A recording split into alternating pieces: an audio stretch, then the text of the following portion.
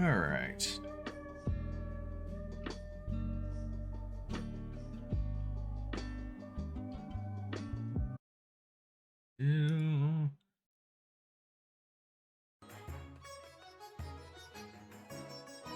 Hey, you finally awake? Ha ha ha ha ha.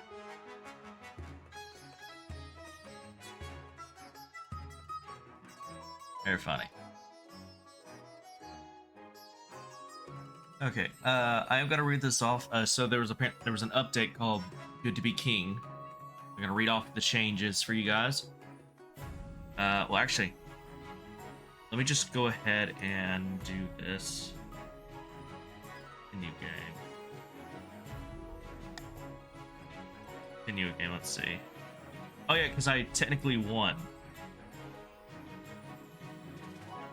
I mean, that's a female. Nah. We're gonna do a whole new one. Whole new one.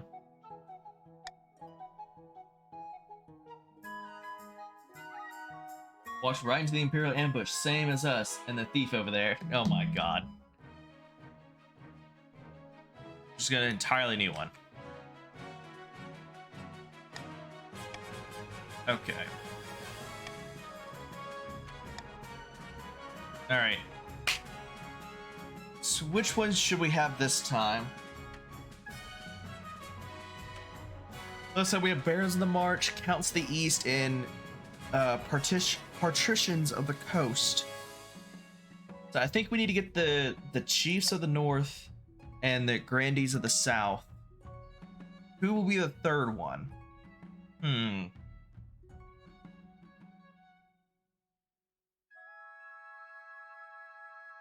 What? North Coast South. Alright, yeah. We can do that.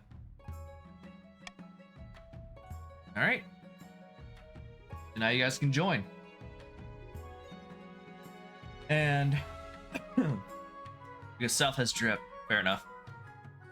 Oh, you're part of the Patricians now, so you're all about money. Money. Anywho. Oop. Wrong thing. What's that? Oh. Okay. Now let me read off the update notes. All right, so King of the Castle version 1.1 Good to Be King includes buffs for the Monarch. All our feedback analytics show the game was too hard for most Monarchs. Well, it is if you have like a shit ton of people in there. If you just have a handful, I think it's pretty manageable. I mean, I won my first one by honestly pure luck and accident. Well, a little bit of planning, but mainly luck. Made some changes to ensure that both monarchs and nobles get a chance of winning. New taxation screen. Reward loyalty, punish errant regions, and control defines by setting different taxes or all new bribes. Wait, you guys can bribe me?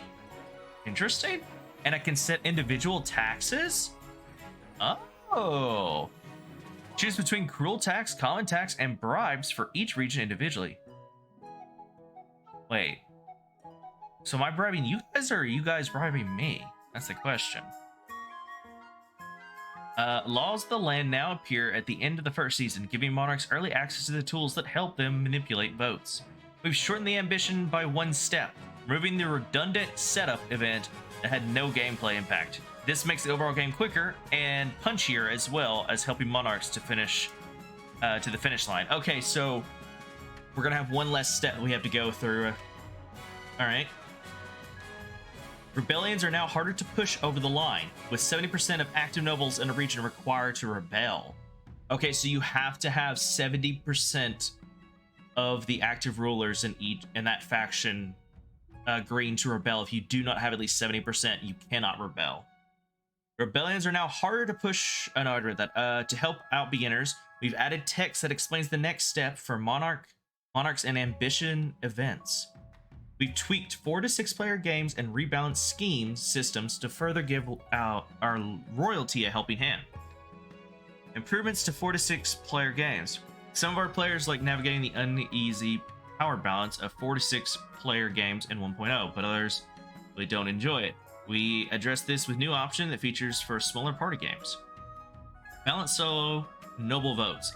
This optional feature boosts votes from solo nobles pitted against larger teams, helping games of unequal players feel less imbalanced. Okay, that's good.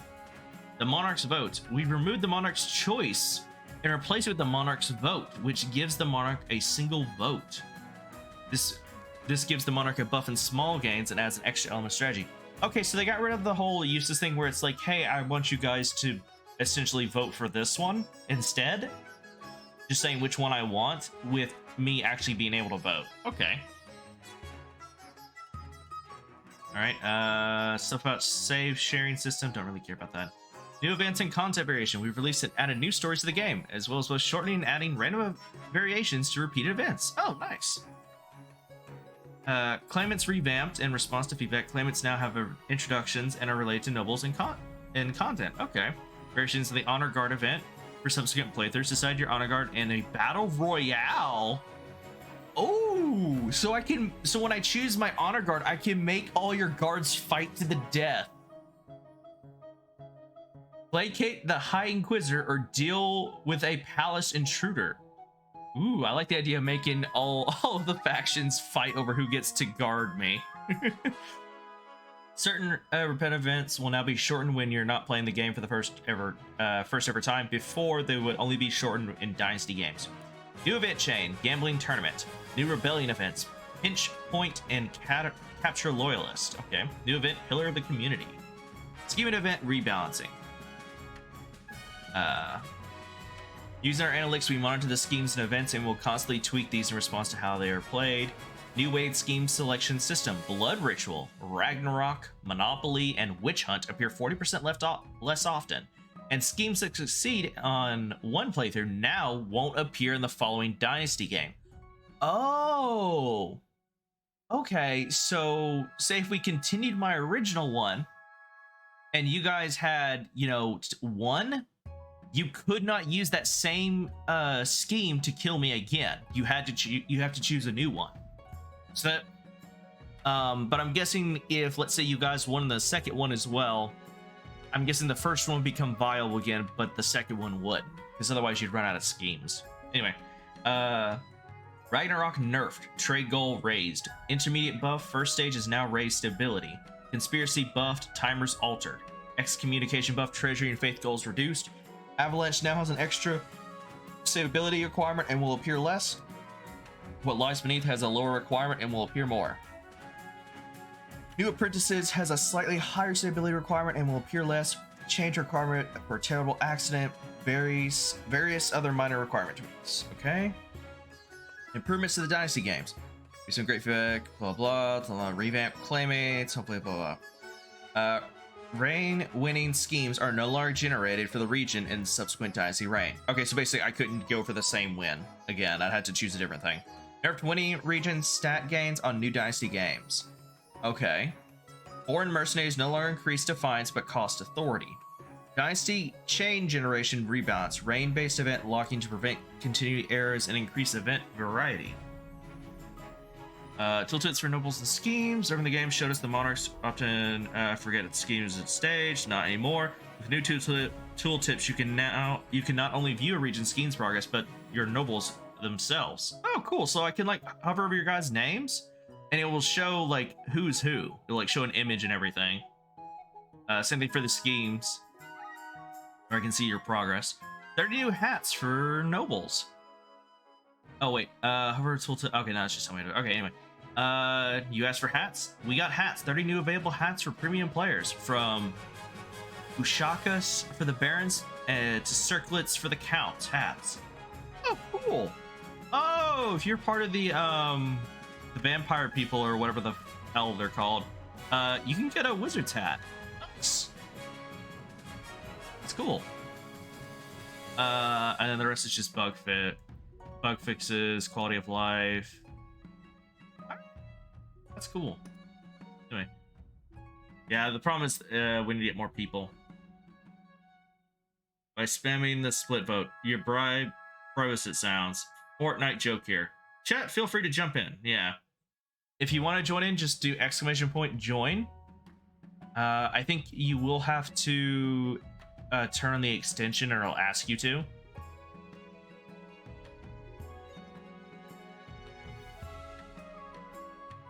We might be here for a while if people don't join. If not enough people join soon, because we need just 2 more people.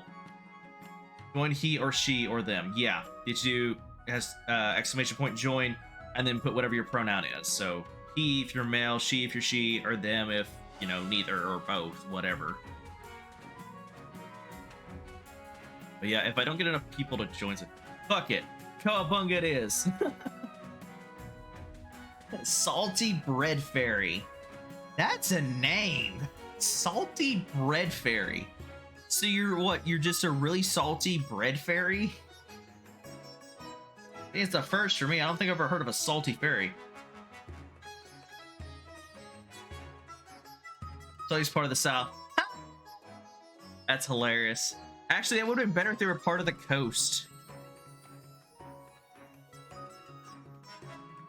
Also, Shadow, you spelled slatty instead of salty. Also, how you doing, Salty?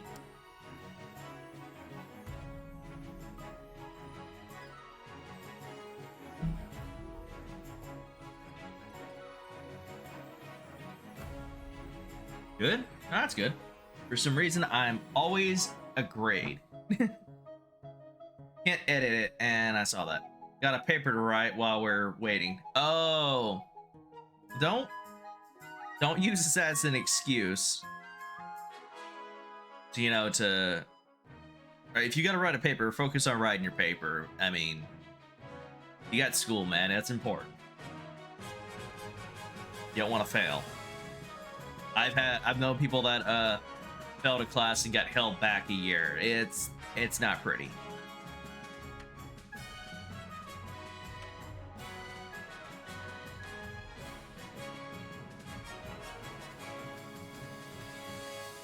It's an easy one and almost done. Oh, okay.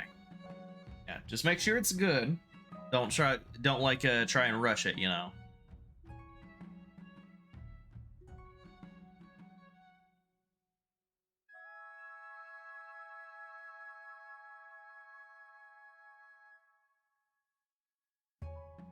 I got like a D20 in my hand. For those who don't know, it's the dice says 20 sides. Most people know what a D20 is. Not everyone.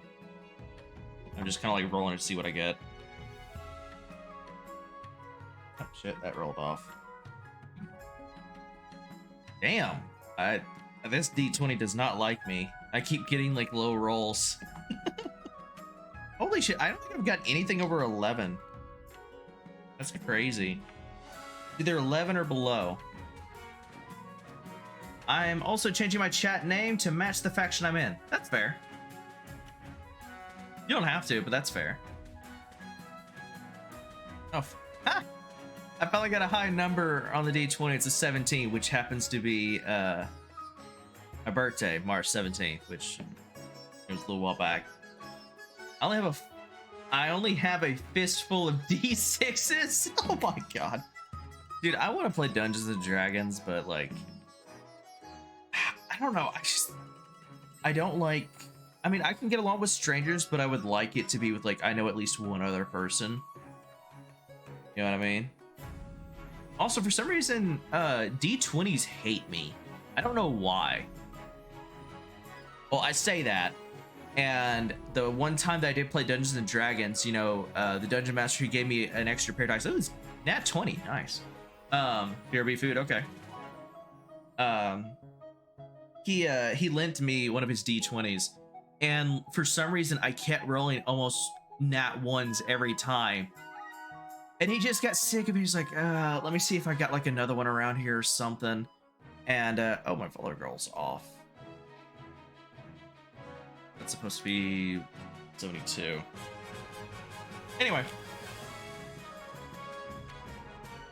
So he's like, here, you can take this dice. And he handed me one. He said, that's my cursed dice. He said, I really don't have any others that I can lend you because they're all being like used. So I said, okay. And he regretted that decision. Turns out his curse dice was My lucky dice. I kept getting like 18s, 19s, and nat 20s back to back. At one point, he was tempted to take it away from me. Then I reminded him, like, the only other dice is the one where I was literally rolling practically nat ones every turn. And he's like, never mind, you can keep it. I think the lowest I got on his curse dice was like I think it was a 15 or 16. The spirits of die favor ye. Yeah, well, this one doesn't, which is hilarious because I actually got this one. I went to an event. It wasn't Comic-Con, but it was like it. Anyway, there was a girl who was dressed up, and I'm not, no shit, like perfect Tiny Tina Dungeons and Dragons cosplay. And this was like a few years ago. This was before the latest one came out. This is like the original like DLC one for Borderlands. What was it, 2? Yeah, 2. And her costume was spot on, and what made it even better is the fact that was that when she was going around with a it looked like a giant like grimoire, but the inside was hollow, and she had like a shit ton of D20s in there, and she was giving people D20s like anytime somebody would like take a picture with her or would talk to her, she would give them a D20. And I thought that was really cool. And this is like it's just like a regular black D20 with yellow numbers on it. I have another one. I actually have a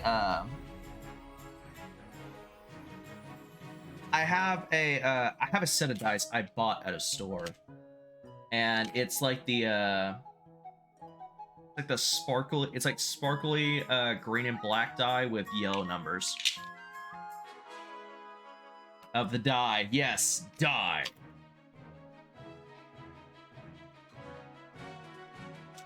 If you can hear that, that's me getting the dice out. I just want to see if this one's any better. 15 on the first one, that's pretty good. 19 on the second. 17, what the fuck? Okay, that's a 10. That's a 13, that's not bad. Not great, but it's not bad. Oh, there's the 2. Oh, shit. Yeah, okay, it's like really good at first, and then I start getting like meh to ooh. Yeah, but it's not rolling for the most part, except for that 2, it is not rolling near as bad as the other one.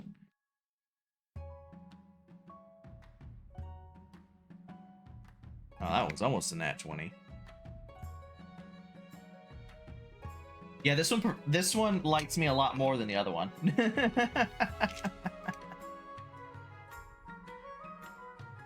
Anyway, but yeah, anyone who is in the chat right now, if you want to join, type / join, and then your pronoun. So you put either he for male, she for female, or them for either / both.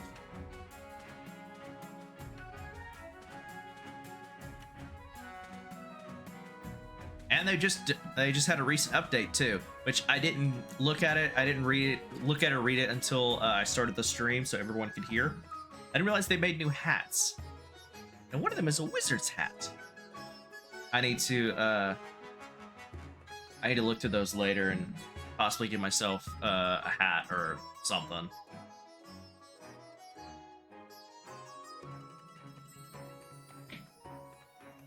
Is that picking up the dice?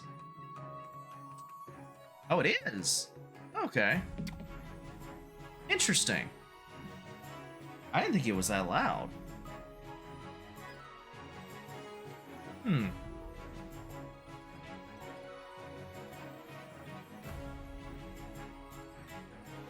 Weird, now it's not picking it up. Interesting. I wish they gave the marchers a new outfit. I think theirs are kind of mid. Yeah, well, they're kind of based on like medieval like Russians and maybe a bit of Germanic. And if you look at a lot of the outfits, especially the Russians, they back in medieval times, they were very meh.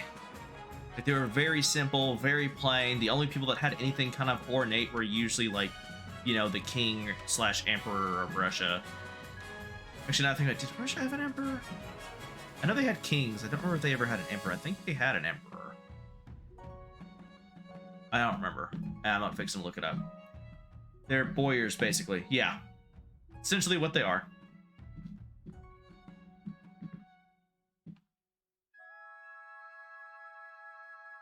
Yep, so we just need one more person.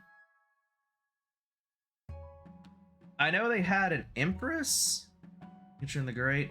Yeah, so they probably... Yeah, they definitely had an emperor then.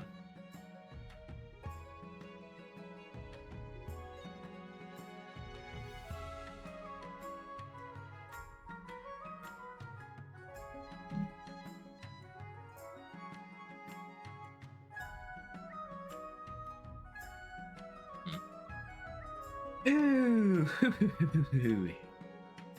Just need one more person to join. And then we may start.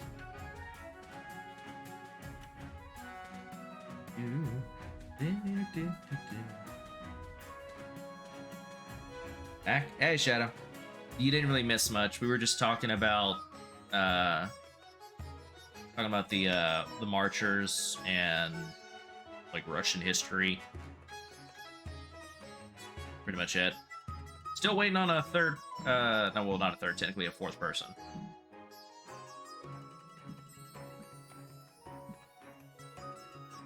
I think we have 2 people in chat who are just lurkers. That's why they haven't, like, done anything.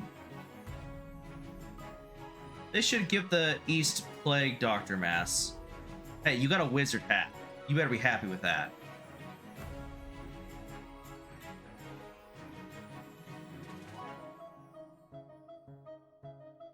I don't know, you might have a Plague Doctor Mask now. They didn't like list off or show hardly any of the hats. They showed like a unique one for each faction, and that's it.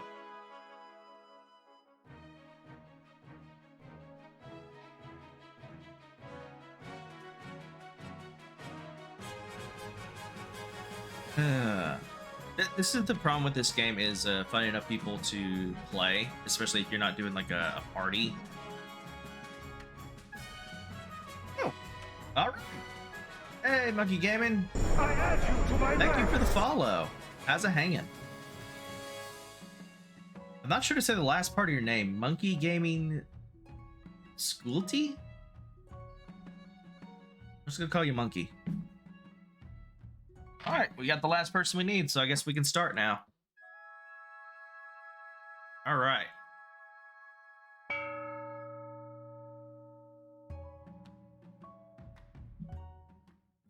YouTube? What about... Oh, that's what the YT means. Oh, okay, sorry. I thought you were like trying to do like some kind of like clever naming.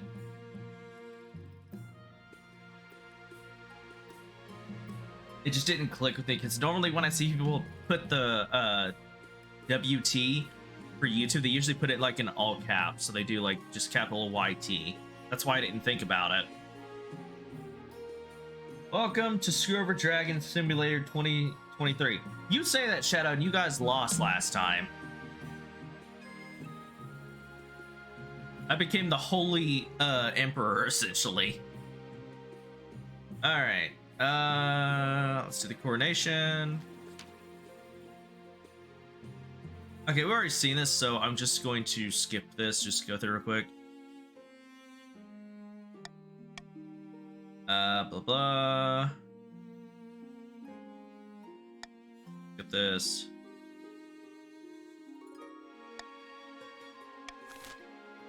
Alright. What kind of coronation should be held for the new king? So veto monarch's vote. Alright. Host a lavish parade with jugglers and fountains of wine. Proceed with the religious ceremony that honors the ninth god. Throw the king into the river. Our troops shall bear the king through the streets atop a shield. Alright, I'm going to veto this one. You're not throwing me in a river. Alright, guys. Cast your votes.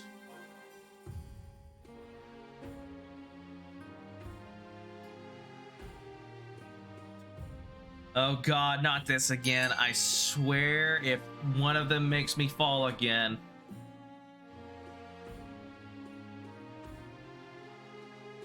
I coward.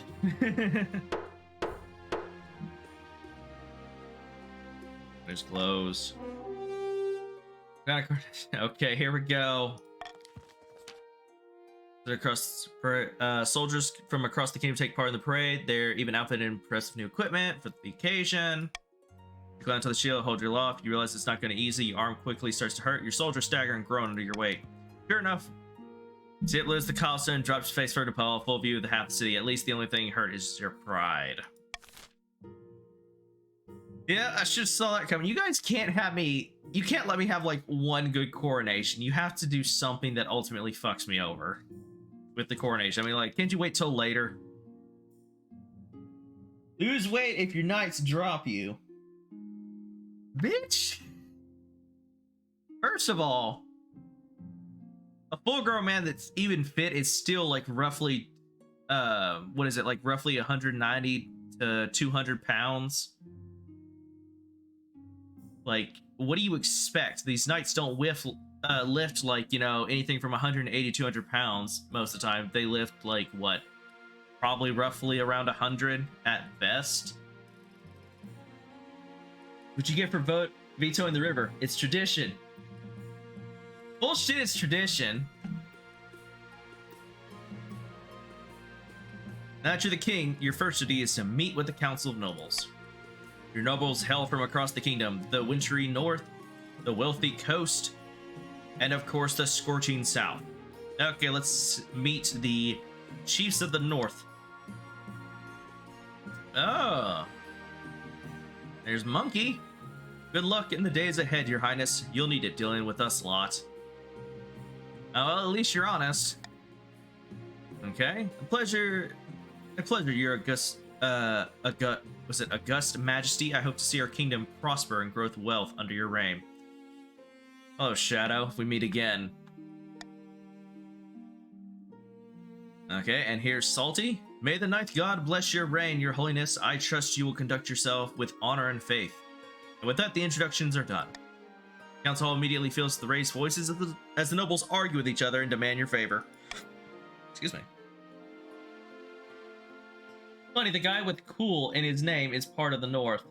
Ah, true. Oh, I totally don't look like the ID stab you in the back. Salty looks like an Inquisitor. Yeah, he does. He really does, but it looks good. You sigh and sit back. Is this what the council's like? No wonder your father told you to avoid the throne at all costs. Okay, path to victory. There's a few, first you use array, the most difficult. You're seeing this scheme against you, hoping to kick you off the throne and put their own puppet claymate in your palace. How can I stop them? To defeat the schemes, you must secure an heir and prove that you are worthy of the crown by completing an ambition. And just to let you guys know, for people who are new to this, my goal as the monarch is to have an heir and complete an ambition. Your guys' job is to either overthrow, imprison, or kill me, but at the same time, you're trying to undermine the other factions to keep them from winning as well. So I'm against all of you, but you're against each other and me. Because only one faction can win. So have fun. To defeat their skins, you must secure an heir. Alright, read that. My question is this. When you die, how did you hope the kingdom will remember you? Okay,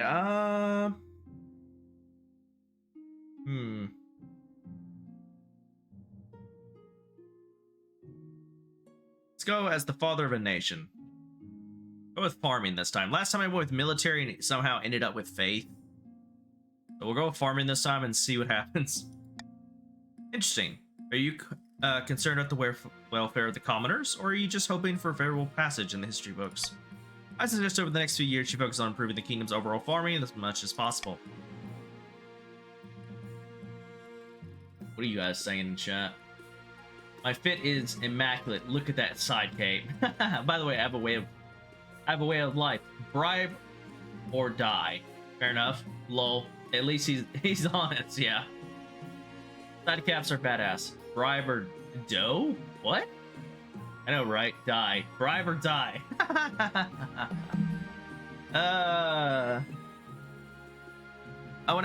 We found out last time that if I imprison one of you, you just play as your own child, who's just your name and then the second, third, whatever number you are in the line.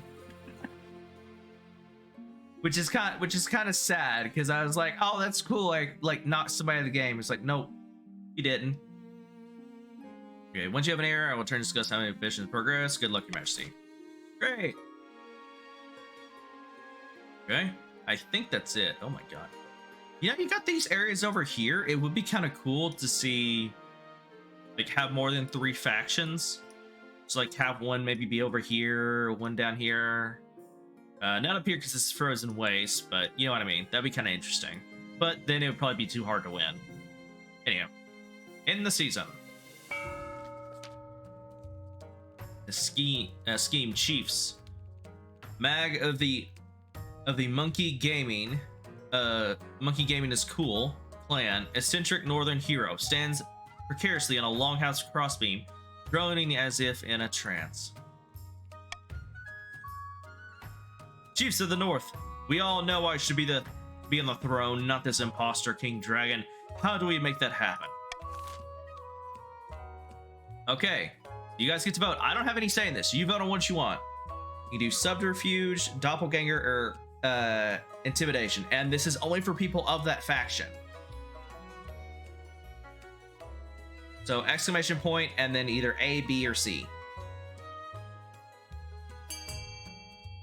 All right, subterfuge. All right, going for the sneaky. Playing as Vikings, but going for the sneaky route. Interesting. Voting is closed. Bribe or die.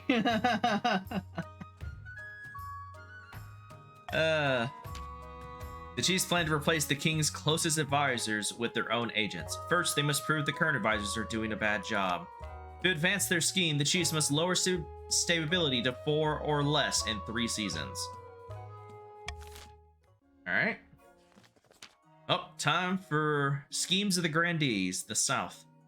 Chris of the salty bread fairy lineage, eccentric southern firebrand, stands bathed in sunshine, droning on as in a daze. A false pretender occupies the throne while my claim is ignored. Grandees of the South, this is a stain on our honor. We must not allow it to go unanswered. So you can either do a witch hunt, favor, or excommunication. So witch hunt, highest faith, favor, raise own farming, or excommunication, low stability. Also pay attention to what your stats are right now before you choose one. Okay, you're gonna go for high faith. Oh, you do have a high faith.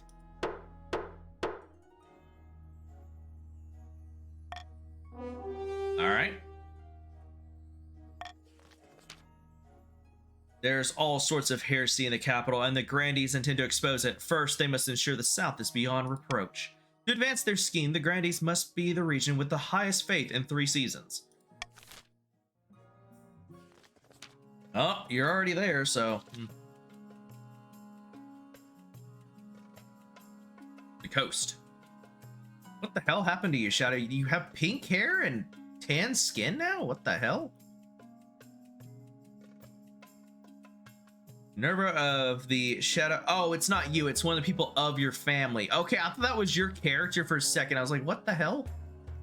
Anyway, Nerva of the Shadow Jester family, eccentric former pirates, scribbles with a well-used quill on a hardwood desk, speaking calmly. Fellow patricians of the coast, my claim to the throne is far more legitimate than that of King Dragon. Something must be done. Okay, so you need to do monopoly, raise own trade, conspiracy, lower treasury, or corruption, lower authority. Why is it showing my stability is about to go down? Oh, subterfuge, that's why.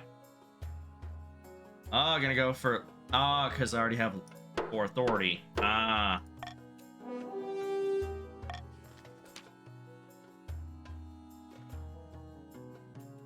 Should be a...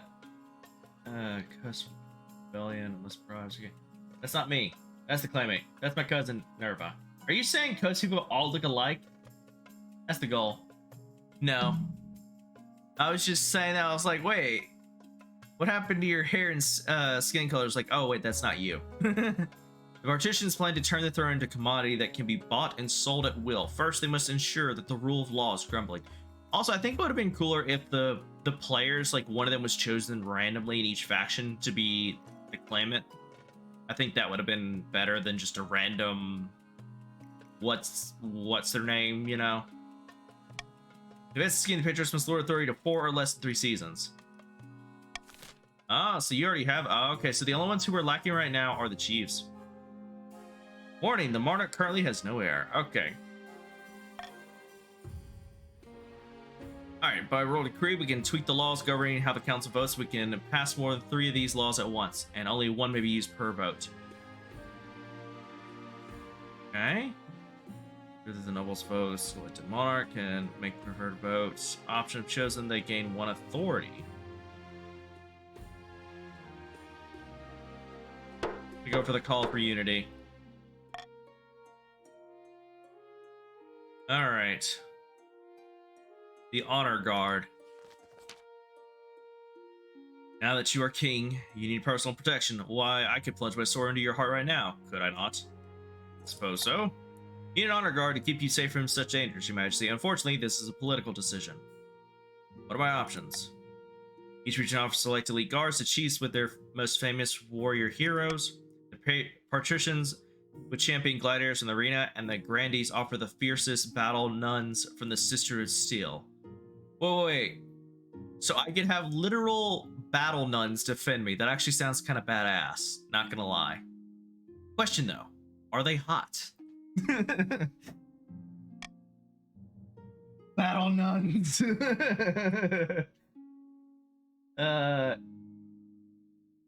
Or it's the South. Yeah, I was gonna say fucking battle nuns. Now I did say though, are they hot?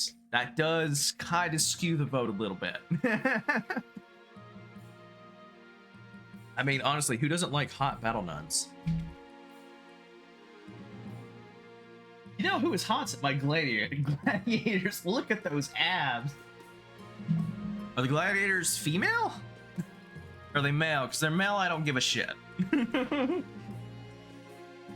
My veterans kick ass, though. True. Those gladiators can crush your head with their thighs. Fair. That is a fair point. They can.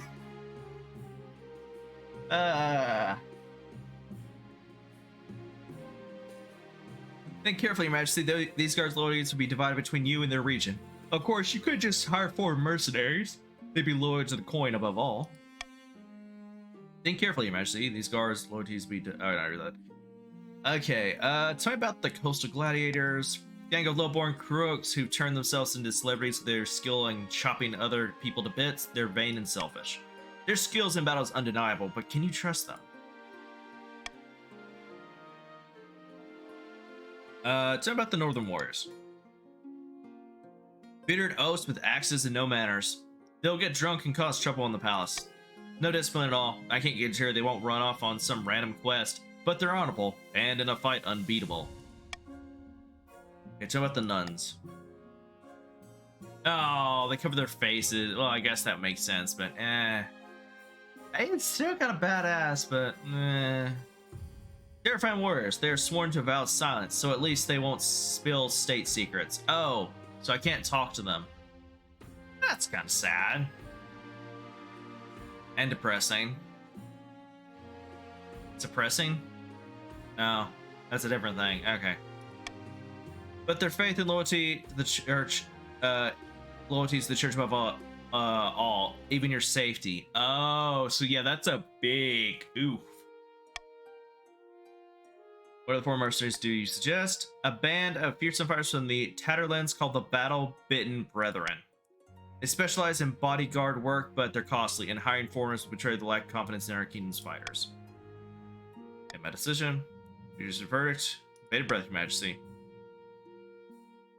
Aw, I thought I could make them fight to the death. Damn. Ah, that sucks.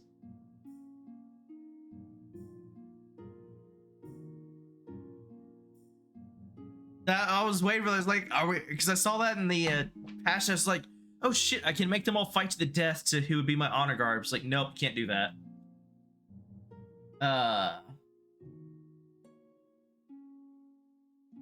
Let's say,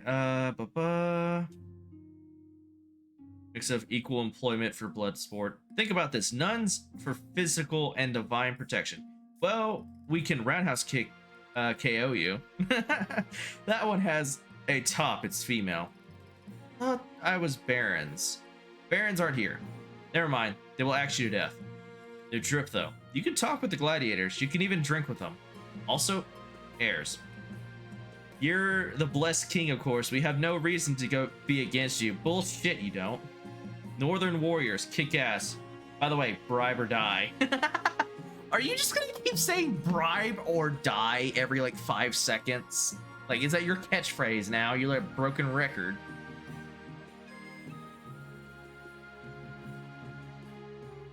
Yes. It's his family motto. It's literally, he has it plastered on, they have it plastered like on the walls and shields and everything in their homes. It just says bribe or die. It's even on their flag. You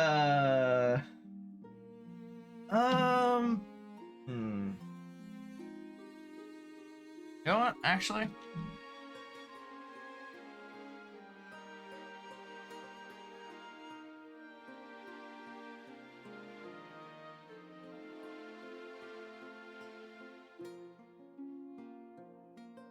That's not working. Yep, shit, there goes dice. Fine.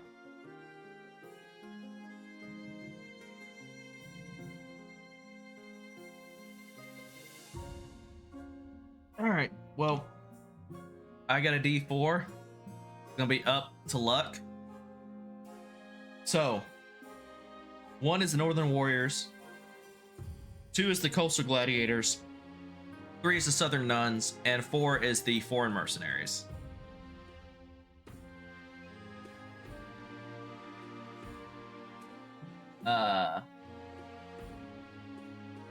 Monkey coat of arms, bribe or die. I need to be richer. Partitions than just saying. Glad isn't gladiators. That just means a good time. Ninth God bless the dice. Our warriors have war in them, so bribe or die. Okay, you need to chill with the bribe or die shit. Oh, it's the battle nuns.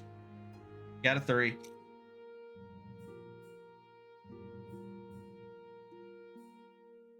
Am I gonna turn to the God Emperor from 40k at this rate? Damn battle nuns. Ninth God be praised. You are dying. I'll make the arrangements at once. Battle nuns arrive in the palace a few weeks later. They nod to you silently. Their solemn steel masks betray nothing before filing into formation behind your throne. Or filing into formation. Okay. Alright. Let's see. What should we do? Should we do a prediction or a new trend? You know what? I'll do a prediction since our friends, the Chiefs over here, are a bit salty. Monkey. Sorry, I had something in my throat. The dice are loaded. Let me look at them. True. Dude, I have to go, man. Sorry. Aww. Okay, I'll catch you later, Shadow. Damn.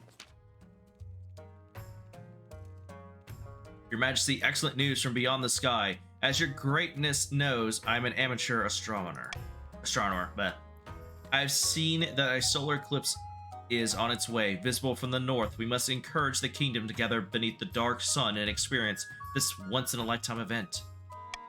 For the ninth, nay, an eclipse is a warning from the ninth god, a sign that the kingdom has fallen to shadow. All the nobles start talking at once. Some are excited, some are horrified, but all are very loud. Okay, so So focus on holy protection against this eclipse.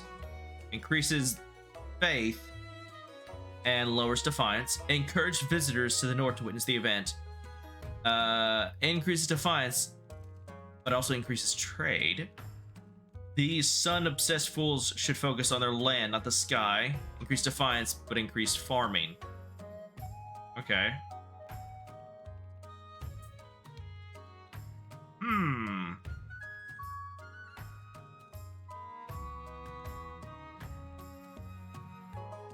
Load with faith. Lol. Yes.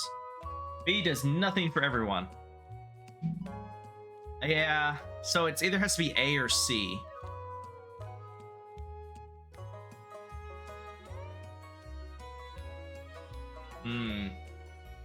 I want A, but if you're got my back, King, I'll help you out by voting C. I mean, technically, you guys are trying to get rid of me, in a sense. But I mean, I kind of already helped you out because I did take your battle nuns. No, I'm just gonna go for Call for Unity, and you guys do what you will.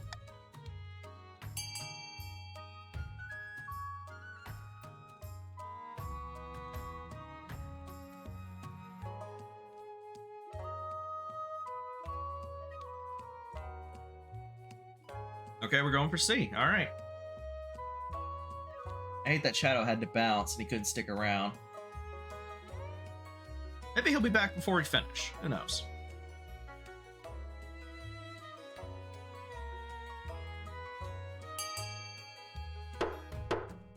Voting is closed.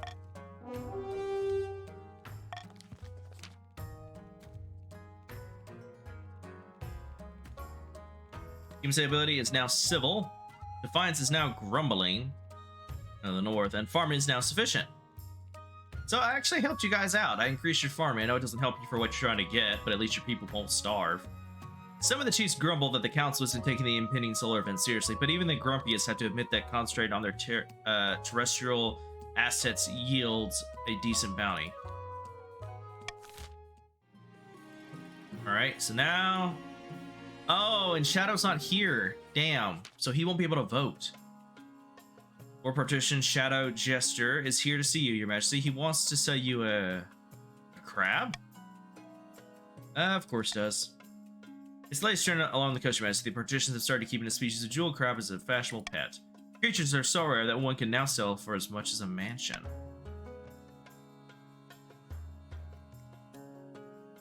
Send him away and don't waste my time with this again. Alright, yeah, very well, send him in. Thank you for seeing me, Your Majesty. I know the price is steep, but I assure you these crabs will go up in value. What a waste of everyone's time. I'll make the sale of jewel crabs illegal. Of course, such drastic measure require a vote. You summon the council at once. We already done this one before. It doesn't end well.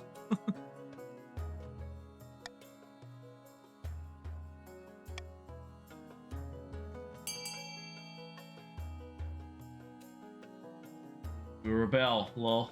Chiefs, you gotta lower stability, not raise it.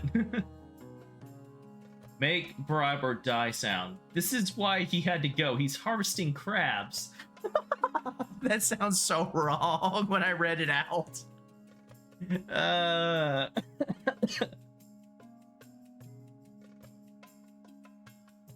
Rigged. Well, Shadow's not here, so he can't make a rebuttal. I mean, it doesn't have any negative impact to you guys. All it would have done is if I had agreed to it, he would have got 1,000 gold, and I would have lost 1,000, and that's it. That sell crabs legal. The pinchy little creatures are more valuable than ever. Gangs of crab sellers spring. Oh, coast murdering each other over profitable reefs. Thousands of fishermen start hunting crabs instead of fish that sustain the coastal diet. Fuck. What the hell? It knocks stability down to 4? What the fuck? Wait, Jules. Puts it on them. Wow, that is like way too harsh. Like seriously, like, maybe go down 1, but 2? think I've seen one that made it go down 2 before. Alright, you guys can vote on whatever the fuck you want. Start auction. Remember, you can vote on stuff from different places. Also, you can buy out stuff from other people and increase your own and not theirs.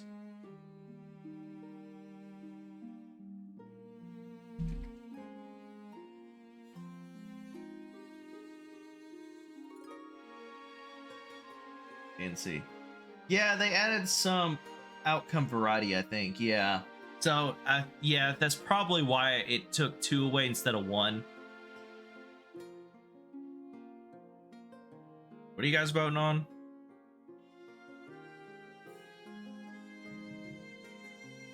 Oh, okay. Oh. You guys voting? Oh, you're just bidding 1 gold coin? Oh god, an ad. 3. Prison. Okay. Oh, partitions 1.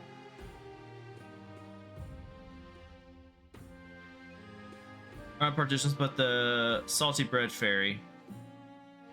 Salty 1. So he downgraded the trade of partitions. Oh no, you both tied. So both of them were built. Interesting.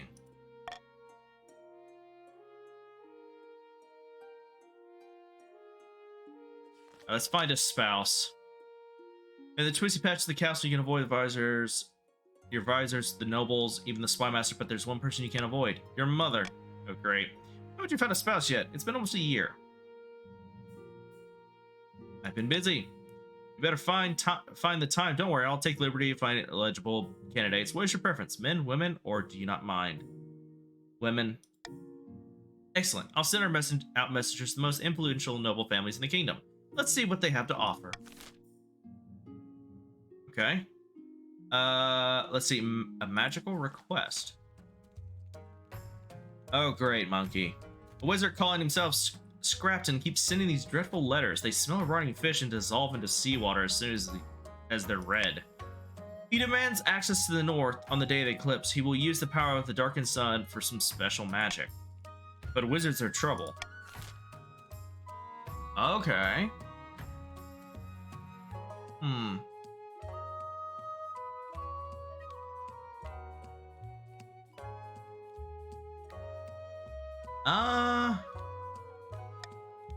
I'm just gonna go for that and you guys just do whatever.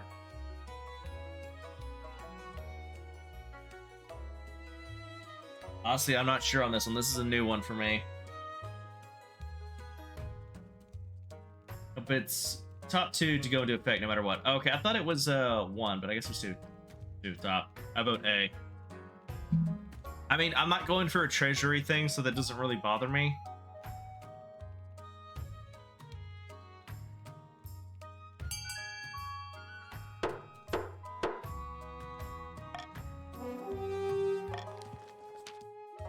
A decent amount of gold to Chief's monkey's worries. Scrapping travels to the north, leaving a trail of brine and moldy seaweed in his wake. Meanwhile, the eclipse approaches. Okay. Peasant uprising. Selby, a band of peasants have staged an uprising in the north, Your Highness. In the dead of night, they stormed the castle of my good friend Chief Monkey. He and his family are currently languishing in his own dungeons. What caused the peasants to rebel? Oh, the usual complaints. The peasants accused Chief Monkey of caring more about feasting and fighting than the plight of the common folk. How are the peasants able to take the castle? Excuse me. They brought some guards. They also seem to have brand new, well-forged weapons, pikes and swords mostly. I have no idea where they found the money. What are the peasants' demands? They want Chief Monkey to be stripped of his assets with his land divided among the peasantry. In return, the rabble will free him and spare his life. Oh! Peasants, what they want.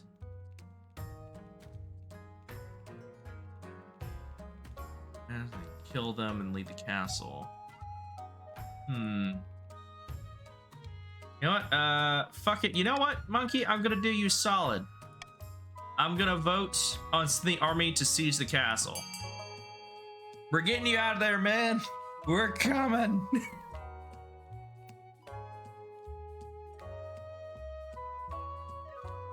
He keeps chanting bribe or die. Well, true fight.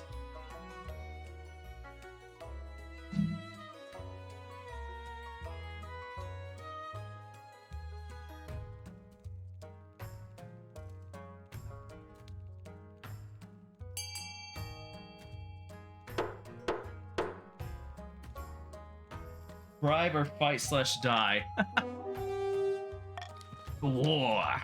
Your army lays siege. It lasts over a month. Disease runs rampant in the besiegers' camp, causing hundreds of soldiers to die or desert. All your military power went down by 1. Siege drags on and on and on. By the time the soldiers finally take the castle, Chief Monkey has starved to death in his own dungeon. It had a 90% chance to succeed, and you got the 10% unlucky monkey. Oh, I know, right? The peasant rabble are hanged, but it won't bring Monkey back to life. The other chiefs... Oh! The other chiefs blame you for this incompetence, of course. They mutter that you're a weak king who can't handle a few uppity peasants. Oh, if that's the case, why don't you fuckers do your job and go save them yourselves, jackasses? Wow! So not only that, the defiance went up by 2, my authority went down by 2. What the fuck? Oh, now you're just Monkey the Second.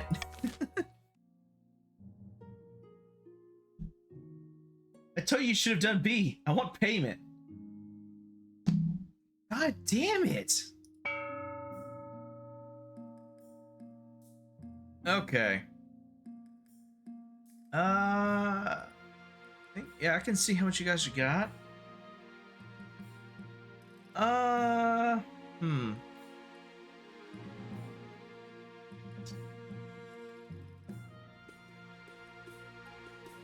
What should I do?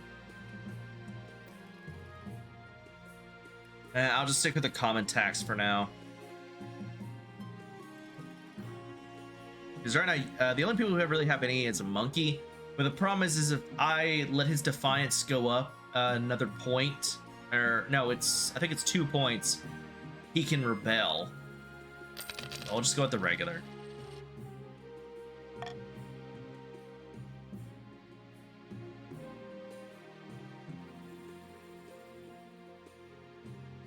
Laughing stock. Your Majesty, the accumulated playwright Montague Crawlforth has written another smash hit. All the theaters in the capital are showing it nightly. What's the problem? The problem is that the new play features a character obviously based on you. I don't like where this is going. The character plays a professional clown named Biffo. At one point, a bucket of custard is upended over his head, and he sits on the throne. Your Highness, peasants and nobles alike are watching this play. The theaters are packed. You must put a stop to it. You simply cannot be known as King Biffo.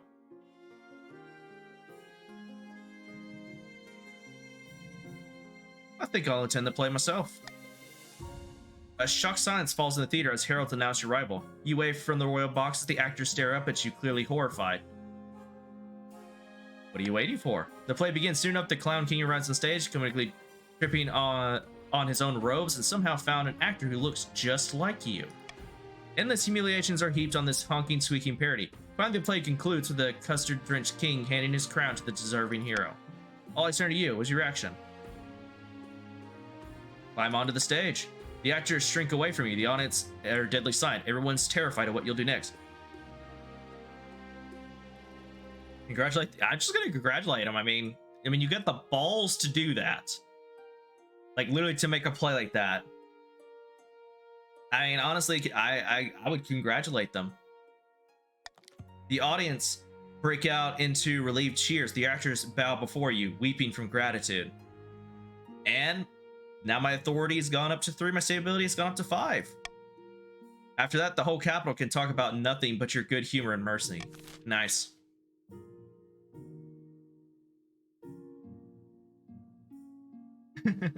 Your Majesty, you should bribe the North. They're a little angry. You can lower it. Time for the death of the kingdom. Die.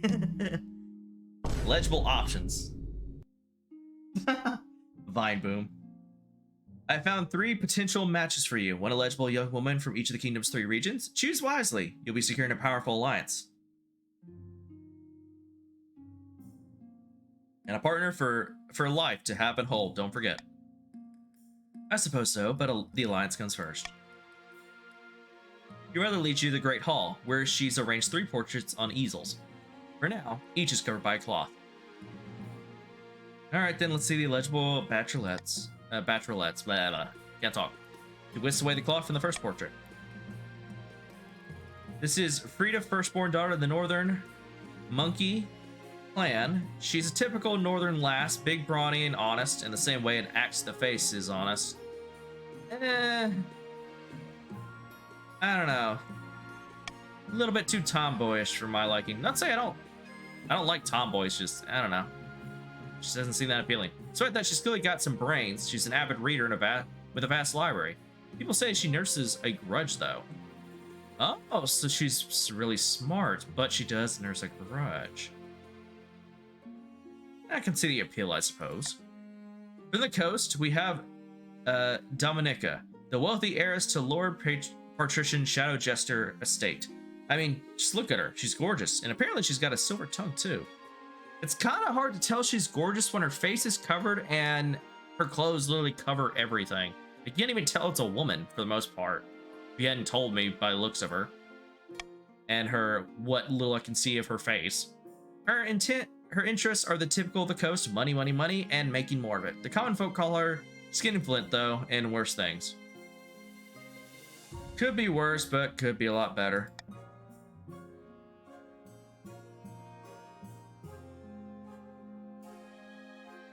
Oh,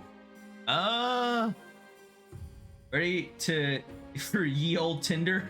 Too tomboyish, that might be a deal breaker. Salty, you should let me kill the king. He's a dictator. The mask stays on at all times. Oh my god, that's making me think of that I can't remember, was it TikTok or not or whatever. Anyway, where it's of like the hot girl and she's just like what was it she says? She says the R2D2 thigh high stay on. That's what it's making me think of.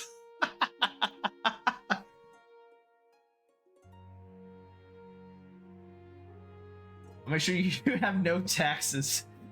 Yeah, so instead it's the thigh highs, it's the mask. And finally, from the south, Bellona, the eldest daughter of the salty bred fairy lineage. She's reputed to have an ego the size of the sun, but there's nothing wrong with confidence, right? Like many in the south, she claims to put her faith in the ninth god above all worldly concerns, and she's got grand plans. By all accounts, she wants to change the world.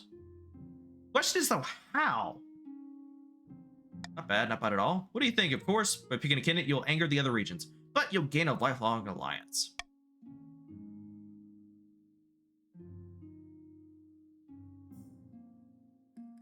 I thought of Dreamlaw. Oh my god. I mean, the king will clearly pick my daughter, making me her greatest ally. His ally.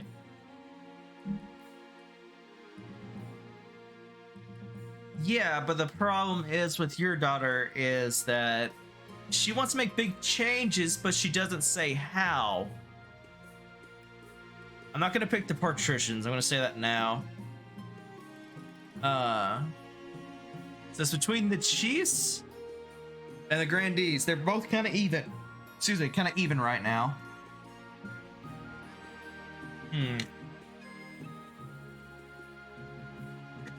Better coins around here. Let me get a coin.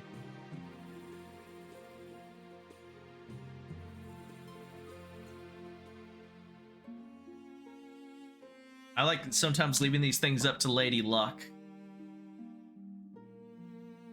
But look at my girl's award-winning smile. I mean, I guess, yeah. Show me the Southern candidate again. Oh, but she does have an ego. That is a big deal breaker. I mean, I don't like somebody being, you know, believing in themselves, you know, and having some confidence, but I don't like people that have an oversized ego. That's a bit of a deal breaker right there, my friend.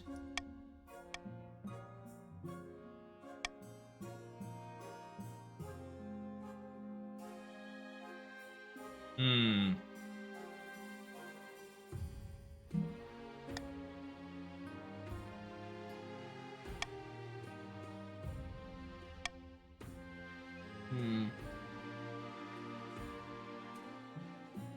Not mine. She will kill you. Even you just want a reason to rebel. Because you know that will give you the one more point you need in order to boost your defiance to try and rebel.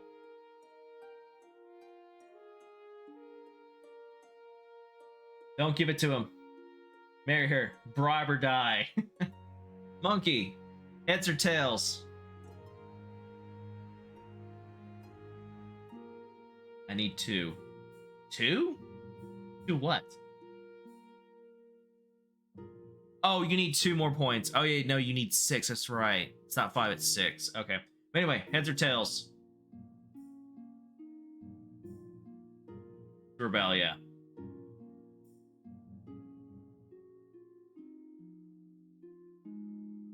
None. You gotta choose. No, monkey has to choose. All right. And I guess your head, since Salty called tails.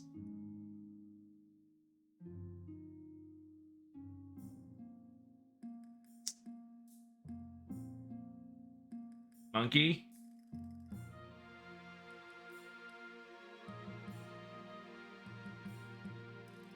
Hmm. Ooh.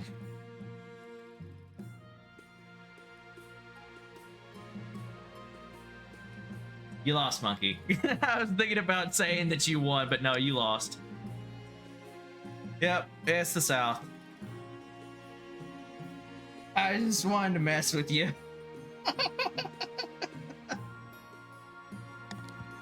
Excellent, I'll make the arrangements. Woo! Big W.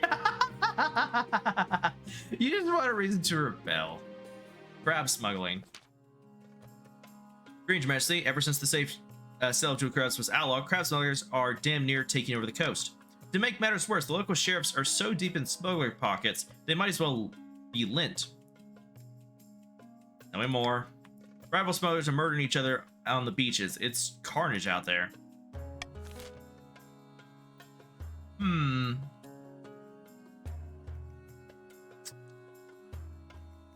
Let's see.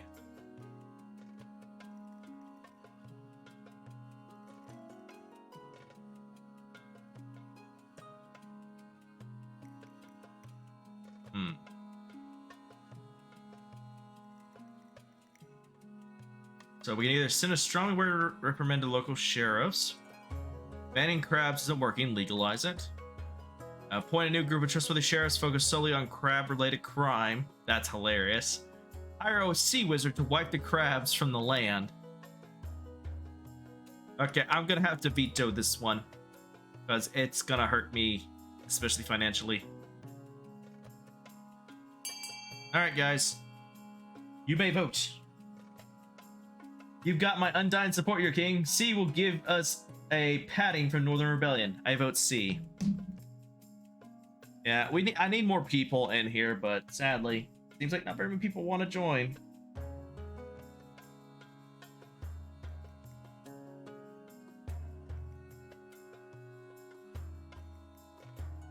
Last time I did this, we had about, I think, like 5 or 6 people. I had like 6 at one point, but one of them had to drop out, so we ended up with 5 by the end. All right. Yeah, I'm gonna have to go with appoint a new trust with the sheriffs.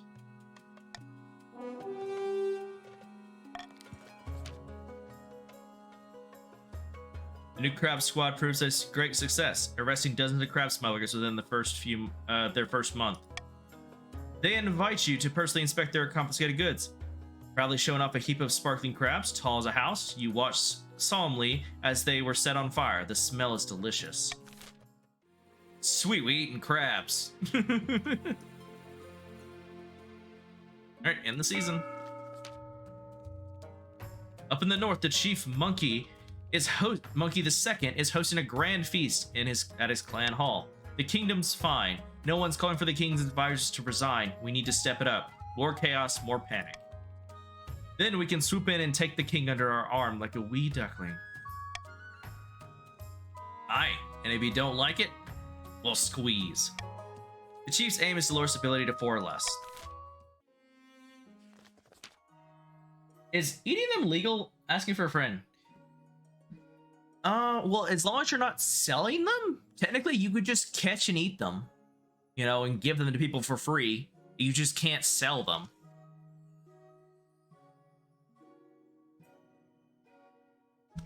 So, I mean, your whole thing's faith. You could just catch a shit ton of them, cook them up, and then give them out to the people. And a picturesque castle overlooking the southern city of Kavana, 2 grandees lay back to enjoy the sun. Praise be, whispers our plan have reached the peasants, and they are in an uproar. They call for the sins of the king to be laid bare. I already have leads on information from inside the palace that we can use against the king. It's only a matter of time. We have the High Inquisitor on our side, but we must also sow dissent among other regions. We won't succeed alone. The next stage, the scheme of their scheme, the grandees must raise other regions to defiance to a combined total of at least 8, or ensure another regions begin a rebellion in 3 seasons. Okay. I might lose this one, but I will. An indigenous seaside tavern, 2 patricians of the coast meet to plot their latest scheme. Good news, my friend. The palace officials have been accepting my bribes. They're becoming more and more open to corruption. What are you getting in return? Oh, not much. A better seat in the council chamber, access to the king's room when he's out, that sort of thing. But the important thing is that the king's staff are getting used to selling their principles to the highest bidder. So what next? Staff are one thing, but the true prize will be loyalty of the chancellor and the rest of the king's inner circle. To do that, we need to demolish the respect for the king. If the kingdom is in a chaos, they will see the king as an incompetent fool and be much more open to our bribes. To advance their scheme, the patrician must lower stability to 4 or less in 3 seasons. Alright. Okay, so I got reverse voting. Nobles must vote on the least favorite. Okay. Stop the count. The timer is set to 15. Anonymous voting. How nobles choose to vote is hidden from the monarch's view. Why would that just seem, these all seem like really kind of horrible. This one would come in handy if I had a shit ton of people in here, but I don't. And this one's vote for the least favorite option, and the option with the least votes will pass. Let's choose to vote is hidden from the monarch's view. That doesn't help at all. Like, why is this even an option? I guess you just want to have fun, I guess? I guess I'll go with that. Oh. Actually, no, I'm going to keep what I got.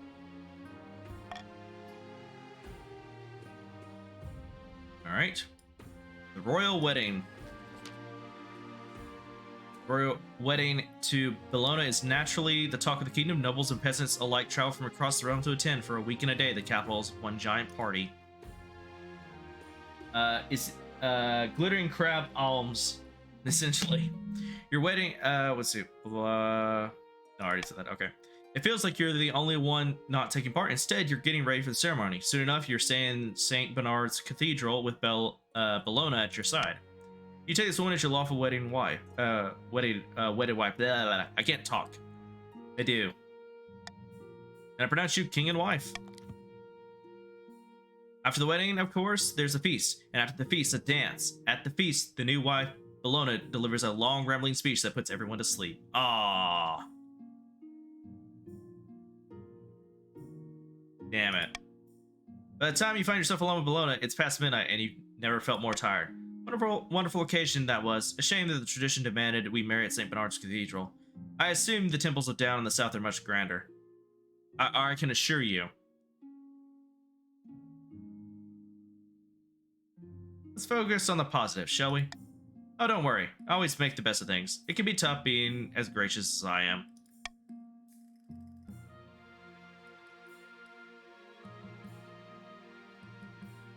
Tell me, something you're passionate about. Just a humble follower of the Ninth God's teaching, and everywhere I look, I'm surrounded by sinners and heathens. I can't wait to laugh at them from the thereafter. Oh god, I've married an utter twit. That's so interesting. It is, isn't it? Anyway, to continue on the subject, gently fall asleep in the sound of Ilona droning on about herself. Oh god. I shouldn't have left up a coin flip. Oh well. This is gonna be a nightmare. Ride or die. Or I twerk on the kitty? Wait, what? You're gonna twerk on a cat? Excuse me? That's my girl.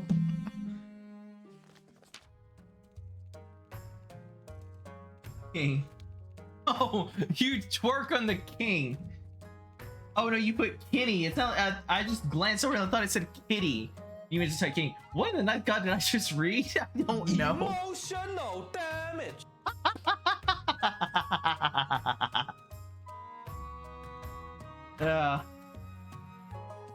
I don't even know what you're typing half the time, Monkey. I just glanced over it and sometimes it looks like gibberish. The cap of the solar eclipse does little except make the day a little gray, but the north is a different story.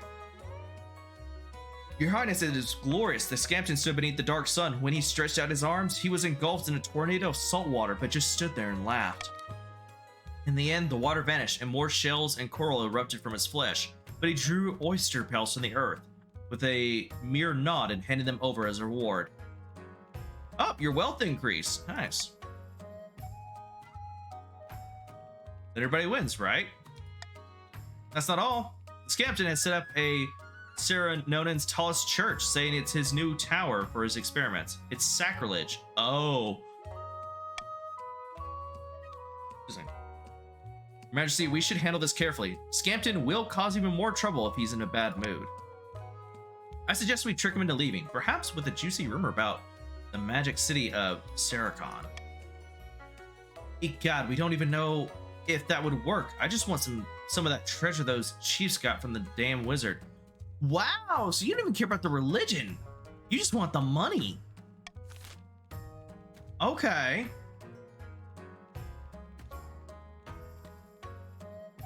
I see how it is.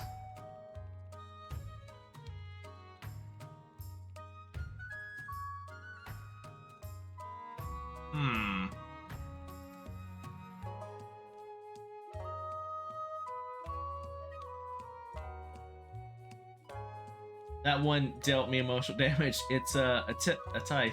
He gave it to us. I love wizards. Oh, so I don't have a choice. I can't just let him stay. So I either have to send the southern troops to chase him away, order the chiefs to compensate the grandees for the magical damage, or use God to appeal to Scrampton's vanity and lure him away. That's a 30% chance. That's not gonna work, no matter what you do. Yeah.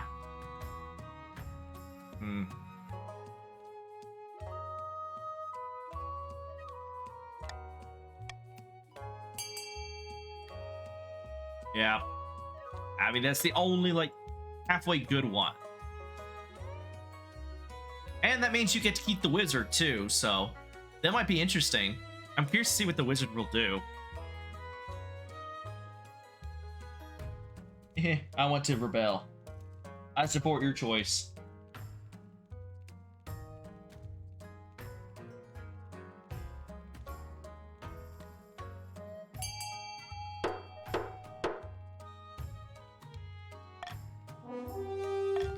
Yeah, I know. The main chiefs argue, but the council's decision is final. They begrudgingly hand over their hard-earned cash. Oh wow, it went up too. Interesting. But the farming went up. Grandees praise your wisdom, putting some of the gold towards replenishing their farmland and pocketing the rest. But the southern peasants are still very nervous while Scrampton remains near. As salt water seeps into the rivers, they mutter that the king is being controlled by eldritch magic. Oh, okay. Eventually, once whatever hideous concoctions he's been working on is complete, he disappears as suddenly as he appeared. No one dares to go near the church, and it falls into a nasty smelling ruin. Ah, you lost one faith though. Your greed cost you a faith.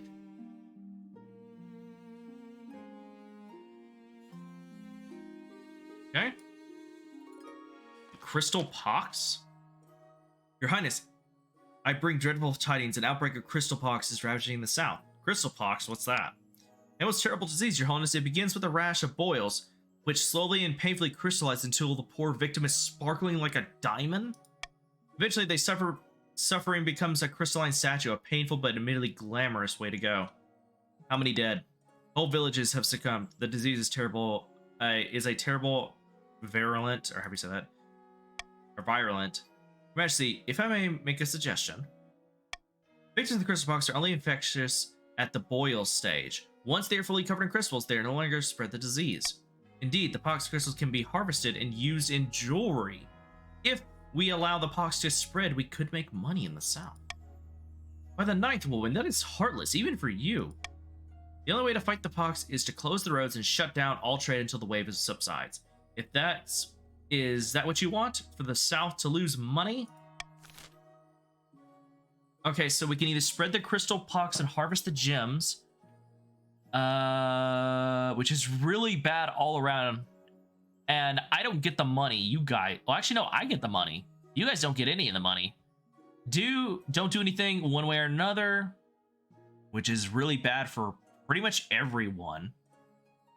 Quarantine of the south is prevented further spread.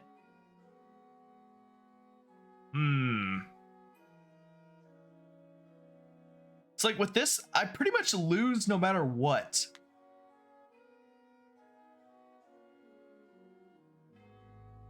What's my wealth? Your wealth is... I can't see it on here. I don't think... Oh, noble list. Here we go. I got it. You're at 2,894. Done. Lowering stability is really bad right now. Oh, no. I'll lower it. Stability. Well, they all lower stability. That's the problem. I have no choice.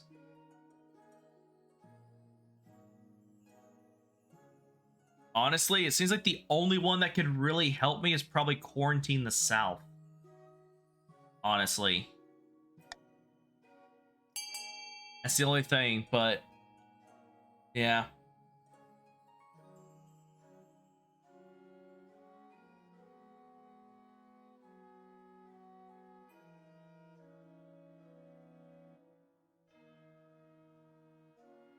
I didn't hear mine, lol.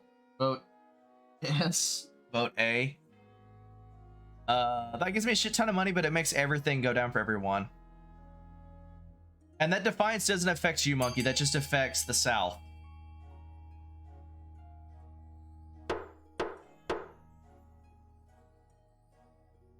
I gotta go with that. Blockades are placed on the roads leading in and out of the south. Nobody goes in or out for a month. The crystal pox ravages the countryside. The trade is now modest for you guys. Stability is down by 1. And some grandees' wealth has decreased. The blockade is lifted.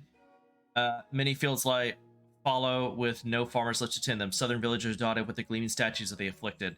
And farming went down by 2 for you guys. Oof. But thanks to the council's quick thinking, the disease doesn't spread beyond the south's borders. Once the roads reopen, the grandees harvest gemstones from the quarantine dead and sell them for a tidy profit. And you guys gain money. Yeah, you're at 2,294 now.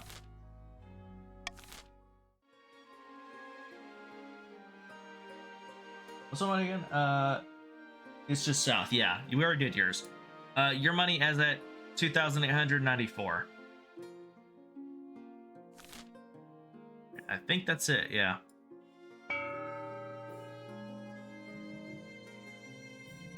Okay.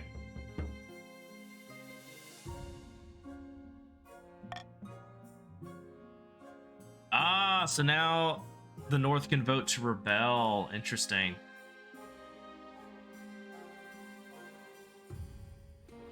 Journey? Okay, let's do the Stone Maiden. Behold, Your Majesty. Grandy Salty pulls aside a tarpaulin to reveal a granite statue of Fabia. The statue is impeccable detail. Its expression is frozen. Its expression a frozen grimace. Blah, can't talk. A sad sight, is it not? That's not a statue, is it? Astutely observed, Your Holiness. This is all that remains of my fellow grandee. It seems the Stone Maiden is abroad in the south.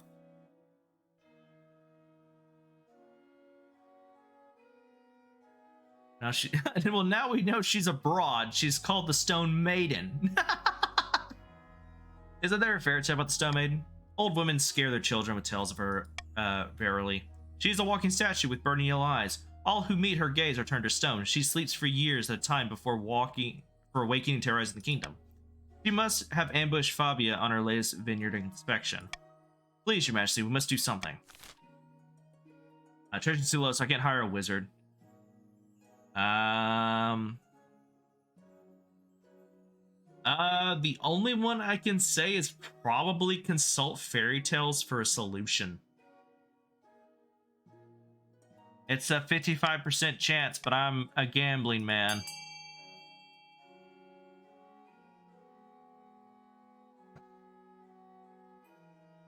Your Highness, we've got to lower the defiance. If we do it within the season, we'll be fine. What are the odds? Yeah.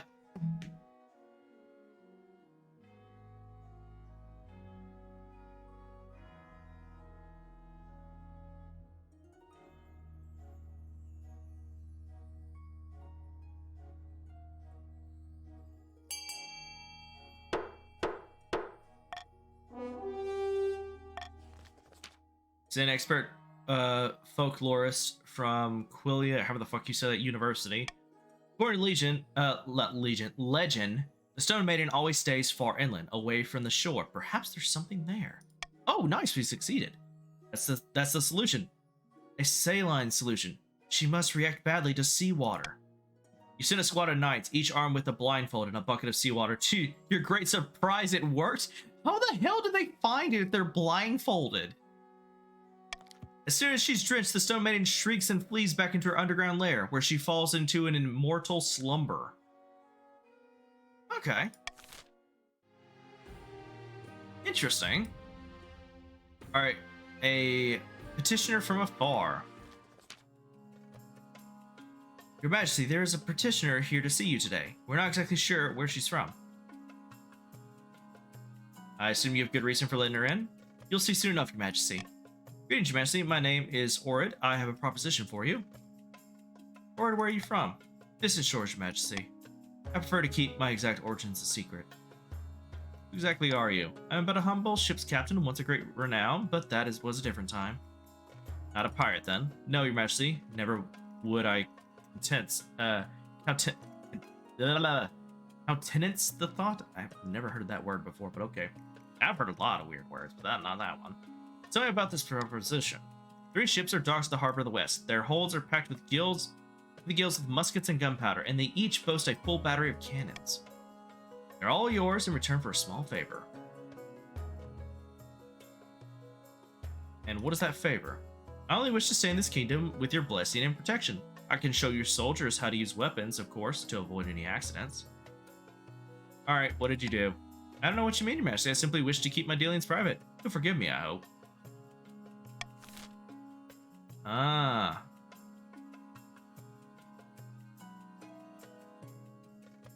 Yeah, last time we confiscated her weapons and took her prisoner. I'm curious what happens if we provide her safe harbor now. I'm curious. I'm actually really curious, like, what happens if we provide her safe harbor? I know we get military, but I feel like something else would happen. You're scared you're gonna lose. She's evil. People come after her. Oh, I know. I'm just curious. What would happen? Like, do they, like, attack me?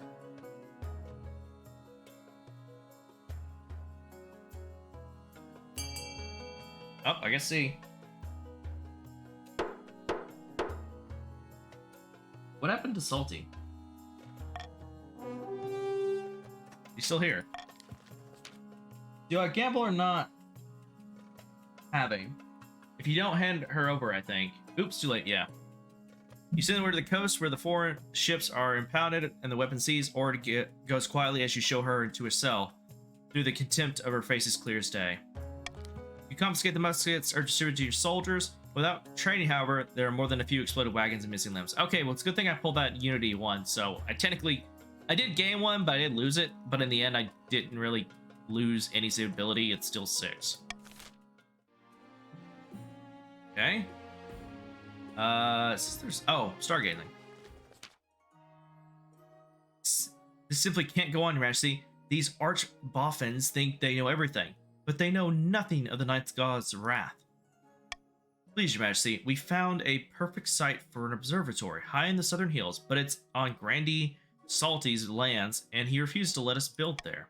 Such things are heresy. The stars are just as big and close as the Ninth God intended. Who put you up to this idea? I bet it was one of the patricians like Shadow Jester. Ah.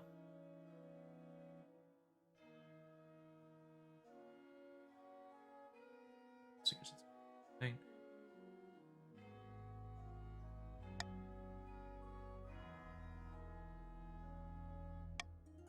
Honestly, say we just found him a different place. Just be nice to him. It's like, okay, you can just build it somewhere else. Never mind, net 0. Construct the observatory. Oh.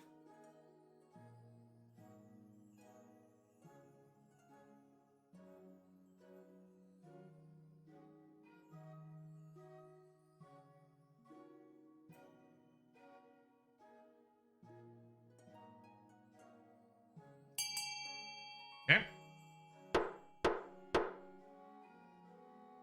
Find a different observatory, or find a different site. You search far and wide for alternate sites southern hills, but the other grandees have similar concerns to Salty.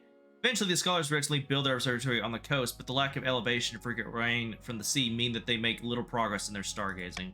Within a few years, you imagine the place will be shuttered and closed. At least the noble wasted their own money for once. Oh, did you lose money? No, you didn't. Okay, that's it. Alright, time for the auction!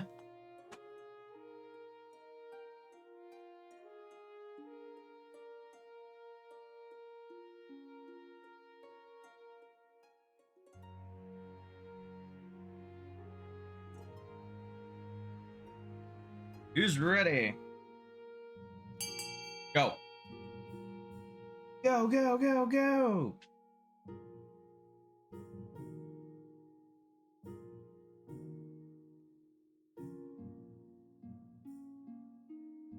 Oh, I guess because Shadow's not here, the AI took over, I guess?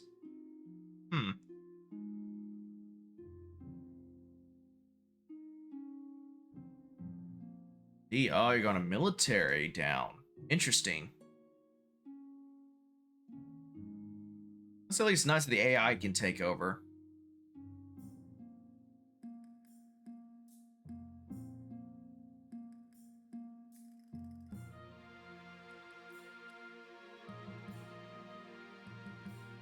Oh? Uh-oh. Looks like you're fixing to get voted out. Oh!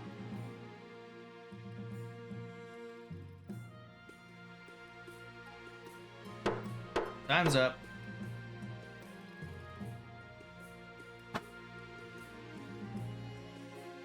Alright. Where's everybody's money at now? Oof! Monkey! You're poor now.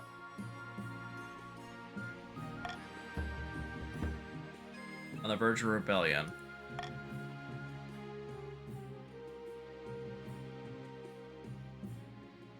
About your heir. Marriage to rebellion has grown stale. All you get along well enough, and you made some good memories together, but there's no spark. She cares more about the Ninth God than your happiness, but spark or no spark, you still need an heir. Congratulations, Or. Your royal wedding was a magnificent affair.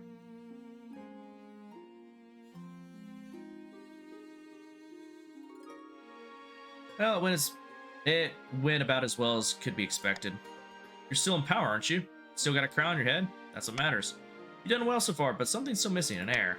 You need someone young, whose loyalty is assured. A child of your own would do the trick, even if they're a bastard, or the youngest of your many cousins. Let's see, my wife and I would still have a child together. I'll make my youngest cousin my heir. I'm pretty sure I have a bastard child lying around here somewhere. I plan to adopt a lowborn child from the orphanage. I'm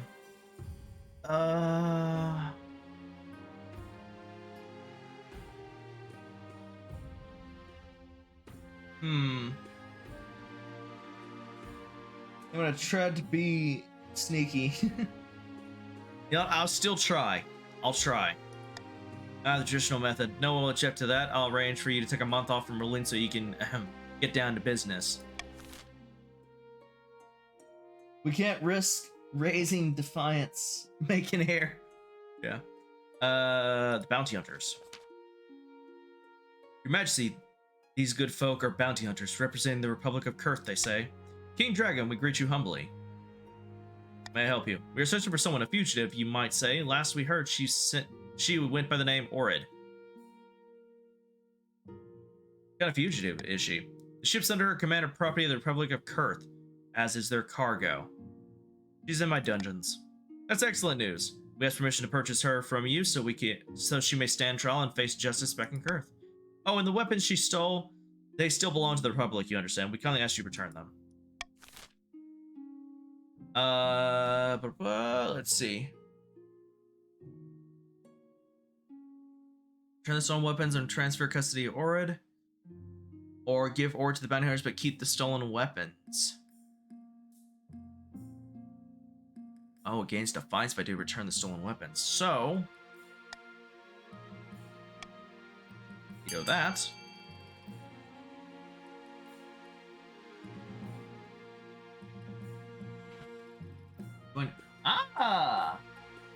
SOS dude, how's it going? Or weapons? What team are you on?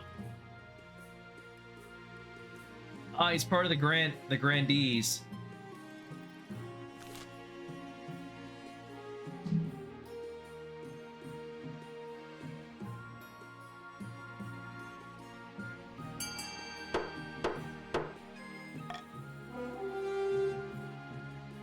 Damn it. The bounty hunters grumble, but there's little they can do. In the end, they agree to leave with only Orid in exchange for a smaller payment. All in all, you've come out of it with a tidy profit and a few messy weapons. Alright, now time for a witch hunt. I gathered some reports from the south. The Grandees are among the regions scheming against you. Scheming? That's not very holy of them. On the contrary, they believe it's their divine duty. They're smearing you as an impish, unholy king. They have inquisitors digging up evidence as we speak. What can I do? I suggest you strengthen your relationship with the other regions. You'll want them on your side once the Grandees increase the pressure. Sadly, your popularity with the nobles leaves something to be desired. They're likely working with the inquisitors already, providing them with damning information. We must move to stop this. Okay.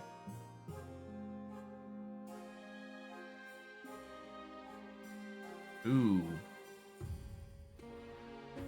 Let's see.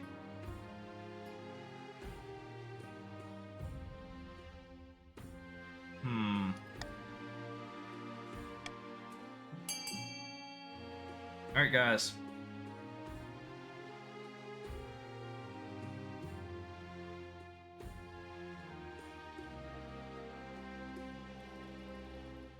Just listen, we've got to lower Chief Defiance. We can't win a rebellion.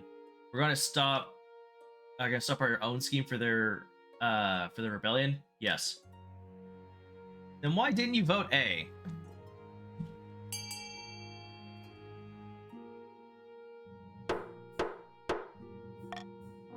Because this is only for the Grandees. This only make the Grandees Defiance go down if I did the first one. It doesn't, because this is like a general one, and when the general ones, it usually tells you which ones. So if we were to do this, the Defiance would only go down with the Grandees, but theirs is already at 0. So it wouldn't do anything. Within the days, non-grandee nobles flood the Inquisitor with tips on each other for every possible sin. Eating veal on Sundays, buying a crossbow made with the wrong type of wood, wearing trousers backwards, wearing trousers forwards is an effective stalling tactic for now. Grandee's stat goal will not be equivalent until the end of the next season.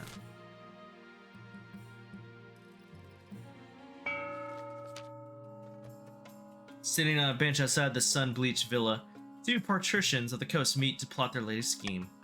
You hear that? The screams, the shouts of dismay, the crackle of flames? No, all I hear is sea lapping against the harbor walls. Exactly, it's terrible. The kingdom needs to be in chaos for our plans to work. The king's admirers are happy with his rule. We can't buy their loyalty yet, believe me, I've tried. Patrician's aim is to lower stability to 4 or less. Alright. Oh, I can't touch the chiefs. Oh, because you don't have... Oh, you're in rebellion, not to mention... Okay, you're in rebellion. Interesting. It said I could bribe you, but it won't let me, so... Alright, well... Let's see. I can bribe them. Defiance will go down. Was it you guys need?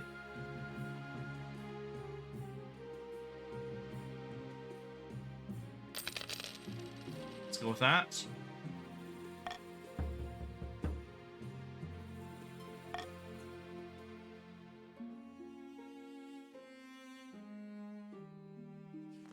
What is this? Opening strike. Too long have those bastards in the Crow lands held us down. Too long have they called us heathens and mocked our way of life. Aye. Now is the time to take up our axes and fight back. Morgana is with us. We'll burn their churches and string up their lying priests. Aye. Or I guess, I don't know. Now I ask you, brave chiefs of the Free North, where will we strike first? We can launch a preemptive strike against the Grandees to cripple their military capabilities. If we suspect the patricians may join our cause, we can call them to war. They'll be more likely to join us if the king's authority is low. Or finally, we could send off an assassin to nip this in the bud. Dishonorably, of course, but convenient. Oh, I can't do anything. And this is only for the chiefs.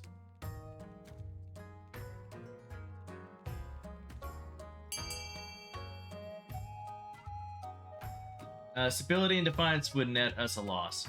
Authority is at 5. You wouldn't have been able to rebel. 4 equals green in my goal. Aha! Rebelling. No! That's dumb, it won't work. Because it also said if a rebelling person, but a ninth god save us.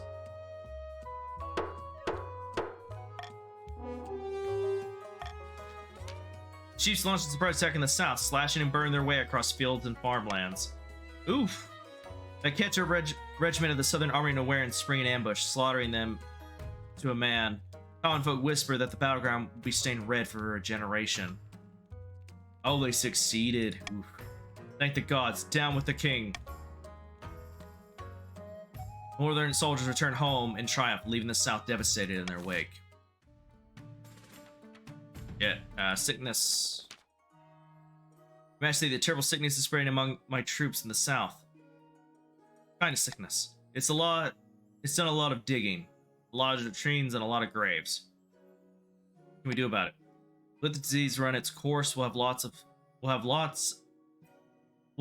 a lot of soldiers we can't afford to lose, but I'm not sure how much we can do. Perhaps the council can see a way forward. Let's see.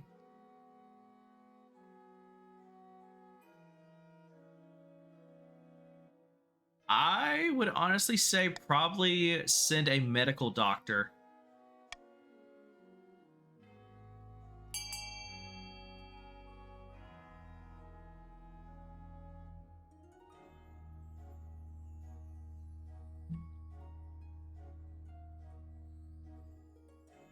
God save us. Oh no.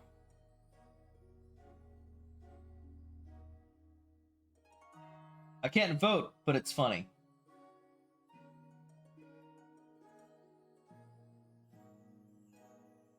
Can't vote, you're rebelling. Belly bribe or die. I can't bribe you. Because you're in rebellion.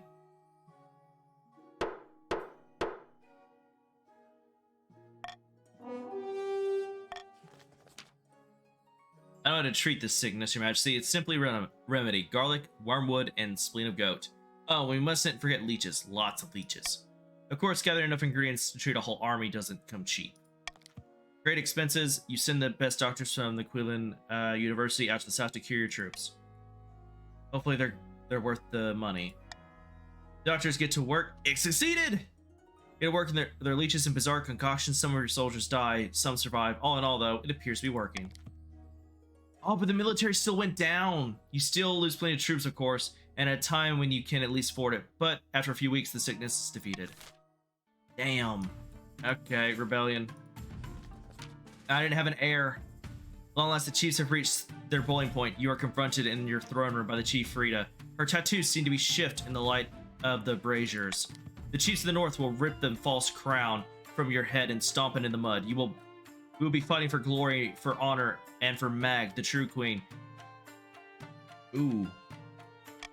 This is a formal declaration of war. The next time we see each other, we'll be on the battlefield.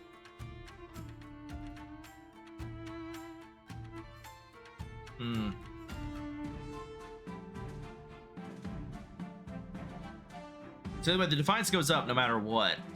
Caesar, come along now. Traitors, get the chop. What? But you can't do this. I'm an envoy. See how the king's tyranny grows worse by the day?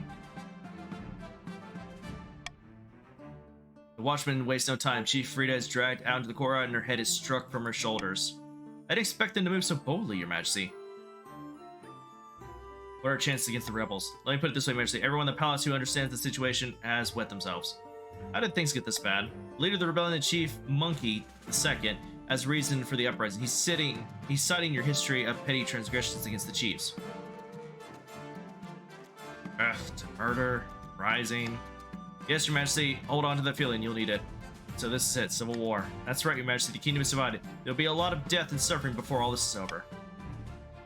I can't wait. I'll go dig out the trebuchets. God damn it.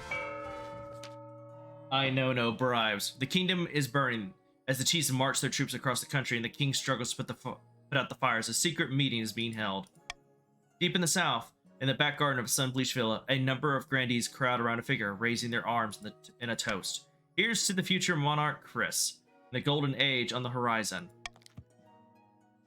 It's already begun. Merchants and the peasants alike know where their best option for a safe and bright future. May the ninth god strike down the false king for his wickedness. Soon the Inquisition will be complete, and the Archbishop will be crowned me. But what should be done with the king? Oh, you guys won! The grandees won! The chiefs lost!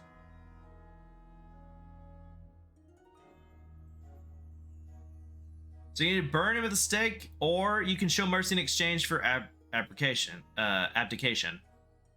Wow, Salty, burn me at the stake? What the fuck? I've been helping you. Not yet. The third scheme part. Oh, not yet?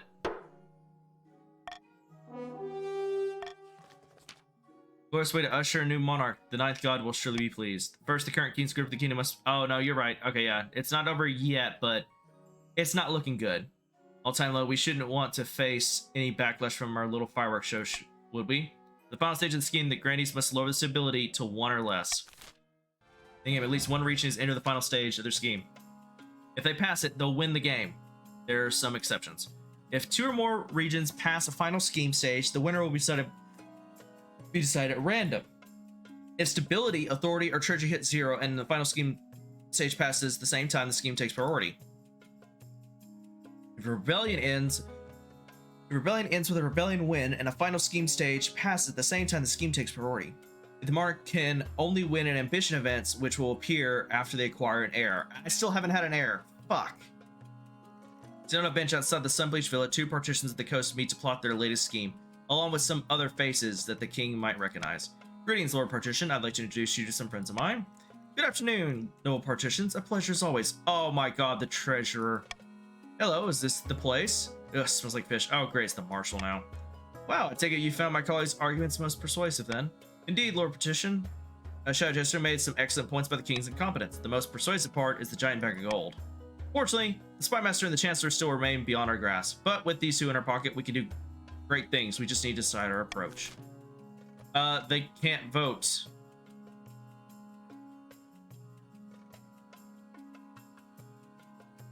Because no, Shadow's not here and there's nobody else in the patricians.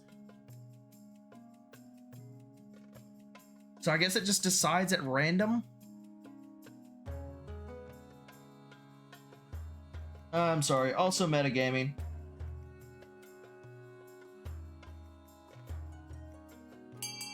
Wait, they went with B. Yeah, they do, but nobody's here, so they can't vote. Yeah, so they go with the first option if nobody's here, I guess. Buy the throne like it's a lump of cheese at the market. Are you mad? Quite sane. If the king takes a large enough financial hit, he'll be forced to look to their trusted treasurer for guidance. Don't you worry, I'll take it from here. For the final stage of the scheme, the patricians must lower the treasury to 700 or less. Okay. Swing the votes. After vote, nobles can change their minds about a different option. Assume treasury if the nobles vote for the selected option. If the nobles vote otherwise, minus 200 treasury. None of these help me at this point.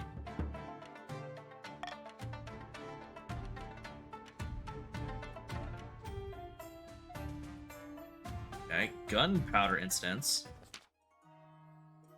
Your Holiness, you recall the gunpowder weapons you gave us not long past. A number of my fellow grandees have suspicions.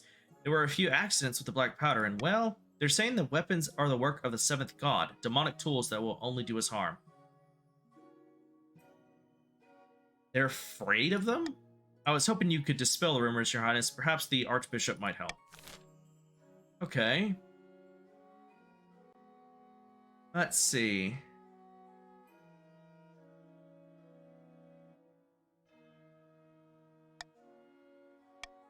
Okay, so basically we need to do this because the you guys also need this, the grandees, because otherwise the chiefs will win.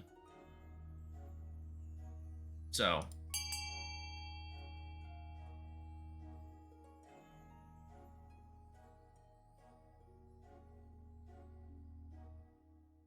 we need the DACA.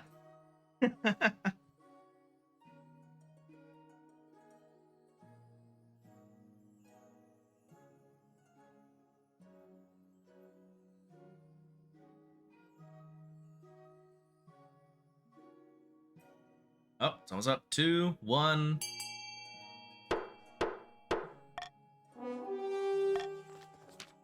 Not the unorthodox move, but the Archbishop is more than happy to oblige. Before long, it's not uncommon to see bishops armed with flintlock pistols and muskets. Some priests start opening ceremonies with symbolic shots into the sky. Oh, I turned you guys into a warrior, like warrior priests and monks. That's hilarious. Okay, so yeah, so your military went up to 4. It was at 3, it's at 4 now. Faith is now 8. Faith is now steadfast on the coast. Faith is now 1 in the north. King authority is now 5. Strange customs involving gunpowder and pistols work their way into the Church of the Ninth God, some of which may even stand the test of time. Meanwhile, the grandees soon forget their initial suspicion and begin jealously guarding the weapons as religious artifacts. An unexpected opportunity. Actually, as the chiefs were marching through the coast, they were hit by a fierce rainstorm. Unable to progress through the mud, they set up camp beside the Gold Spool River. So they're sitting ducks? Precisely. Must strike. Don't be foolish, Marshal. Do you think our troops are immune to the weather? We'll have the same problems. Let me suggest another option, Your Majesty. The chiefs are drawing all their water from the Godspool River. If we were to poison it upstream, their troops would suffer greatly. Fighting a war with poisons leaves a bad taste in the mouth, but not as bad as the taste that'll leave in the mouth of the chiefs. Ha! Let's do it. Where do we get all this poison? If we hurdle the cattle on the coast onto the riverbank upstream and allow their effluents to flow freely in the river, the water will be contaminated. It's hard to fight an upset stomach. At the above, you are devious. I don't feel comfortable with this, Your Majesty. I'll need the council approval before I proceed. All right. Oh. If we do this, it could have a very serious effect on the farming. Ambush the and a rebel camp with available coastal troops. You know what? I am a gambling man.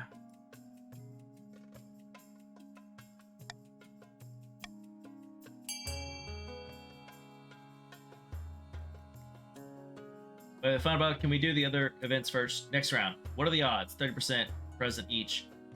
I'm a gambling man.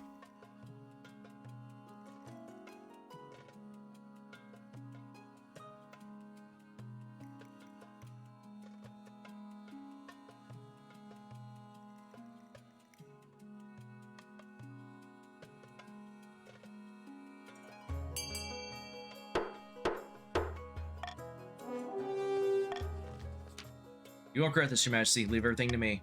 By this time, it failed. They estimated how many cattle can be found in the coast, and many farmers would be willing to go along with their plan. Few cows gather. Authority went down by 1. Banks go spoiled, but in such small numbers, and their influence is washed away instantly. You become a laughingstock, the king who tried to drown his enemies in cow dung. It almost worked, Your Majesty. Almost isn't good enough. Next time, shut your devious little trap and leave the fighting to the professionals. Well. Yeah, this is gonna be the end. Vast armies darken the landscape with the shadows of clouds. Flags are flying, drums are pounding, the rhythm of marching of the boots. The kingdom is gripped with civil war. At least that's what you imagine. Most of your time is spent in the safety of your palace, poring over a giant map with your marshal. Your Majesty, the army of the north is advancing on the capital, led by the treacherous Chief Monkey II. I've received word from the commander of our loyalist forces in the coast. If they march now, they'll intercept the chiefs in a matter of days. Alternatively, they could join the forces with the army of the south. It's risky, but together they have enough chance of defeating the accursed chiefs. Where are your orders, Your Majesty? The patricians and the grandees should join forces. Very well, Your Majesty. I'll relay orders to Lord Patrician Shadow Jester, the commander in the field. Hopefully they do as they're told. God knows treachery can thrive on the battlefield. We have our orders, but should we follow them? Oh no, he's not here, so it's going to automatically go with A.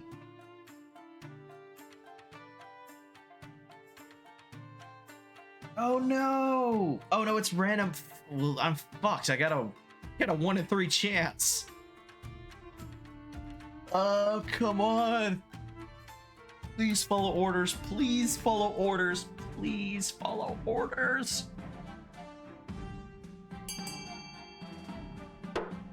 I know, but at the same time. Oh, they went with A.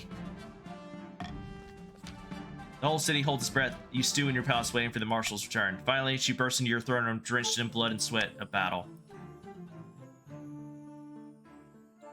Report. Majesty, the Patrician defied the orders and decided to go on the attack. At dawn, we drew up in battle formations. It's all very orderly at first, Your Majesty, but after the trumpets blow, the cavalry charge, it's nothing but blood and screams. The northern army smashing the troops like the fist of the ninth himself. I've seen some battles in my time, Your Majesty, but never a massacre like that. So much blood. We were utterly annihilated. Some of the coastal forces may have survived by fleeing to the hills. I don't know. I had to get out of there. Damn. Patricians should have followed orders. They thought they knew better, so they got themselves slaughtered like sheep. Enough bellyaching, let's focus on the next battle. The coastal army is routed in the aftermath and scattered all over the countryside. It'll be months before we can regroup. We'll have to rely on the grandees. I'll come down to the next battle, Your Majesty. Or I'll come down to the next battle. The fate of the kingdom hangs in the balance. We will prevail. That's the spirit. Now, I really must be going. I have a lot to take care of. Life, please help us. Yeah. Damn it.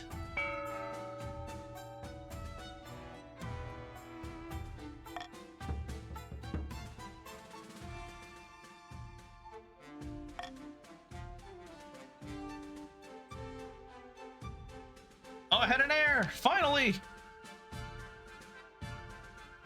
Your quest for an heir is finally complete. You stand before the council holding a small child in your arms. Should I die? I ask that my crown be passed down to. Council filled with nervous silence. Yeah, we'll just say son. The assembly nobles break out in a polite applause by designating heir. You've cemented the stability of the kingdom. Your Majesty, may I be the first to congratulate you on the birth of your son? What is his name? Yeah, and they're just named after me. We are blessed, Your Highness. I am sure Little Dragon II will grow up to be a chip off the old block. Congratulations on finding an heir. Now you just need to fulfill your ambition to win the game. Expect a visit from the Spy Master soon. An orange merchant. Well, die on your feet, Your Majesty. Oh my gosh. Other events first, lol. Your Majesty, a merchant is here to see you. He has come all the way from Kurth, I hear. In the middle of a war? Actually, I think it's exactly why he's here. Your Luminance, so wonderful to see you. I hear Little Dragon II's doing well. Yes, we're doing well.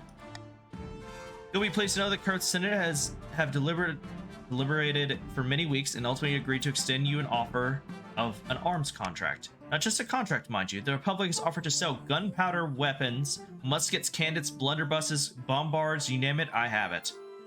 Alright, what have you got? I've got everything to your heart's desire.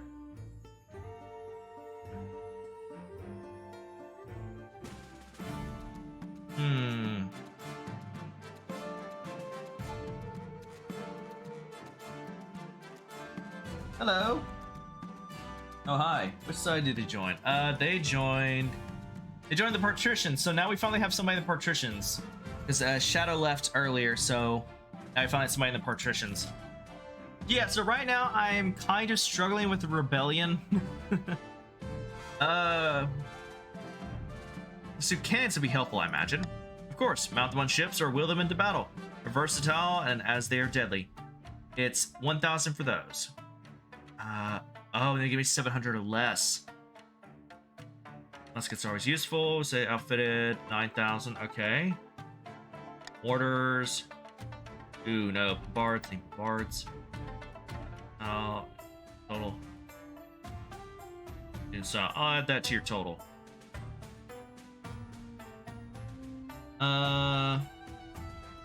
What's something else? Muskets I could do without them. About the bill. How much are the bombards? Those be okay. Yeah, just give me the muskets. Wait. So come to think of it, I don't think I'll need the cannons. So just take the muskets. This is blind. In that case, total 900.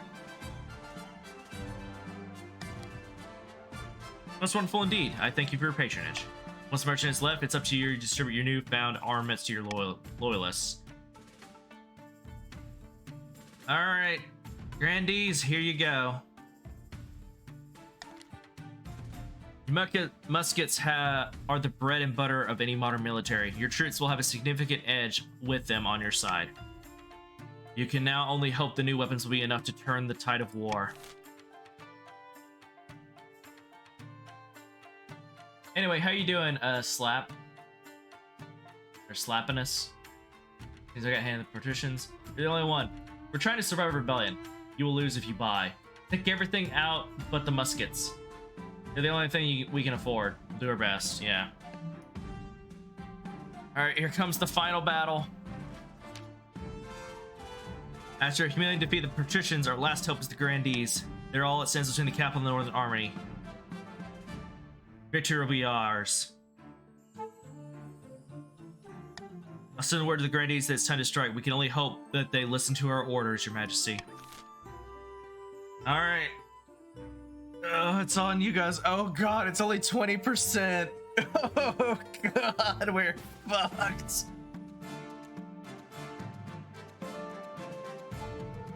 I think I joined too late to do anything. Yeah, you did. You can't vote, monkey. Nice to be with us. Yeah, so you joined too late. So we had the first battle, and basically the patricians were supposed to join up with the grandees, but because there was nobody there to vote for the patricians, it chose an answer randomly, and it chose to not follow orders, and they died in battle. Oh god. Your marshal rides out with your orders, leaving you to wait anxiously for the outcome of the battle. The next few days are agony. I know, but it seems fun. Sweet peasant faction, then. When she oh god! When she finally returns, it's not the matter you hope. She's carried into your throne room on a stretcher, coughing weakly. Her torso is covered in blood-soaked bandages. Ninth above, what happened to you? It's nothing, just let me make my report. As we marched to engage the enemy, we got lured into the ambush. I should have seen it coming. It was a narrow pass, forcing our armies into a choke point. Suddenly our numbers didn't matter. The chiefs softened us up with a hail of arrows, and they smashed us into us like hammers striking an anvil. Blood and screams, so much death. When they found me, I was under a pile of corpses with 6 arrows in me. They say it's a miracle I survived it all. This happened. I am truly sorry that I have failed you. If we want to see the year's end, we must build our fortifications, stockpile food, and train up citizens' militia. The chiefs will be camped outside the city walls in a matter of weeks. It's time to pray to the Ninth, Your Majesty, because apart from him, we're on our own. Damn!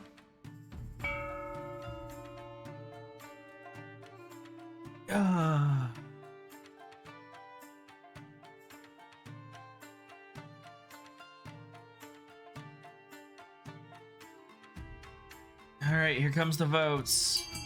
Here's the auction. Fuck.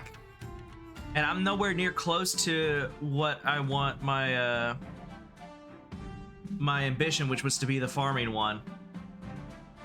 Because I think I needed like, what? Like 5 or 6 points in each faction's farming.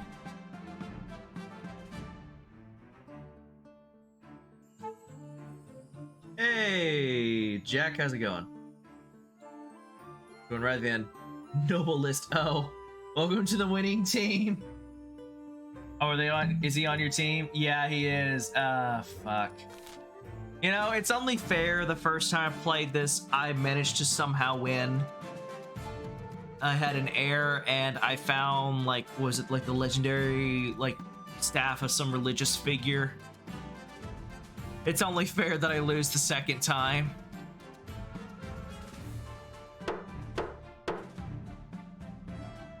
Alright, time's up.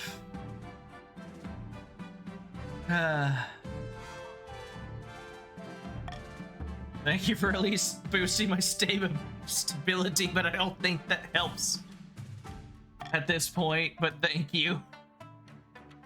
Triumph of the Rebellion. Yeah, I'm dead.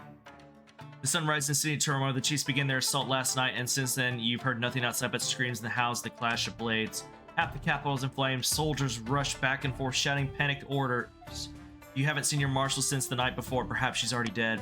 Your honor guards are in the streets outside the palace, building a barricade and organizing the last-ditch defenses. Vital work, but you're vulnerable without them by your side. The royal court is empty except you, your wife, and your son, cradled in the arms of his nanny. His crying is giving you a headache. There must be a way out, right? Some secret passageway you saved for a rainy day. Tell me this isn't the end. So that's the spy master. You wait and stew outside. The screams and clash get louder. Finally, the spy master arrives, out of breath, her face stained by smoke and blood. They'll be here in a moment, Your Majesty. You must saddle your horses to Skid City. I know a secret passage. Praise the knife, we're saved. Show me where to go. Follow the spy master down the hidden trapdoor behind your throne. Bologna accompanies you, as is the nanny, still holding your son in her arms. The capital's lost, but you can get it back. The patricians have agreed to shelter you while you plot your revenge. I'll be little more than a puppet king, but you'll be alive. After crawling down a secret tunnel for what feels like hours, you spill out into a leafy courtyard. 4 horses are waiting. As you saddle them up, you hear a wet thud behind you, followed by the sound of something rolling across the floor.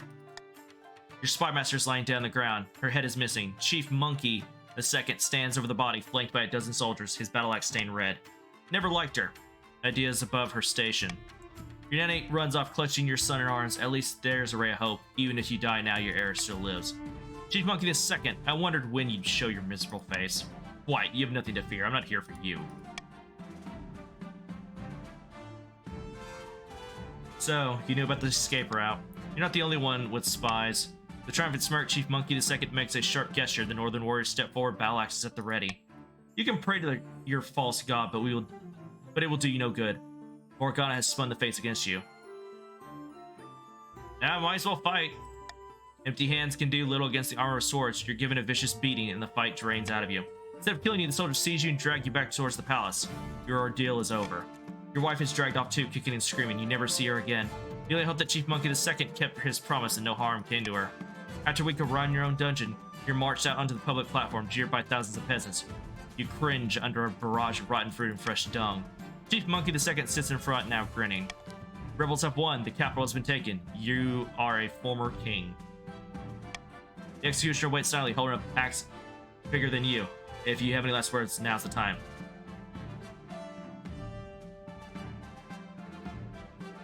I say everything I did for my kingdom.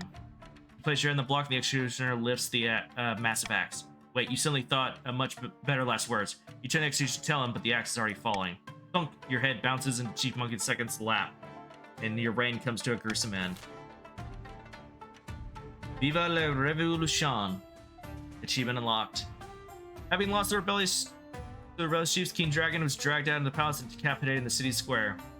As a reward for staying loyal to the king, the top grandees were beheaded in public. The survivors swore loyalty to the new regime. In private, they swore vengeance.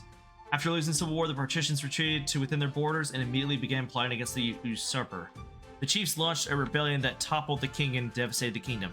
In the aftermath, nobody could stop them from taking the throne, and Mag was crowned the half-hearted jeers from the traumatized common folk.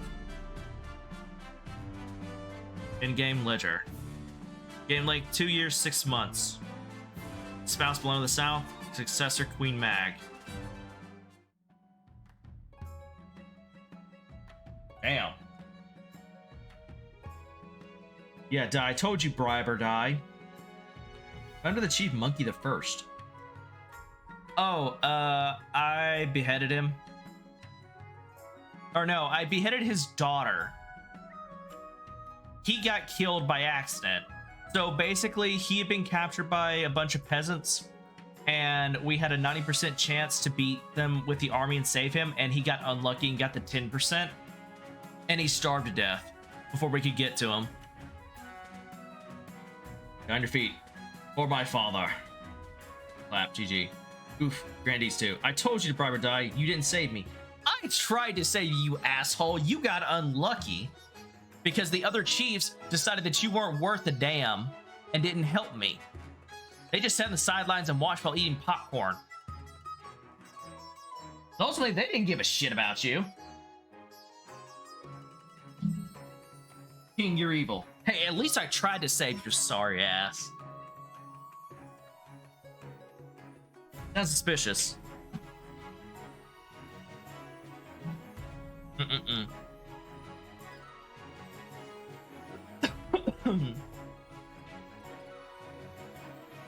I didn't have teammates. Fair. Actually, you know what? I wonder if there was if you had a teammate, I wonder if that would have boosted the percentage chance of saving you. That would be interesting if that was the case. It's like kind of like a freebie at the beginning. It's like, hey, they got a teammate so they can help boost it to 100%, you know? I did it all on my own. Likely not. Yeah, I know, but that would have been cool. You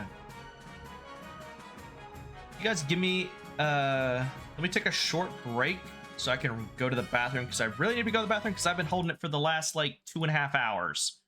And then we'll do one more game. So let me get some music going. I'll be back in just a few minutes.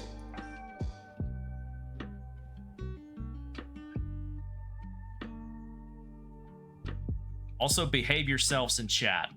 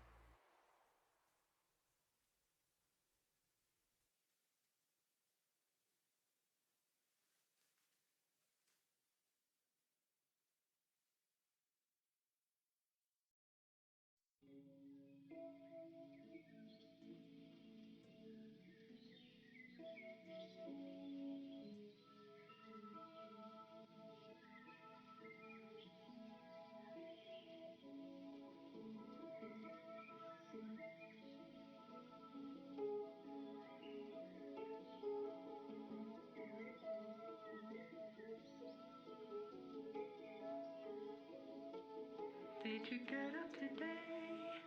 Whoa. And are you doing okay? Whoa. Did you leave it all behind you? Or did you take it away? Whoa.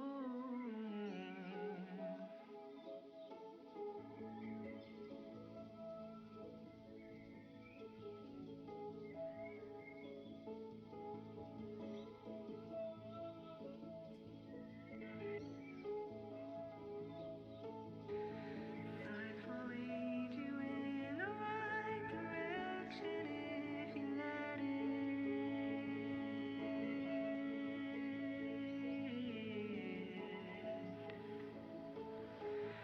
Pause and take a second.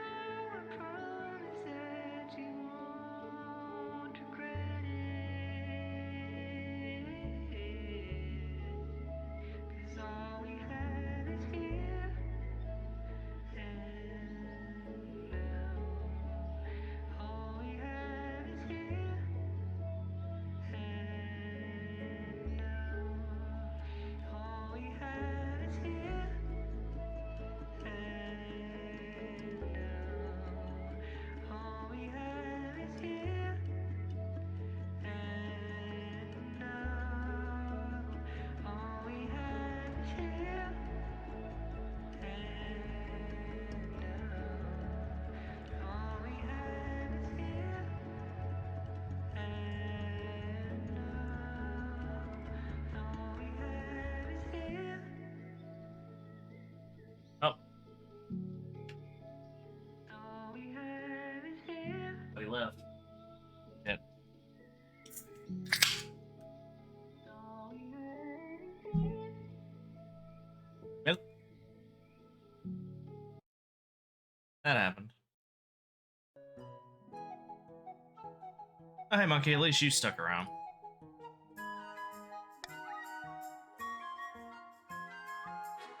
Wait, the Kingdom of... Oh.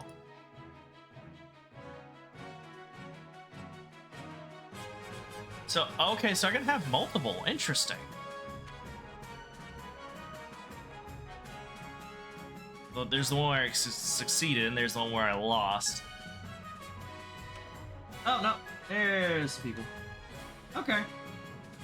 I guess we'll continue the one where I lost and just see what happens. So, load game. So I guess I have to play as Queen Mag. Interesting. Wait, but she keeps my dynasty name. That's interesting. Can't see? Oh. Oh, sorry about that.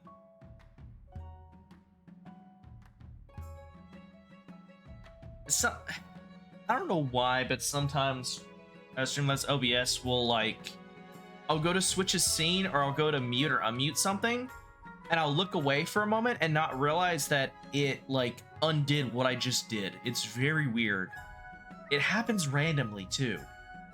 I don't know why. I've tried uninstalling Streamlabs OBS and then reinstalling it and a bunch of other stuff, and nothing seems to help. So. Okay, we need one more person.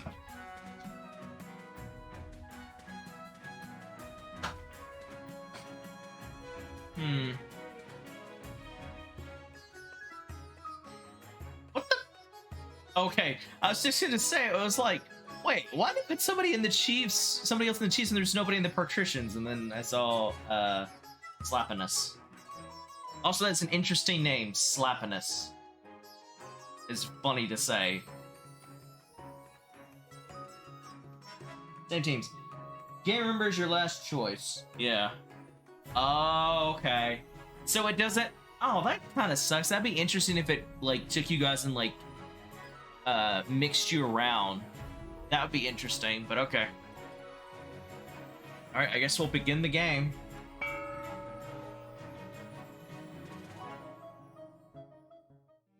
Yeah, I destroyed you all. There's a shuffle option, I think. Oh, well, I missed it. Oh, well. Council introduction. Okay, oh, it's different because seize the throne. You did it. You seized the throne.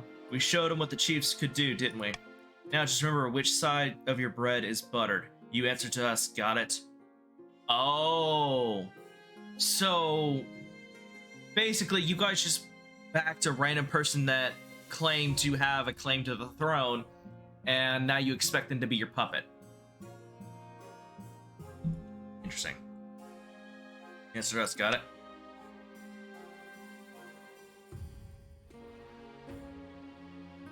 What if I governed for the good of the whole kingdom? That's not what we agreed. We put the crown on your head. Don't make us take it away. Now introduce yourself to the rest of the council, but don't forget what I told you today. Pleasure, your august majesty. I hope to see our kingdom prosper and grow wealthy under your reign. May the ninth God bless your reign, your majesty. I trust you will conduct yourself with honor and faith. Now the instructions are done. The council hall immediately fills with raised voices. Meanwhile, what do you think? Will she be a good little queen and do as she's told? Too early to tell, but I have a bad feeling. We should have a backup plan just in case. Okay, coronation. Achievement unlocked. Meet the new boss. Majesty, you may have won the throne from King Dragon, but you must still answer to the council.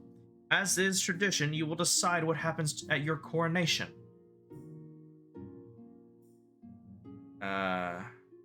Should I get changed into my waterproof robes then? Maybe for the best, your majesty. Shall we call the nobles in? Oh. So, okay, so they actually start out with less treasury if they're overthrown. Do you guys still have the money? You guys still have your money from the last game. Interesting. So, right now, Salty is the richest person. I'm just gonna let you guys decide. It's up to you.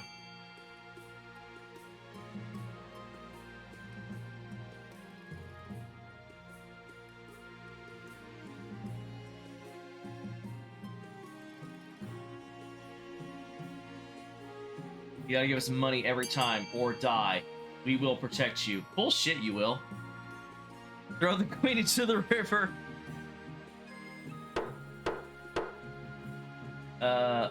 You keep your kingdom state too. Loads of money. Like, if you were broke last game, treasure stays broke. Well, last game, I think it was, what?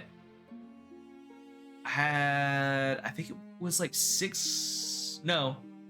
it was 800 gold, I think. It's like 800, 900 gold, but it went up. No, it doesn't stay the same. It stays the same if you were playing your direct descendant. So say if I had won and my heir took the throne, then yes. But I was overthrown and now I'm playing as a different character that Monkey and his buddies put in charge. It is decided the queen will be thrown into the river.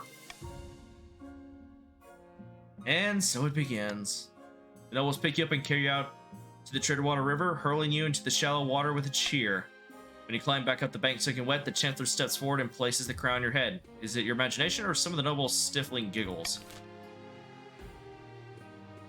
At the victory. Your Majesty, the history books do not comment upon usurpers, unless, of course, they prove themselves worthy of the throne they have stolen.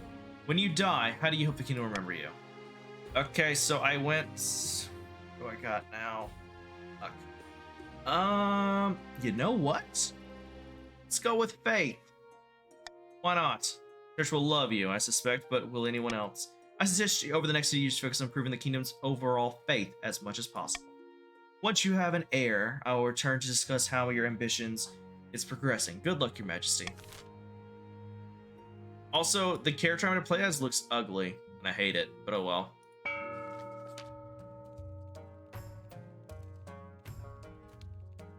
Queen. No, we had all the kingdom stats increased. 800. 4,800, 2 authority, and 3 save ability. Only 800. My bad, mistyped. Military. You must favor us. Perfect choice for faith, then. Well, I mean, the faith is already ridiculously high. I might as well go with that.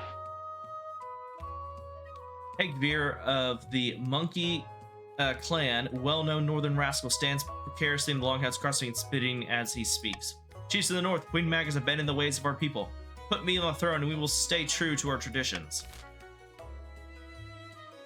Alright, it's up to the chiefs to decide.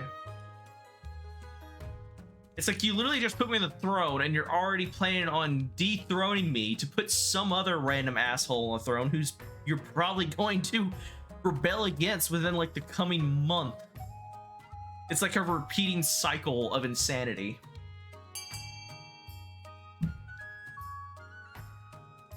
Oh, your military is already there.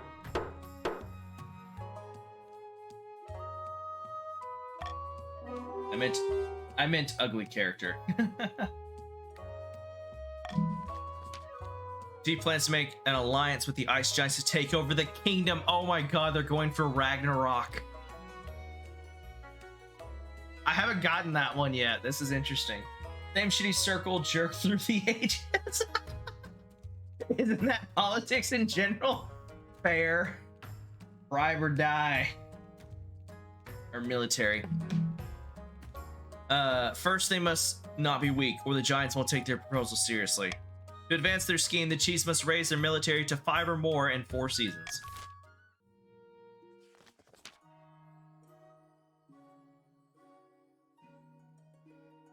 How the fuck do you say that? Zako? I guess Zako, I don't know. Of the salty lineage, infamous southern mischief maker stands bathed in sunshine, ranting in a fury. A false pretender occupies the throne while my claim is ignored. Grandees of the south, this is a stand on our honor. We must not allow it to go unanswered. Alright, time to vote.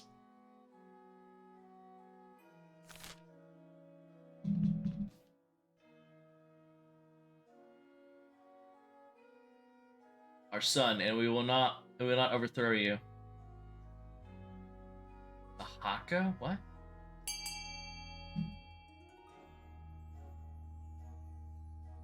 Alright, Doppelganger. Where's Defiance?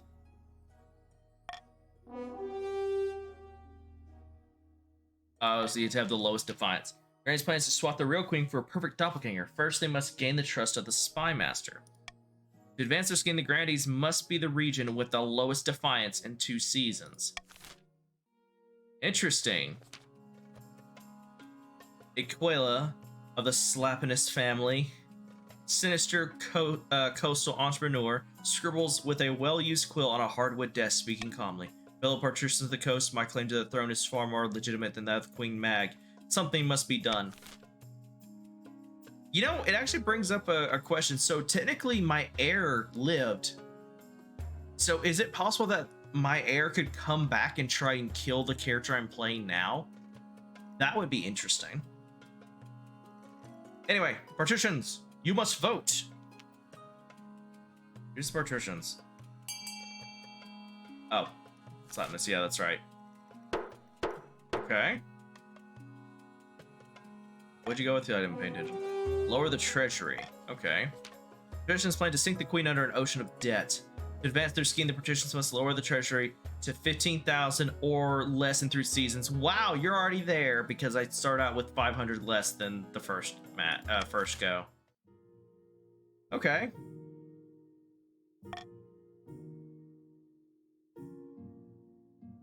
All right. Call for vanity. Once the ability, if more than 50% of the nobles vote for any one option, nobles choose to vote hidden from the view. After voting, nobles can change their minds and vote for a different option. Taking that.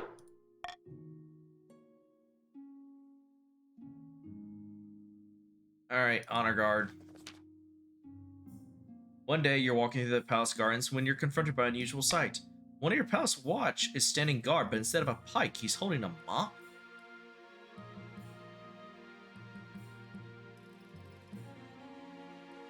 What in the seven hells is that?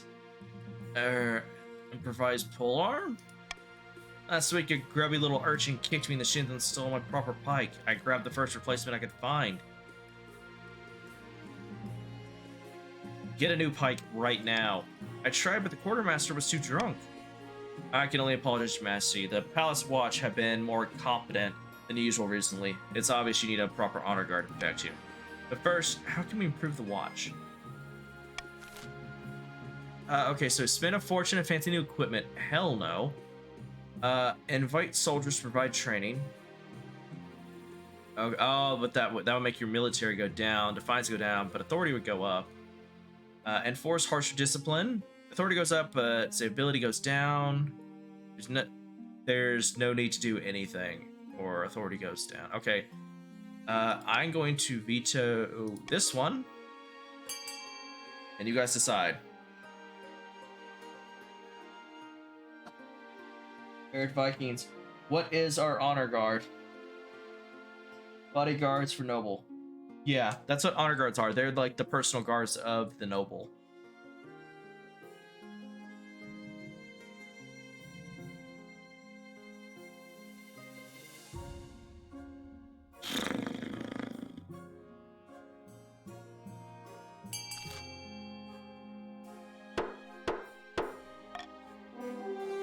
All right.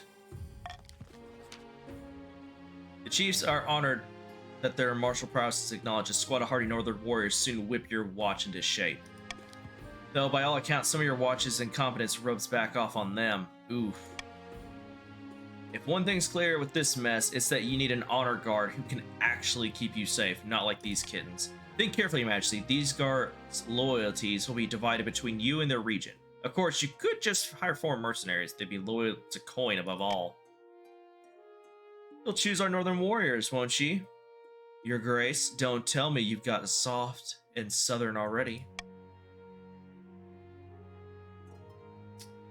Okay, let me think. They want to get the defiance down. So this time it doesn't really matter if I pick the military, pick the northerns, because their defiance doesn't matter. They're trying to get the military up. But I also need the defiance of the northerns to go up so that it's not another check mark for the grandees. So I kind of want to go with the coastal gladiators, honestly. Battle nuns again. No, because then your defiance goes down. That's what you want. We trained your watch. It would be a bad idea. We are your owners. No R. No R. What? WDYM. What? Heck yeah. Take my boys for a spin. Oh my God. Don't say that, Slappiness. That sounds so bad.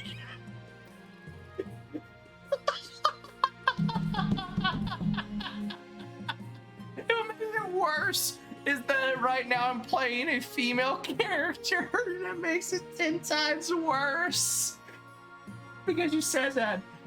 Why do we want our defiance down? No, you don't. It's the grandees that do. Salty wants that. His goal is to get a doppelganger. To do that, they have to have the lowest defiance in 2 seasons. Oh, so no, that means I would need to pick the battle nuns again. Or no, that would make, no, yeah, that would make their defiance go down. So I need to make their defiance go up. So yeah, I guess it doesn't matter who I choose. I guess that's true. As long as it's not the battle nuns. I'm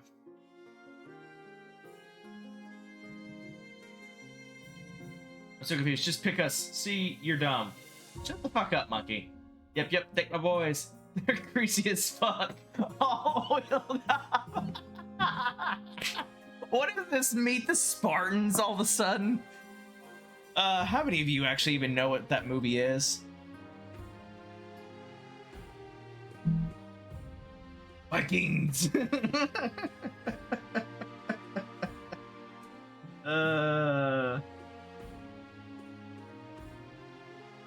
I've never seen. Oh my God! You've never seen Meet the Spartans? we will. We will twerk on you again. Oh God, my stomach. Salty, like when we killed you. Okay. Salty, how old are you? Or, you know, better yet, are you a teenager or an adult? You don't pick us. I'm asking because that will determine if I tell you to watch Meet the Spartans or not. You're 25 years old. Okay, yeah. I had to be careful because, you know, unless you guys tell me, like, roughly, like, give me an idea of roughly how old you are, I have no way of telling. So, have you ever seen the scary movies? The ones that are, like, they make fun of literally scary movies? Nah, but cereal, choose my oilier gang. I don't watch movies. Oh. Okay. Basically, fuck. That makes it even harder because you don't watch movies. So essentially, there was this movie called 300 that came out, and the creators of the scary movies, which are basically they made fun of scary movies, like all the tropes and everything, and they just turned into one big joke. So they decided to make a parody of the movie 300, which was about the legendary story of the army of 300 Spartans. And basically they just made it one giant joke. And it was hilarious. And the reason I was asking your age is because I would not let a kid or teenager, depending on how old they are, watch it, because there is some stuff in there that is a little bit above probably PG-13. Yeah, never seen it. His new leaves. Choose the nuns because the northerns are down bad. Sort of like Spaceballs? Yes. What? You said you don't watch movies, yet you know what Spaceballs is. How the fuck does that work? Raunchy humor? Yeah, there's some raunchy humor. But most of it, it's like a whole bunch of like different like references and stuff to like the time period, like of stuff that was going on in the world or happened recently during the production. I watched it as a kid. It was fine. Humor, memes, yeah, pretty much. Watching Ring is what fucked me up as a kid. Oh God. No. All right. You know what? I will flip a coin. I'm gonna flip a coin. I'm going back to flipping the coin.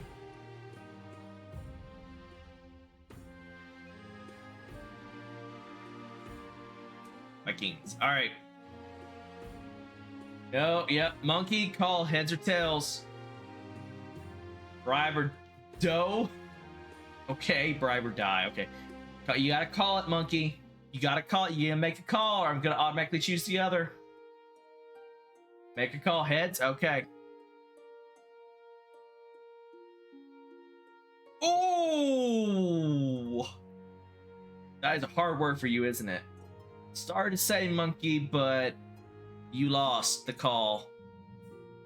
I'm going with the gladiators. They have low-born crooks who turn themselves into celebrities through their skill at chopping other people to bits. They're vain and selfish. Their skill as a battle is undeniable, but can you trust them? Made my decision.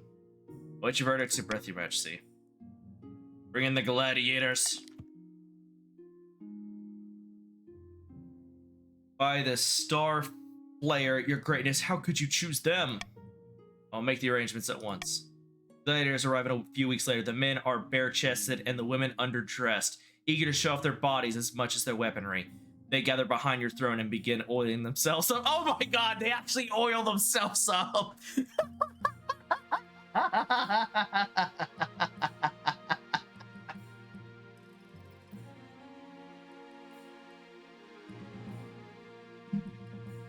Okay, what? Okay, what did you send?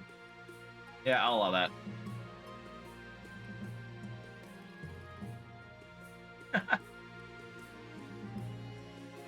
Die is however, it's because on my phone keyboard. Boy, your game, damn you! Oh shit, this works on mobile. That's rad. I'm getting the bonking stick. I will kill your kind, bribe or die. Check my message. The ninth god does not approve.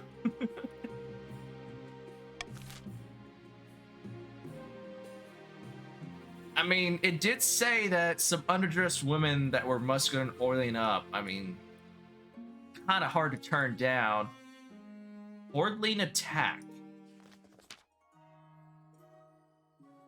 Your Highness, I'm ruined. Hordlings have occupied my vineyard and driven my staff away.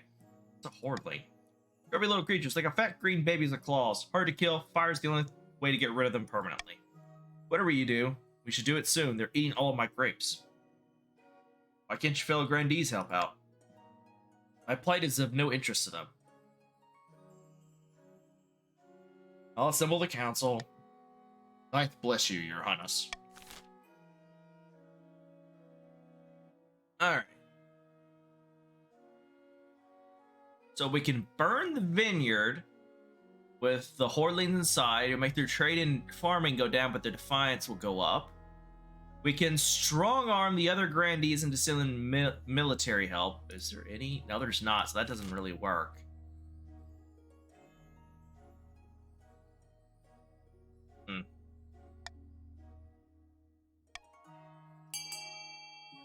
Alright, time to vote.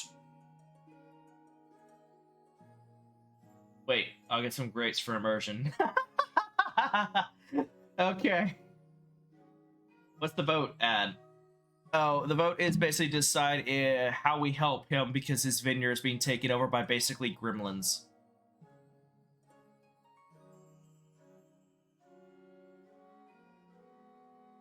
Well, the problem is with B is that it doesn't really work because there's no other grandees. It's just salty. Alright, well, I'll go with this one. When the grandees grudgingly send in their token force, a slaughter ensues. The hordlings put up a meager fight before scurrying into the hills. Peculiarly, the grandees discovered that the hordlings filled Grandee Salty's wine cellar with spoons, so many that it's almost impossible to move down there. It'll take some time before the vineyard is back up to full production, but Grandee Salty is grateful for the help. Wait, spoons? Is this a reference to The Witcher 3? Because there's a mission in The Witcher 3 where you deal with a woman who's cursed. She's turned into a monster, and one of the things she does is she collects spoons because it's part of like how to get rid of the curse. It involves like spoons and whatnot. Basically, she has to get someone to willingly sit at her table and eat what she makes using one of the spoons she collected or has. I don't know. Anywho. Oh, it increased their wealth. Okay, I thought it increased my wealth, but no, it's theirs. Alright, a continuous cell.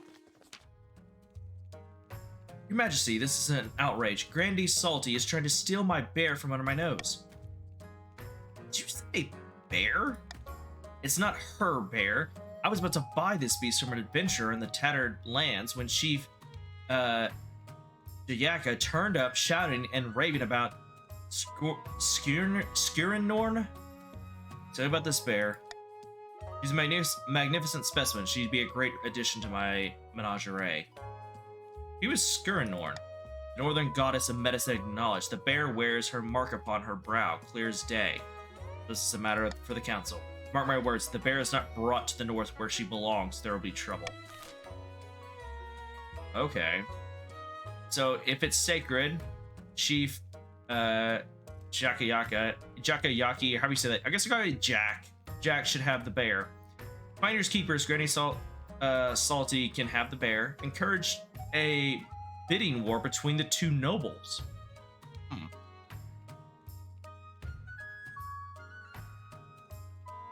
So either way, so if Jack gets the reward, they lose 750 money or wealth. If Salty gets it, he loses 750 wealth. Yeah, go for it. Have fun.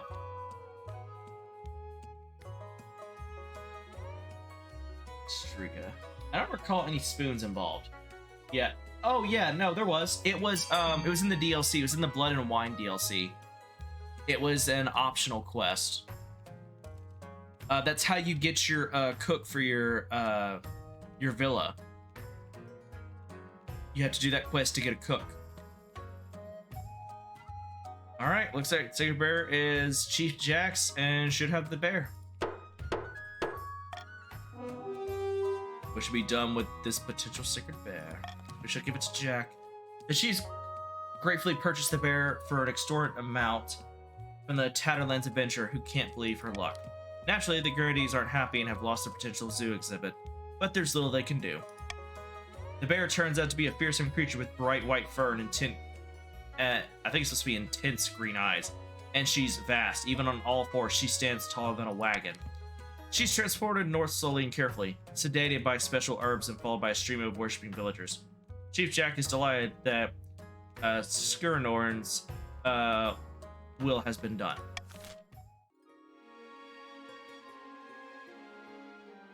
Wait, you guys lost one faith for that? That doesn't make any sense. Whatever. Right, that quest. Shit, that's from Blood and Wine, wasn't it? Yeah, it's Blood and Wine. And technically, the Grandees, the south or whatever where they live, is kind of like, it's like a mix between that and the coast, because it's supposed to be I can't remember the name of the country and The Witcher 3. Oh yeah, I'll start the auction. Go nuts. It's like it's basically supposed to be like a mix between like Italy and Spain, with the way it is.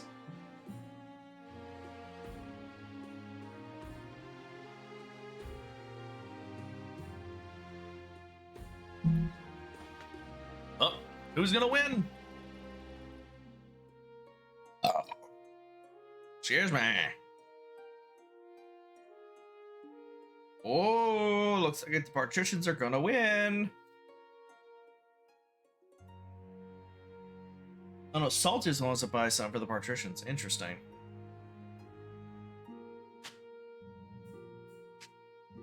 Ooh, I don't know why you're trying to lower my stability. That's not what you need. None of you need my stability to be lowered.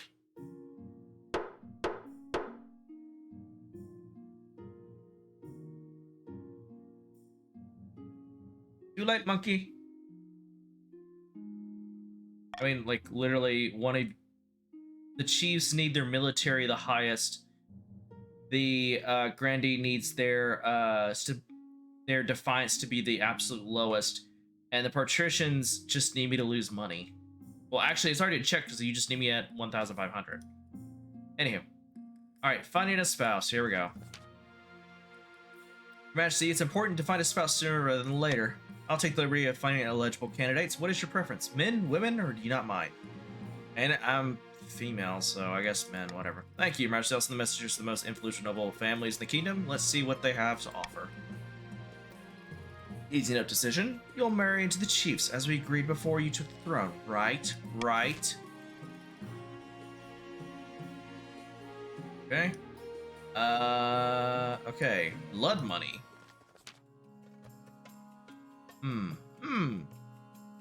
Excuse me. Nothing's wrong. Absolutely nothing's wrong with the toast.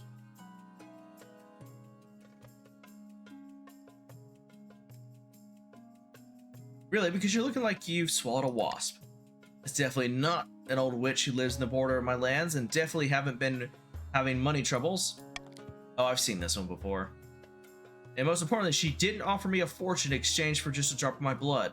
An offer which I absolutely did not accept. Ow. Great stuff. You keep looking at me like you trod on your foot. Ever since I didn't accept the witch's bargain, I haven't found myself obeying her every command. I definitely still rule over my estate, not her. Furthermore, she didn't forbid me from telling you any of this. and I'm not using negative statements to bypass her magic. That's good. Let's celebrate all this good news with some wine. Oh. Let's fetch the court physician and see if we can lift your curse. After a week confined in a cold iron box with nothing to eat but salt, the magic starts affecting Lord Patrician Slappiness so strongly. He's even able to talk about his ordeal directly. I always tolerate the bloody witch. She'd sell medicine to the peasants and help them find lost sheep. I never suspected she was capable of something like this. We need to call a vote, send a regiment to take back my stolen lands. Okay, let's see. We got take back Lord Patrician's Slappiness land and burn the witch at the stake. Take back Slappiness land, but tell the witch, let the witch go free. Or let Slappiness suffer the consequences of his bargain.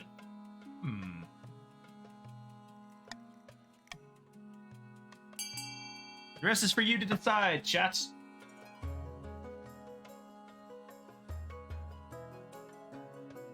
Ooh, he's gonna marry an oilier. I'm definitely not gonna hold a grudge if you not help me out here. Gonna watch the Leaves game. Bye. See you, monkey. Whoa. Screw you, Grandy. This is gonna end well. It's like 40% chance. Which one's monkey? Okay, so yeah. So now we're back to one in each. When the coastal troops arrive on Lord Patrician Slappiness' estate, the land itself fights them. The soil swallows them whole, trees snatch them up and tear them apart. Ooh, and the coastal military has gone down. By the time they fight their way through the manor, the witch has already escaped, along with the remaining of Slappiness gold. Ooh! You're dirt poor now. Peasants have no memory of their time under the witch's rule, but the churches have been... Oh, but faith went down. Damn. And farming went down for you guys. The churches have been burned with profane messages scrawled in on their charred walls, and the fields have been sown with salt. Ooh. Big oof. Furious curse. A giant glass globe filled with the brim with murky water is wheeled before the council. The fish bowl contains Lord Patrician Slappiness suspended in liquid. He pokes his head above the surface. Your August Majesty, gulp, gulp. A most infuriating circumstance has befallen me. Gulp. Glub, glub. It's like gulp, but glub, glub, that. Good grief, what happened to you? I can see that. I have been, glub, glub, cursed by a sea wizard. He inflicted me with this glub, glub gills, so I can't leave the water for more than a couple of glub, glub minutes. What did you do to anger this wizard? I happen to own a tannery that is glub, glub, polluting some picturesque beach he likes. How's I supposed to glubbing? No. I demand you arrest this maniac and force him to glub remove these gills. Ooh. So if we send a squad to the coastals to arrest the wizard responsible, you guys will literally lose all your military. Send a diplomat to politely ask the wizard to reverse the curse. Close down Lord Patrician Slappiness tannery, which means you will lose 750 wealth, and you literally have nothing now. Or send the wizard a hamper of fine cheese and bottled wine. Up to you guys.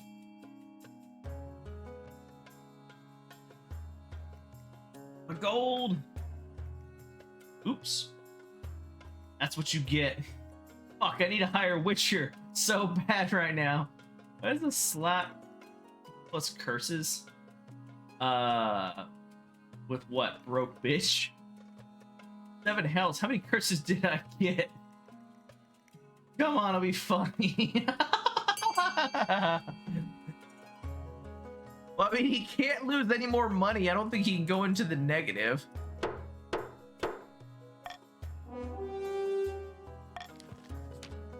Soon enough, the sea wizard appears before the council. As he walks in, seawater sloshes at his feet, blowing up from the ground itself. What did you want from me? We need you to reverse the curse afflicting Lord Patrician Slappiness. Why would I do anything like that? His tannery is ruining my favorite beach. I don't curse for nothing.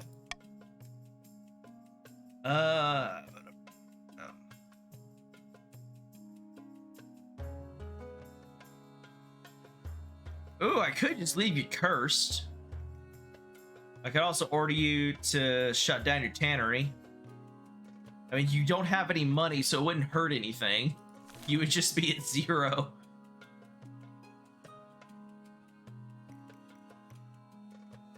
Or I could say, you know what, Lord Petitioners, I'm just stay as a fish person for all I care. What a dick of a wizard. I mean, you're polluting the beach where I'm pretty sure he lives. It's probably why it's his favorite, is because he probably lives there.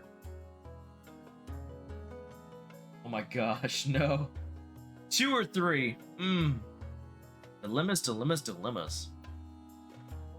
He's a wizard. Use magic to make it clean again. You can stay a fish person and keep your tannery. But he doesn't gain anything for keeping it either.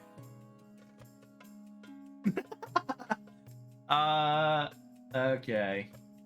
I'm gonna tell him to shut it down. You do that. The wizard's flesh bulges and ripples and turns suddenly to water, splashing down in your corridor. He's left you with quite a cleanup job. After your soldiers close down the tannery and destroy its vats, the nearby beach returns to its former beauty and Lord Patrician's Sleipness recovers from his curse. Sure, a few hundred jobs are lost, but it's a small price to pay. Lord Patrician's Sleipness appears in the council hall a few days later, back to his old self, though he has a case of the hiccups that persist for several months. Glub, I guess. Or not. I took pity on you, but...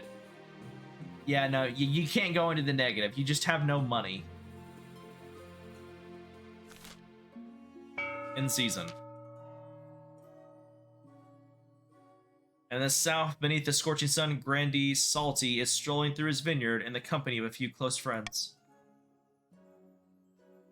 What an utter disaster of a year. Not only are we clashing with the Queen on a daily basis, our relationship is the worst in the entire kingdom. Excuse me. The Spymaster will never trust us at this rate. How goes the search for a lookalike? Not well. The best I found was a peasant with a wrong-shaped nose, the wrong-colored eyes, and a wooden leg. Don't let that discourage you. Keep searching. Our doppelganger is out there, I'm sure of it. Grandy's aim is to be the region with the lowest defiance. Okay.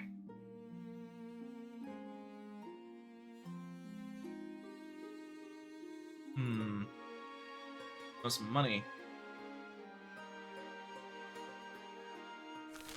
Let's, Yep.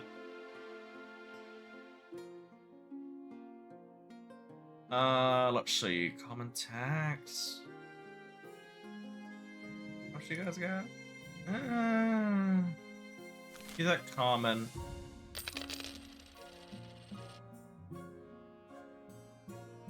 Hi, me back.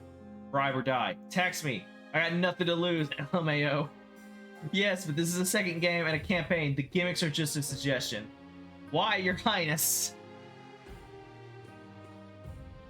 Because you're trying to lower your defiance. And also, you have no military. So even if you do rebel, you're fucked.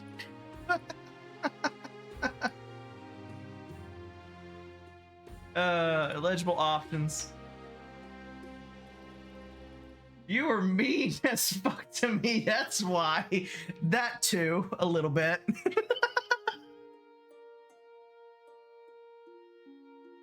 Yeah, I couldn't give him the 700 gold because then it would progress the patricians.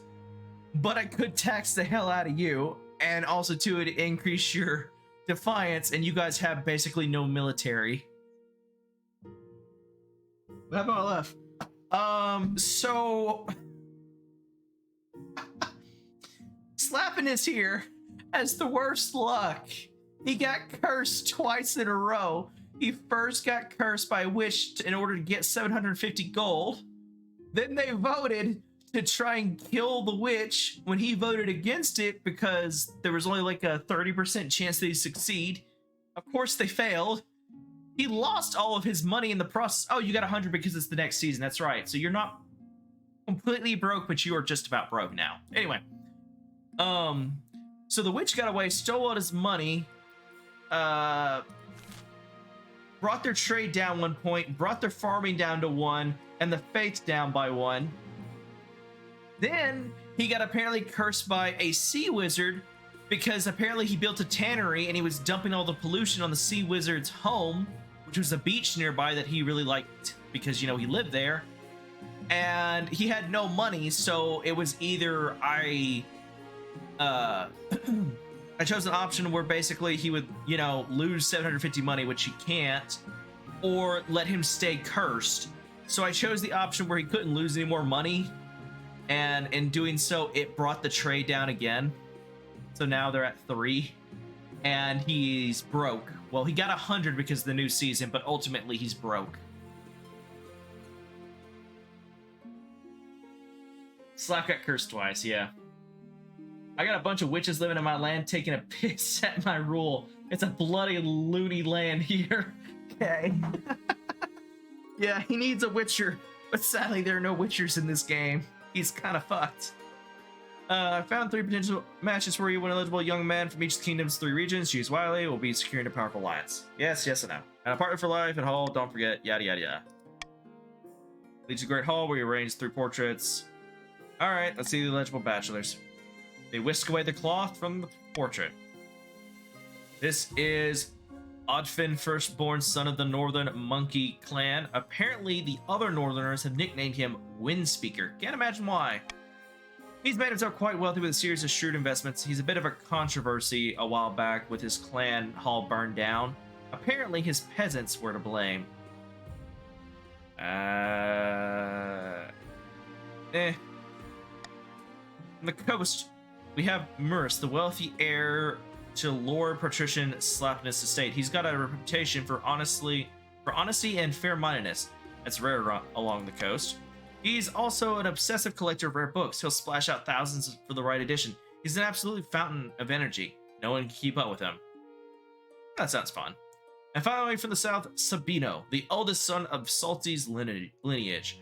See that scar? He got it he got that in a duel. He's always challenging people over some slight.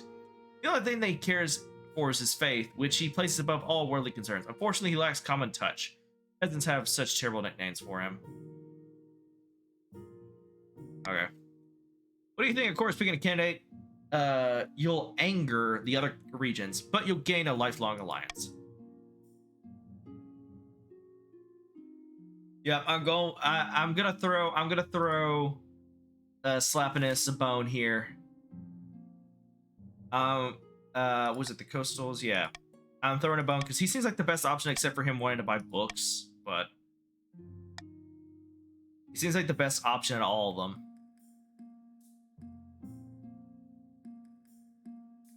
Yes, very wealthy. What estate? Salty estate. What is north? The north is Odfin. He's so basically he's very shrewd, extremely loud and boisterous. He apparently does a lot of money schemes where he comes out on top, but anytime he does something wrong, he blames on the peasants. For instance, he apparently set their great hall on fire and said that the peasants were the ones who did it. Apparently the peasants hate him. There, Grandies can rebel if you raise them a bit too much, and I get a feeling Salty Fairy is, well, salty. Odfin. Excellent, I'll make the arrangements. Was this the Hungry Bear? Oh. Our wondrous bear is thriving in the north, Your Majesty, just as Scoranorn would wish. The God Speakers have gained visions of new herbs and medicines ever since she arrived. The gods are good.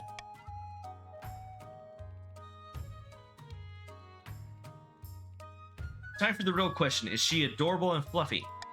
She is an avatar of one of the most powerful deities, Your Highness. But yes, she is very fluffy.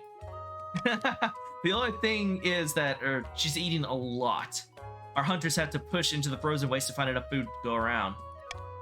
In second thoughts, are you? Perchance the bear would do better in a nice, cozy menagerie. Demand that the other nobles donate their crops. Import fine meats for the beast. Ooh, I can't do that. I do not have the money. Leave the chiefs to I wish I could see if this was me or them paying the money. Either bear. Transfer ownership of the bear to the Granny Salt. Okay. Go nuts.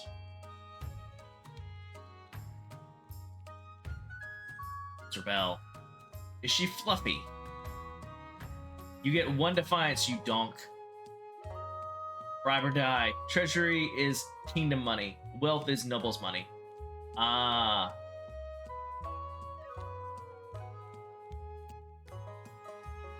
Very fluffy, yes. Oh well. At least you guys aren't losing any money. Well, they don't even have enough between the two of them. They both go bankrupt.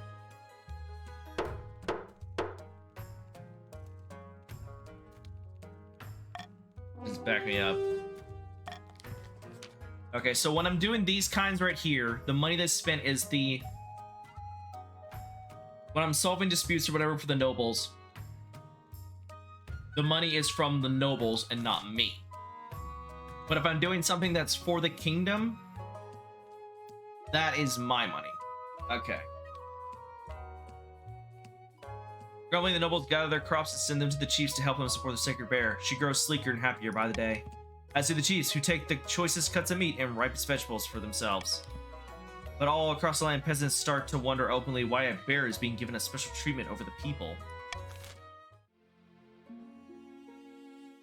I think... Oh, a horde? The horde strikes back. Oh god, the gremlins are back. Because my bear is awesome. Your Holiness, the hordelings, they've returned. The soldiers we sent only got rid of them temporarily. They've taken over my vineyard again. Those little bastards are impossible to kill. Never mind that, your Highness must act quickly to alleviate the spoon shortage in the south. Spoons are disappearing all across the region. Fine, I shall call a vote. Praise be, thank you, Your Majesty. Okay. Pivot the South's industries into making spoons. Burn down Granny Salty's vineyard, destroy the hordelings. Order a hunt for the missing spoons. Or do nothing. These are trivial matters.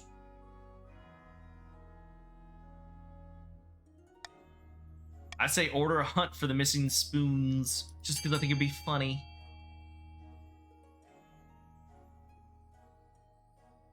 Holy fuck, my people are starving. That witch has utterly fucked my crops. Now it says wealth. It's gonna be Salty's money. Yeah.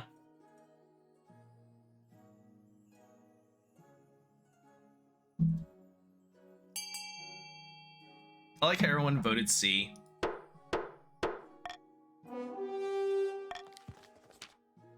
Peasants are conscripted from farms for the spoon hunt. Priests began praying for a solution in chapels across the south. The city watch take double nightly shifts to look out for elusive cutlery thieves. Like, if you're running spoons, just make a spork. It's essentially a fusion between a fork and a spoon. And so technically it's not a spoon or a fork, it's a spork. So they won't steal it. Problem solved, but whatever. Just saying. Alright, that's the end of the season. Starting conspiracy. In a dingy seaside tavern, two partitions of the coast meet to plot their latest scheme. Treasury is not empty. The queen won't be tempted by our loan offers. Maybe we could arrange some kind of heist? Don't get ahead of yourself, noble patrician. This coup will be conducted entirely within the bounds of the law. We have our principles, after all. Patrician's aim is to lower the treasury to 15,000 or less. It's rude to fuck with one's funds. It's bro code. I was voting. Nobles vote for their least favorites. Nah.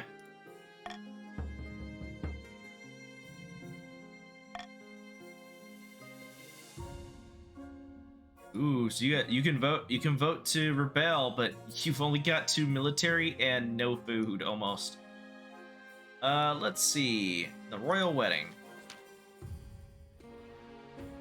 Wedding to Morris is naturally the talk of the kingdom. Nobles and peasants alike travel across the realm to attend. For a week and a day, the capital is one giant party. It's like you're the one taking part. Instead of getting ready for the ceremony, soon enough you're saying, say Bernard's okay. Same thing. I do. Actually, queen and husband. After the wedding, of course, there's a feast, and after the feast, a dance. Your husband Morris delivers a short but heartfelt toast, expressing his wish to get to know you better. Aw. By the time you find yourself alone with Morris, it's past midnight, and you never felt more tired. Let's profess, I'm glad that's over. We can finally talk openly to each other now. I must admit, I feel the same way. Glad to hear that. It must be difficult being queen, constantly surrounded by liars, spittles, and flatterers. I don't know how you stand it. You get used to it. I suppose you were born into it, weren't you? You had no choice but to get used to it. Actually, no, I overthrew the last king, but okay. After finishing the last of the wine, you head to your separate bedchambers. It seems your husband is happy to take his time getting to know you. Alright. That's actually a thing they used to do back in medieval times. A lot of times the king and queen would sleep in separate bedchambers. It wasn't always the case, but a lot of times they would do that, especially if the king had multiple spouses. Okay. Famine. Yes, of course. My genius is to loan him my 100 gold. Hello, your majesty. I traveled all the way from the south to beg you to do something about the price of grain. I don't know what this voice is I'm doing. What the fuck that was? I can't afford to feed my family. I don't know, it's like when I went to say it, I tried to say it the way it was spelled, blue or whatever. However the fuck you're supposed to say that. And for some reason I went into some kind of accent. I don't know what that accent was. It was weird. Anyway, I can't afford to feed my family, and a day of backbreaking work is enough to buy a day's worth of bread. I can't do accents to save my life, and a lot of times they happen by accident when I do them. He's right, the grain price in the south is beyond my all control. Greedy merchants rake in profit while the common folks starve. Alright. Okay, yeah, that's from the treasury. Alright. Oh.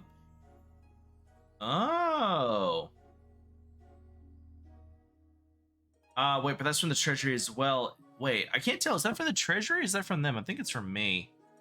I import it.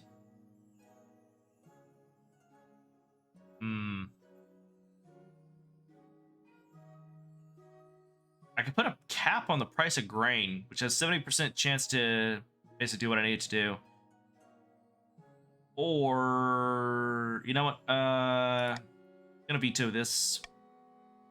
I would say probably put a cap on the grain, because 70% chance, and I'm pretty I'm kind of a gambling man, I'm not gonna lie.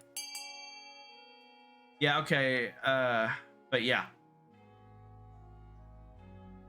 I feel like gambling. Yes, of course, my genius is to loan him. I already read that. Vote B, vote B.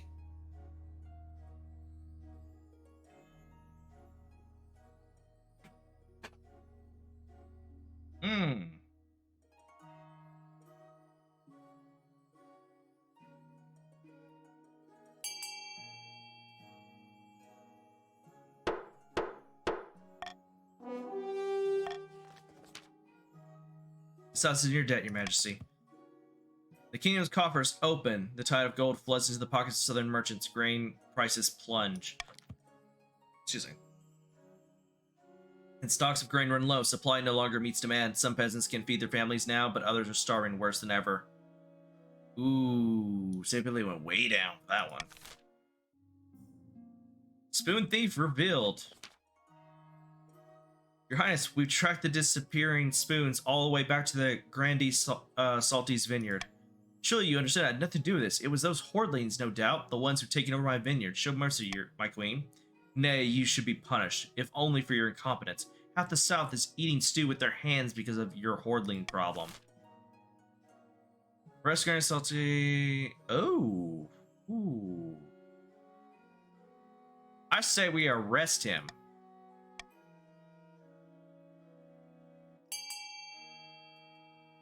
Get him! Get that motherfucker! What's dude? There's a famine! Kick. Imaginary food, lol.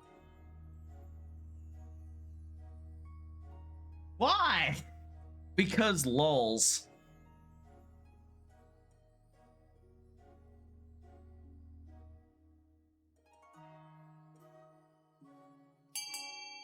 Oh, it's a tie. Ooh.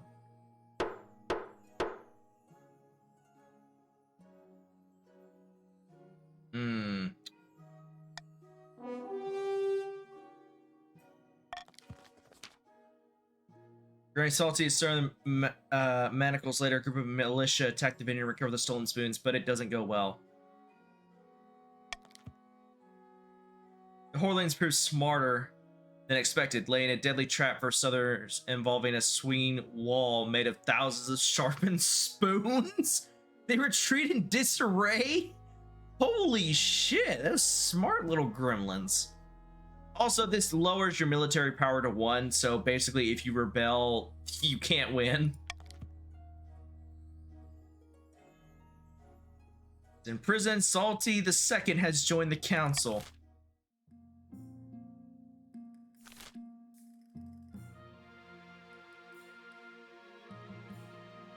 Thank you, Slap. How is that a tie? King has a law letting him vote. So the grandees no longer exist, GG. No, they still exist. So basically what happens if you kill off one of the nobles, or they die because of, you know, a starvation, because you messed up something, or you kill them yourselves. Basically, all it does is that they'll start... they'll play as such and such the second. So this is Salty the Second, but they lose all their money. So yeah.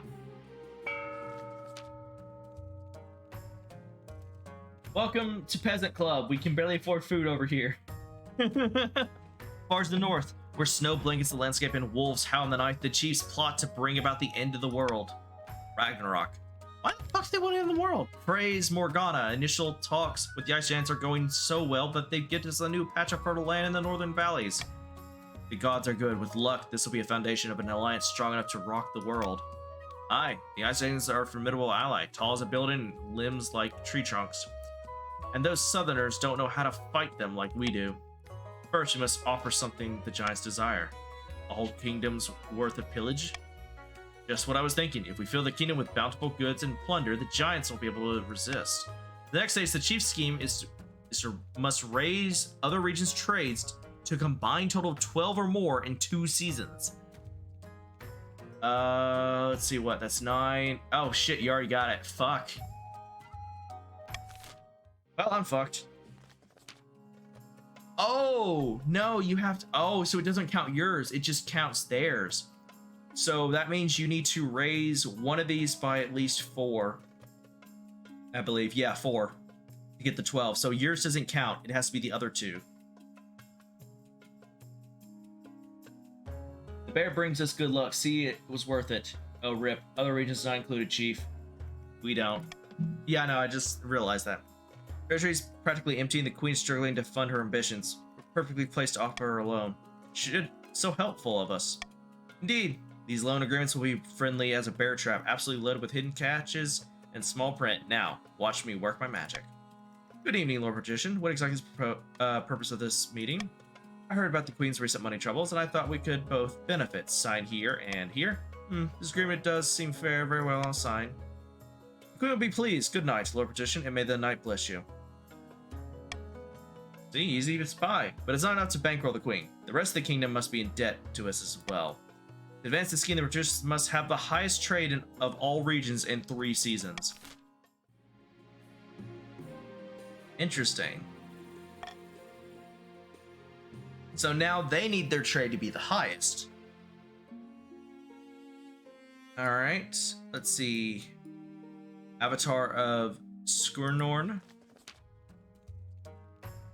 Chief Jack and her friends have locked themselves in their lodges and are refusing to come out. They say they're learning the ways of Skirnorn.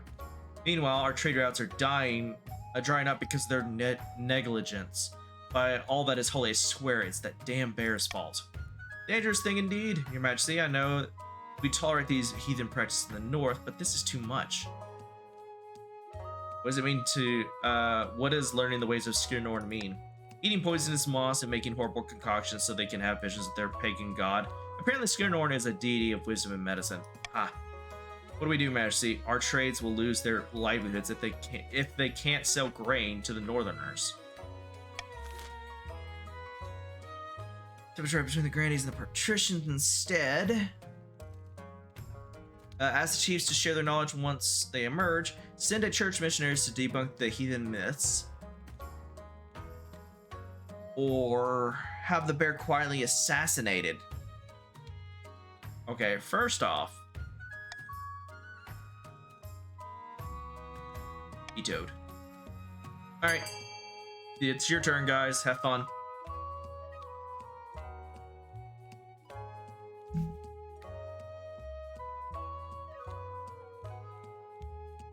Yes, take my imaginary money. Probably lent him my Monopoly dollars. All hail Skirnorn. B4C. Oh, wow. Salty's going for the assassination.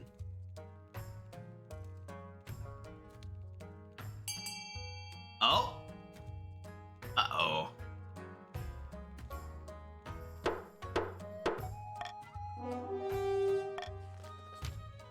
The chiefs are locked away in their lodge as the archbishop wastes no time sending enthusiastic ninth priest to convert their villagers.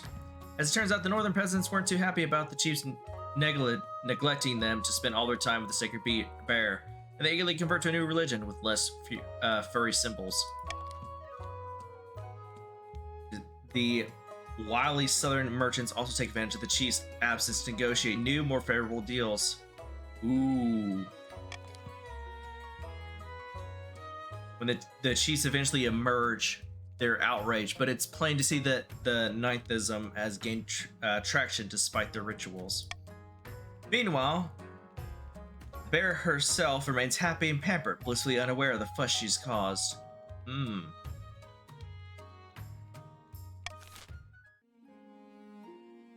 Okay. Alright, so now we're gonna do food riots. Your August Majesty, the famine in the coast grows worse by the day. The riots are breaking out in all major townships. Excuse me. From Thalassus to Calport, starving mobs are pillaging bakeries, granaries, and merchant houses. What are we to do? Excuse me.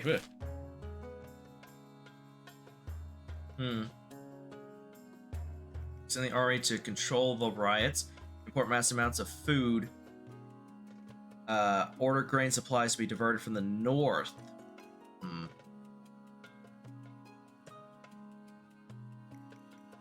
Okay, so that's gonna make their defiant. Wait. Defiance, yeah, that's defiance. No, that's defiance. Wait, what is this? Oh, that's trade. Yeah. Okay.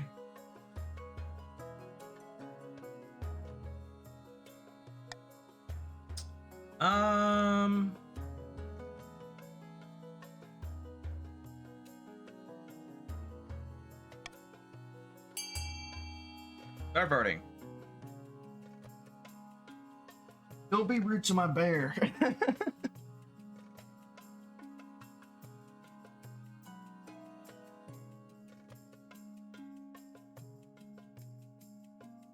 Oh, guys, you gotta vote. You need to make king poor. Actually, you guys don't need me to be poor anymore. You already passed that phase. You need trade to go up.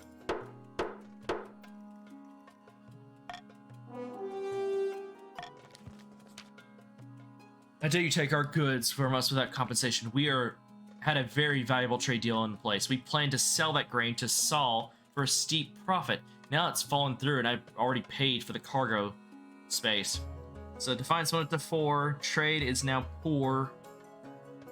Farming is now fertile, and now you're down to 175 wealth. Oh, shut up, Blackwit. People are starving.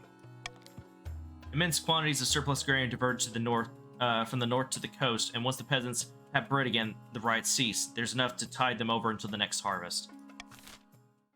There you go, nobody's starving. Refugee crisis. I've got you, Slab. Bribe or rebel, bribe or die, we shall kill them. Coast experienced a terrible famine, your greatness, and a steady trickle of refugees have been pouring into the north. And they're looking for food and steady work, but finding neither. They've turned to begging. The streets of northern cities are crowded with coastal vagrants. Well, I'm sorry that my suffering people are clogging up the precious northern streets. They need help, not judgment, but will the council give it? Okay.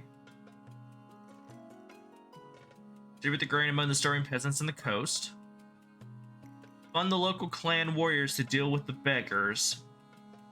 Close the roads to the coast. Or the queen will personally hand out bread to the refugees of the north. It's up to you guys. I can't do anything about it.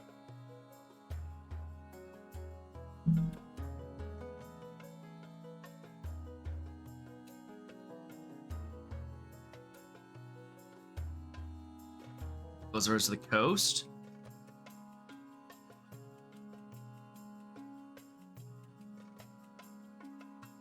Remember, you guys want their trade to go up, but they themselves also want their trade to go up. Ooh, it's a tie. Oh, never mind.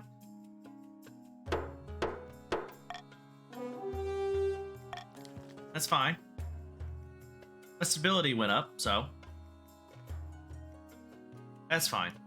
By distributing the grain among the peasants who remain in the coast, you alleviate the suffering and reduce the flow of refugees. But those who have already made their way to the north prove unwilling to return to their homeland, fearing more famine around the corner. Tensions heighten between the patricians and the chiefs. Alright, end of season. Alright. Just a reminder what everybody's trying to do. The chiefs want to get a total of 12 trade from the grandees and the patricians. The patricians need to have the highest trade in 2 seasons.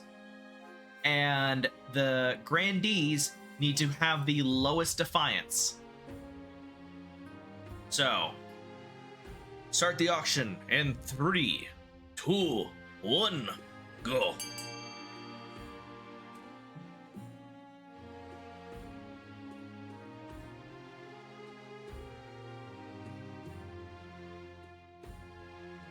I'm gonna be honest, most of the time I kind of ignore my own like goal just because I like to see like who is going to like win or is gonna like outdo the other groups. That's honestly more entertaining to me than me trying to actually win. Or just see like how you guys try and undermine each other. Okay, E, trade goes up. A, farming goes down. Wait. Chiefs, why do you want your farming to go? Oh, wait, that's not you. Who is that? Salty, never mind. Nobody else is gonna vote? Or not vote, but auction? Okay. Bid, whatever. Alright.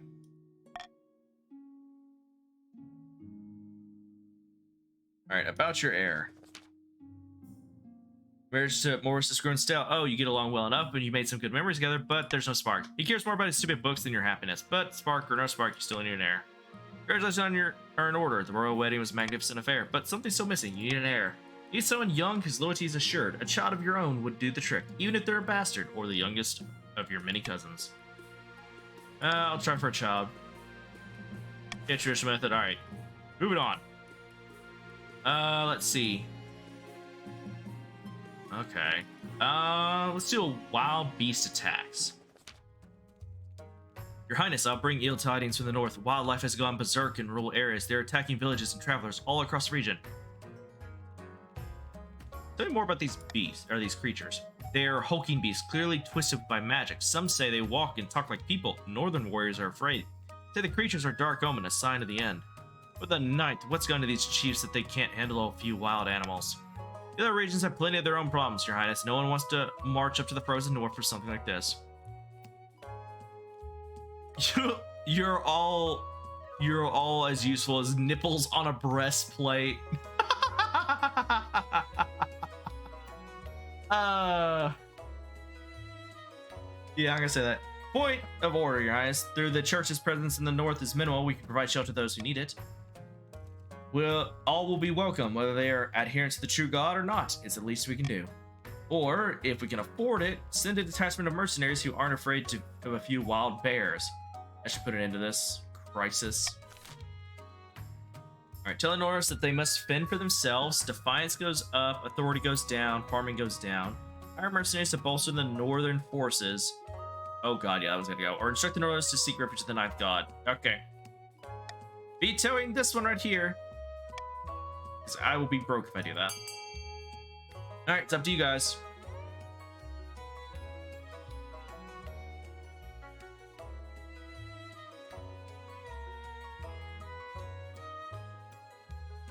Really salty. You want their defiance to go up?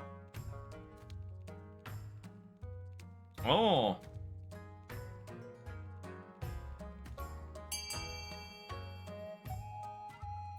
Okay. I mean, I don't really care. It's not my original character, so if they die, they die. You explain the pest control is not a usual part of the Queen's mandate, but the chiefs do not agree. Strange beasts continue to ravage the northern countryside, continually eluding any soldiers sent after them. At the very least, their attacks lessen with time. Oh, you guys are fixing to starve up in the north. Your Serene Highness, a great big well washed up on the coast, right outside my villa. However, before I could order my servants to harvest its blubber, a Finn folk crawled up onto the sand. It begged me for an audience with the Queen. Finn folk? What's that? Your question is answered when a frog-faced, green-skinned man waddles in, his flippers slapping against the marble. That's me. Your Majesty, the whale's name is Tarkus. She was wise and gentle and a great friend of the Finn folk. We request her return so we can send her soul into the great abyss with honor. So you think Finn folk live under the sea? Yes, in Celt villages on the ocean floor. Some of us raid ships, but my village has never paid much attention to the world above. Until now. Please return her to us so we can give her a proper burial. By the ninth, you can't seriously consider this, Your Serene Highness. The beast is dead. Let's see. This just gives him money. It doesn't give me money. It's the well. Trade goes up. Okay. Return the dead well to the Finn folk. Honestly, I think I'd rather do that. That will make a fine trip for the Queen's throne room. Ugh. Alright.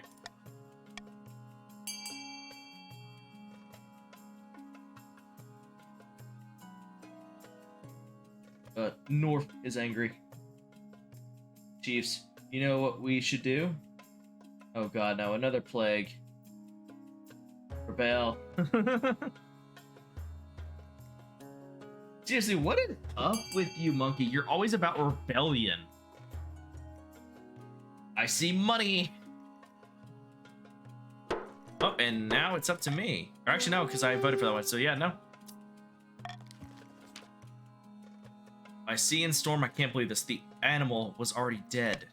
Thank you, Your Majesty. The Finn folk owe you a great debt. Using a huge crane and a team of oxen, the rotting well is lifted and placed upon wooden rollers. Without ceremony, it is plopped back into the ocean. From that point on, coastal fishermen report that their catches have been better. The grateful Finn folk literally herd fish towards their nets. How about your farming go up? So, hey, at least you're no longer starving.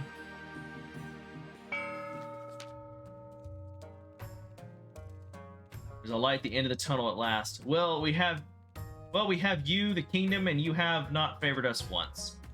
Okay. Well, you kind of dethroned me and then threatened to kill me if I didn't do what you said after you put me on the throne, so... yeah. Back in the north, Chief Monkey II is hosting yet another feast at his clan hall. Not everyone is in the mood for celebrating, however. No developments, I'm afraid. The giants aren't willing to commit, not yet anyway. What's the problem? They leave their brains in the ice caves again? Or are they too scared to take on a measly queen? Hey, not enough plunder. We must make the other regions bigger, juicier targets. The chief's aim is to raise other regions' combined trade to 12 or more. Alright. Let's say.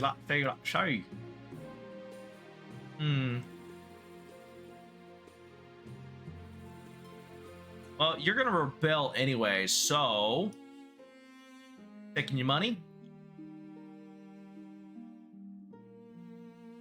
I'll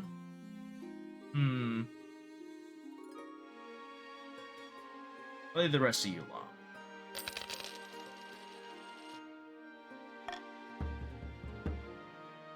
Yeah, so now you have no money.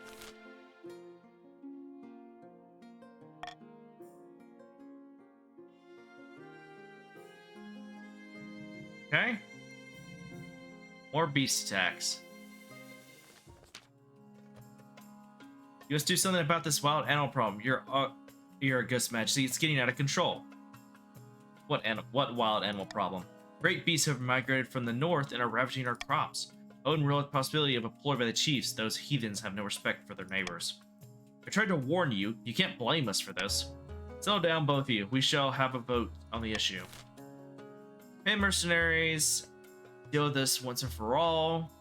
Let the partitions deal with the problem themselves. Denounce the chiefs for letting this happen.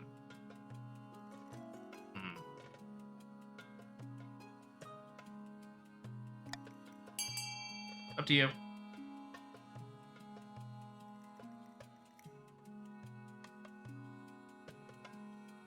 Oh shit, rebellion's afoot.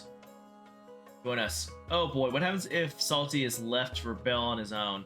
He has only one military. He wouldn't be able to do anything. Can we have the throne if we kill the queen? You just put somebody else on the throne, and then I just take control of them. Well, he gets cucked, that's for sure. Oh my god. I figured that was gonna happen.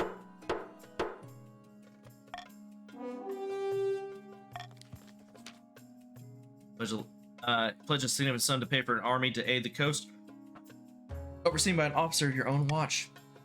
It takes some time, but the beasts eventually driven back to the north, and the partitions are thankful for your intervention. Probably you hope that you've heard the last of these creatures. A new contraption. Majesty, a grandee by the name of Salty II wants to present you with a new invention. Majesty, we entered a modern age, a more humane age, yet botched executions are commonplace. Decapitations where the head doesn't come off, or hangings where it does.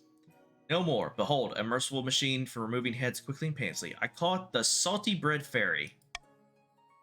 He swishes away across to reveal a huge machine of iron and wood. There's a hole for someone to place their head, and a heavy blade dangling ominously above it. The sight sends a chill down your spine. So Salty, you just invented the guillotine. You want to name this horrible thing after yourself? Why not?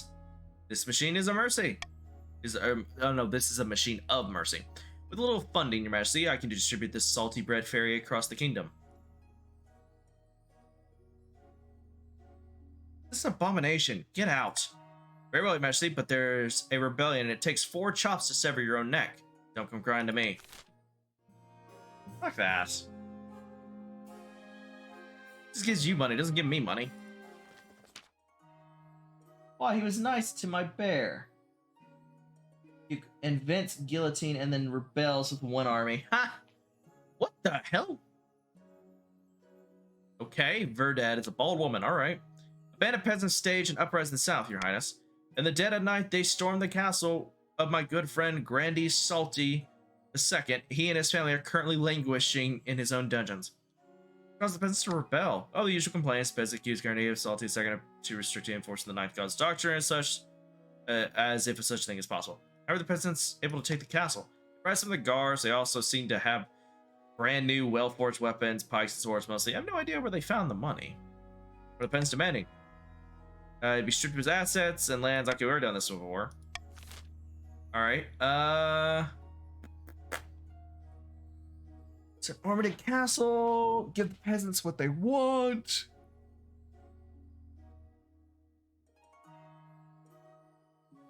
Pretend to accept their demands, then kill them and leave the castle. I'm gonna leave this up to you guys. It's all on you. Go nuts.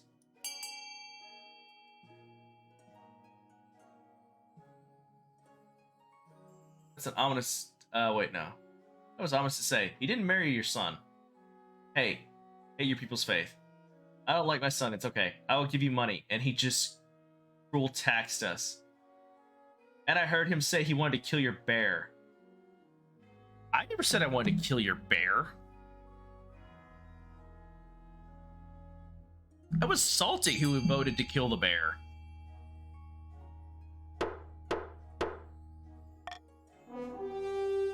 did cruel Texas.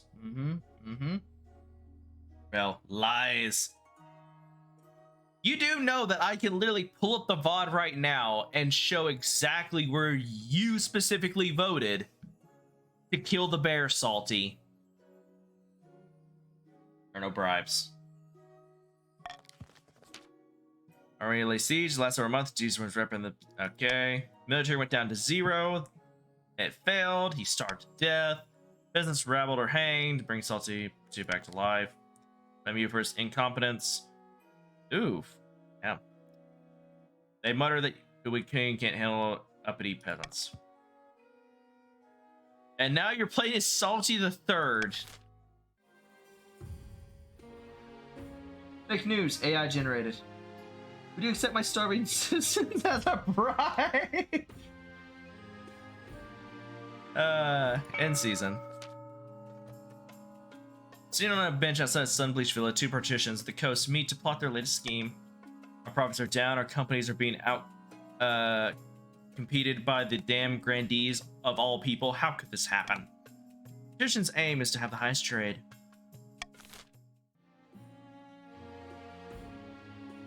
Okay, nobles. Yep, we're good.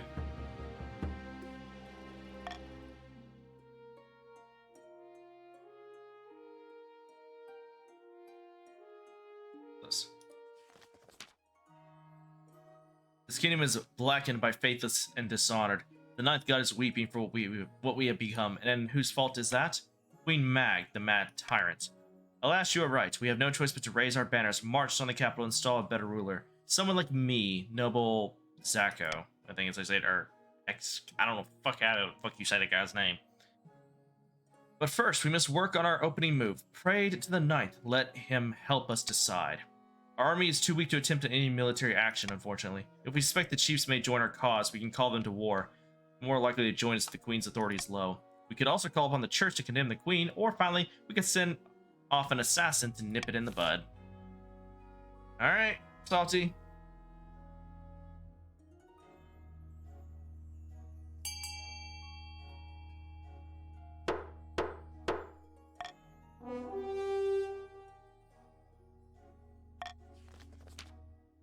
Granny smuggle a secret message to the chiefs.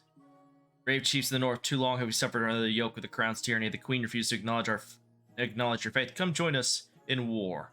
War. He speaks truly. Why did we never think of things this way?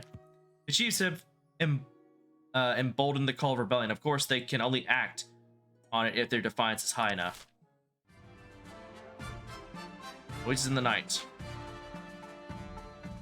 It's a starry night, spring night, just like any other, until the wake of the scream in the courtyard. Get up and investigate the sound. Rubbing sleep from your eyes, you trudge over to the window and push it open. A cool breeze washes over you, as does the pale light of the crescent moon. Then you hear it again, a blood-curdling scream, followed by the sounds of shouting down below. Then a deep guttural roar. Something's attacking the palace watch. I'd say find a weapon. You look around the room. There's an assortment of arms you choose from.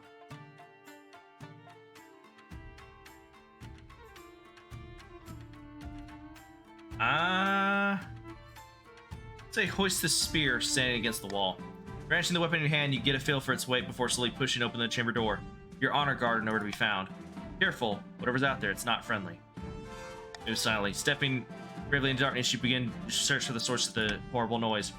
Silence is more than you can bear. 2 of you tiptoe down the keep's spiral staircase, listening for clues. There's another scream. This time, it's much closer, around the next corner. A watchman is thrown against the wall in front of you, falling limp to the ground. Before you can react, the creature appears in the dim torchlight. Oh, it's a werewolf. A hulking, mutated... Oh, no! Ursaring figure.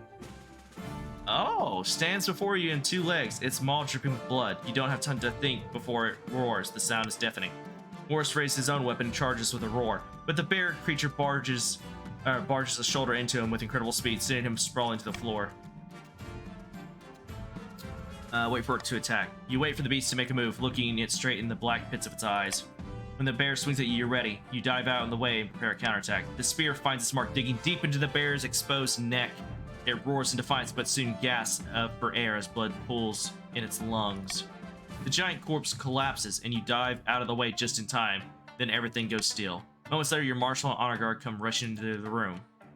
Dang, I killed a werebear. Fuck yeah. I came as fast as I could, Your Majesty. What in the name of the ninth god is this space?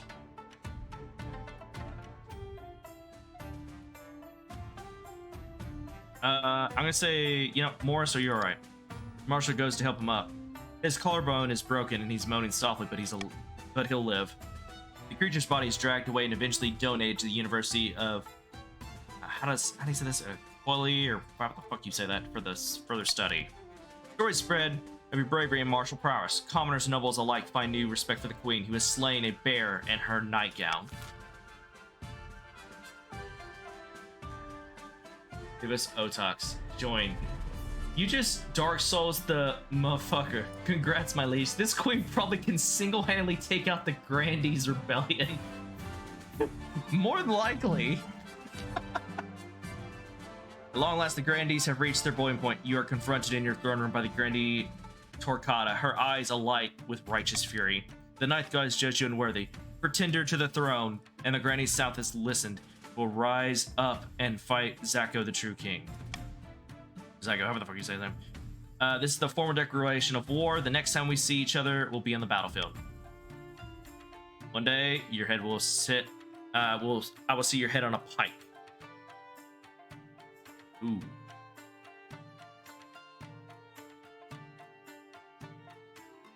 Not now, just Caesar. Basically, Defiance is gonna go up anyway. The watchman wastes no time. Grandee Torquata is dragged down into the courtyard and her head is struck from her shoulders. Her chance to get through. The Grandees don't really have an army right now. We'll be fine unless they're hire mercenaries from overseas or persuade another region to join the rebellion. As Grandee, he's citing your past transgressions. Okay. Well, then Bear letting the chief steal a bear from Salty. Really, because of that? Well, that's their excuse. In reality, it's not about you. It's a power grab. This is a war. It's right, Your Majesty. The kingdom is divided. There will be a lot of death and suffering before all this is over. I can't wait. I'll go dig out the trebuchets.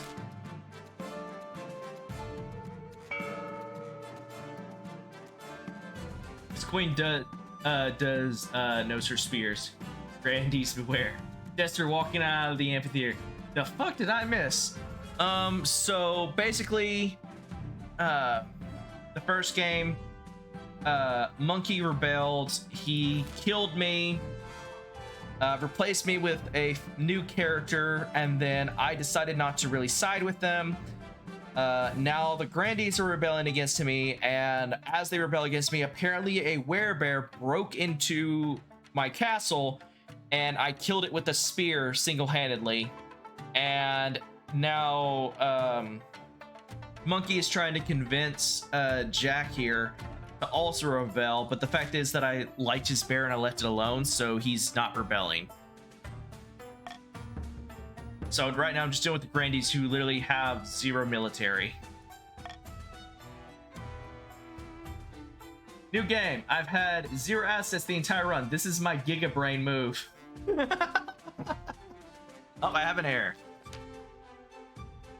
Dynasty crown be passed down to... I say my son.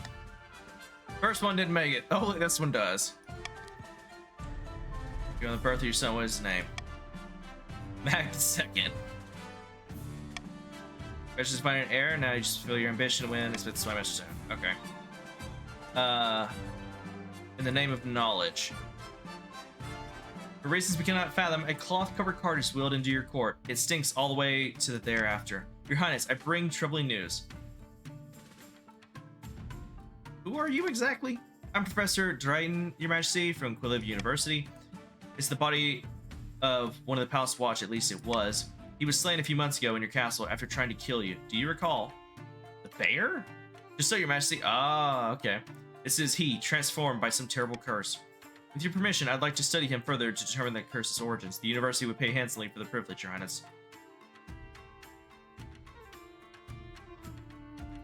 I mean, yeah, if you think it will help. We're to study the creature despite the clergy's grumbling. Weeks later, Startling news reached the ears that a massacre at the university with a similar beast killing a score of professors and students alike, including Professor Drayton. This time, no chances are taken. The dead are burned immediately, including the beast. Felled eventually by the City Watch. You hope this is the last you hear of this curse. Like a nerd. I never said you had any either. Did leave. Yeah, oh, they left? Oh, okay. I didn't realize they left. Great battle, so that's why. His attempted to muster an army, but all they could gather were a few old men and a beardless youths. There are no real soldiers left in the march. We're doomed. Verily, I think we might be doomed.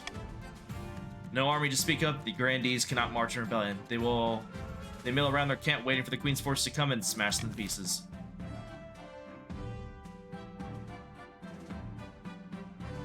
Please. No. You're here. What will it take? Second cruel tax. My defiance is at 1, so I don't think we'll rebel. Or killing my bear. I'm not killing the bear. He's fluffy. Or she. I don't think it ever said if it was a boy or girl. Alright, guys, go nuts. Auction time.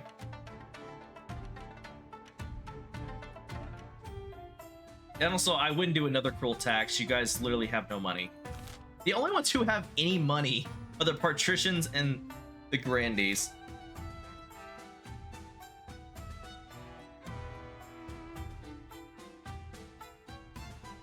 Can I say who's voting on these? I don't think I can. No. Well, I can't have a look at chat.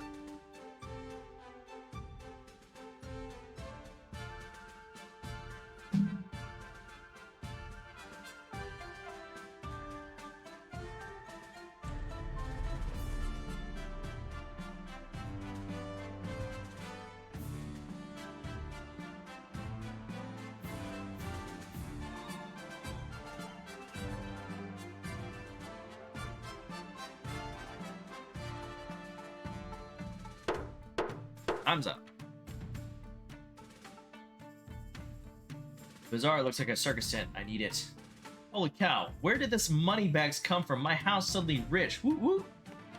Well, yeah, it's because I haven't been taxing you guys. But now you're poor. But Shadow, because Shadow joined, he got 2,000 by default.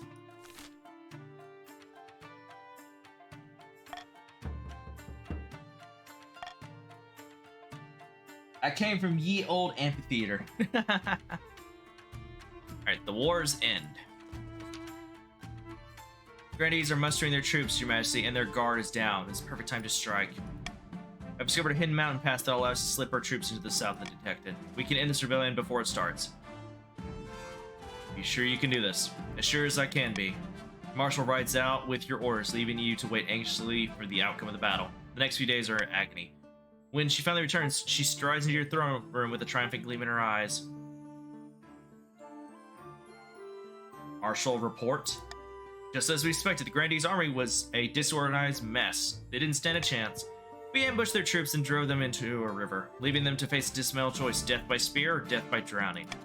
By the time we were done, their whole army was slaughtered. Our troops found themselves loose in the south, totally unopposed. So I ordered a massive push through their lands, looting and pillaging the whole way.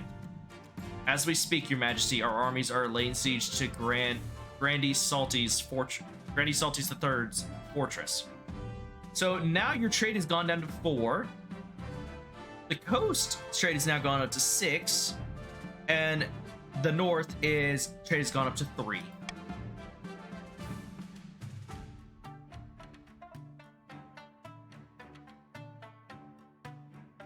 Sounds suspiciously like we've won. All remains is formalities of victory, Your Majesty. Victory. Marshal rides back out to oversee the siege. A few days later, you receive word that Grandy Salty III's castle has fallen, and just like that, the rebellion is over.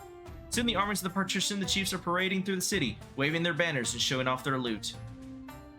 Trade's gone to 7 of the patricians. Trade of the north's gone to 4. The patricians got some money, and so did the north. Ooh. You guys got 300 each.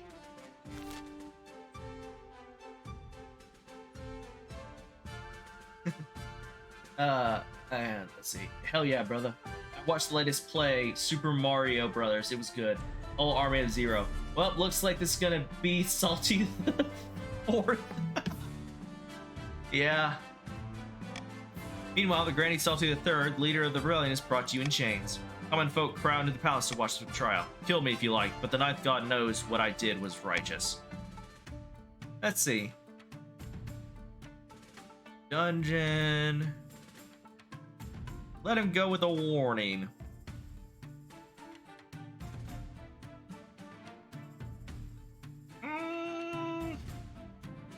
What should I do? Cat? Let him go with a warning, really? Now for the reveal of my plan. Well, you did promise him a spear for his head, true. And Army of Zero. Doomed for the start. Yeah, I did promise him the spear, so sentence Granny Salty the Third to death.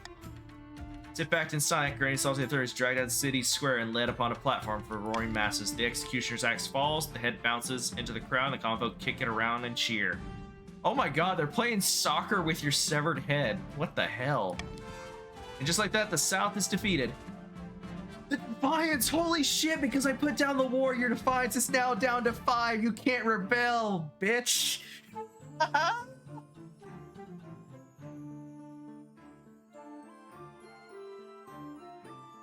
Well, I fought for you. Mess with the mag, your heads get the stab. No, they can. No, they have to have. You have to have 6. Because they couldn't do it before unless they had 6. Wait, we could / can't? Shadow, you can't. You're part of the partition. It's not about the Chiefs. They were at 10, and because I won the war, it brought their aggression down to 5. Now I finally have a Defiance lower than 7 for the first time this run. True, true. That's what I thought. As you sit resplendent atop your throne, the common folk raise a mighty cheer. Long live the queen, they shout. Long live the queen. Authority is now imperious and stability is now stable. So when authority went up to 7 and stability went up to 5. And oh, achievement unlocked, keeping your head. Cool. Sitting on the bench outside the sun-bleached villa, 2 patricians of the coast meet to plot their latest scheme. Let me show you something. Documents representing the cumulative debts of all the regions in the kingdom? How'd you manage that? I thought we'd know better than they accept loans from us. Oh, they did. But there are plenty of independent money lenders they're taking loans from over the years. Banks in Kurth, Itesh, and Tavellan. I bought up all the debts for myself. Genius. So now the chiefs and the grandees owe us half their wealth. And the queen owes us absolutely everything. Indeed, all that's left to decide what to do when it's time to collect.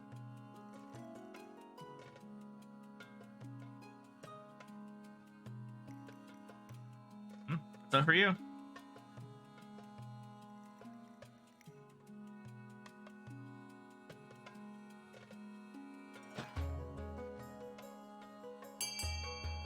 Gotta go for stability.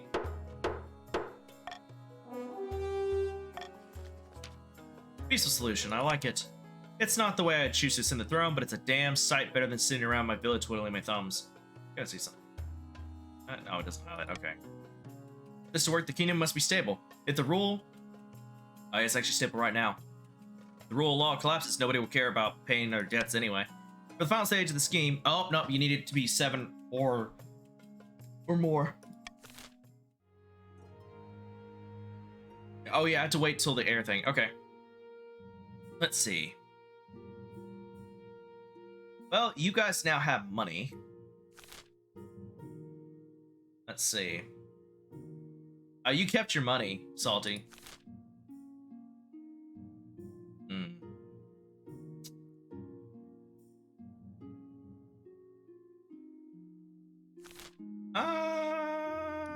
Yeah, I need the money.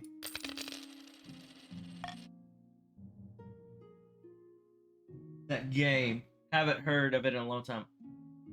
I mean, I played that game. Oh yeah, it took me 3 princesses for one to live long enough to be queen. Yeah.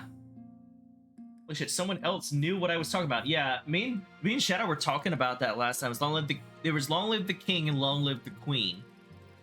The queen one was the one that was made for PC as well as mobile phones. But Long Live the King, if I remember right, was only on phones, or at least for a long time it was.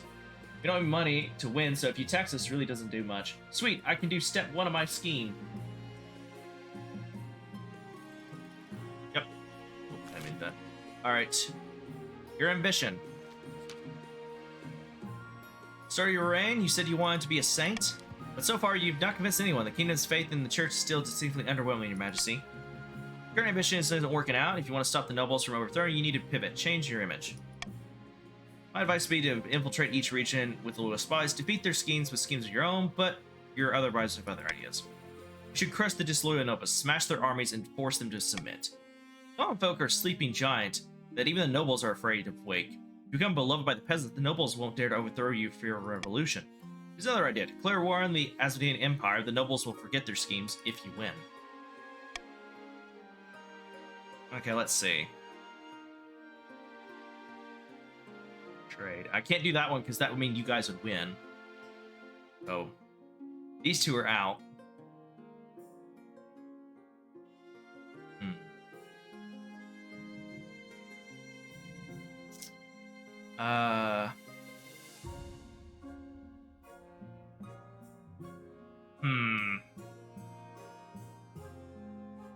Do farming and military or authority and military? Yeah, I think it's gonna have to be authority and military because, well, actually, wait. So that's 4. That would be 11 to, oh, that'd be 4 or 5, that's 9. Yeah. War. Chilling Sundowner, give war a chance. War. Bribe or die. War? Just like the good old days after 9/11. Oh god, Salty, no! Also, is that supposed to be a reference to, fuck, what's the name? Maxor? We did his video on the Metal Gear. Revengeance. Yeah, there we go. That was, yeah. The red sun over paradise, red sun over paradise, golden rays of the glorious sunshine settling down such a blood-red light. Now the animals slowly retreat to the shadows out of sight. Yes and no. That's a real quote from the game. Oh yeah, it is. But it's also they made fun of it in the video. But I just remember from the Maxwell video. I played the game on stream before. So I'd never played it before. But it was like a lot of issues to get it to work, so I don't think I'm ever going to play it again. At least not on stream. Anyway. So you guys want me to declare war? That's the problem though, if I do this, like, I'm gonna lose because we have almost no farming. We have, what, a total of 9 farming and 11 military.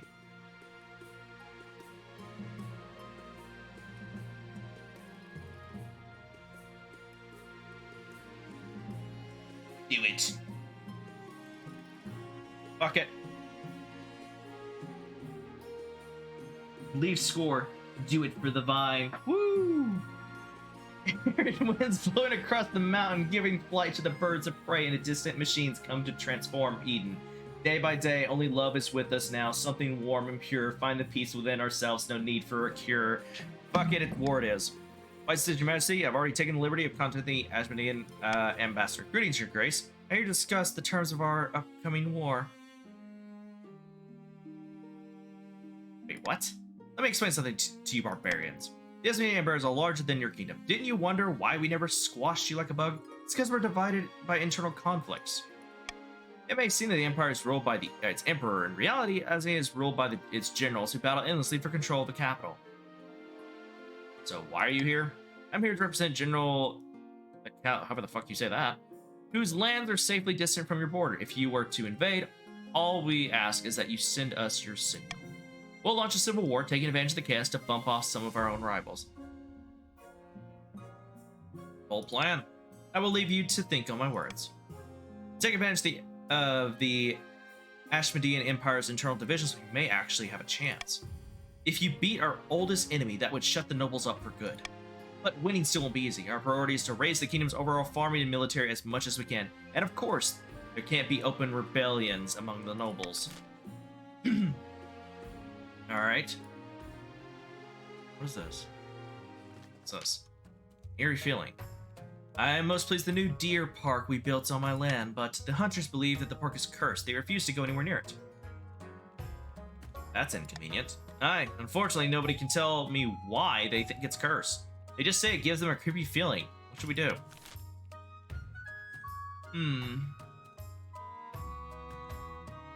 Paint puppies and clowns all over the park to make it less creepy.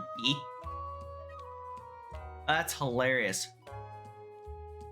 Wait, why would raising the park to the ground bring up farming? That doesn't make sense. I don't understand that.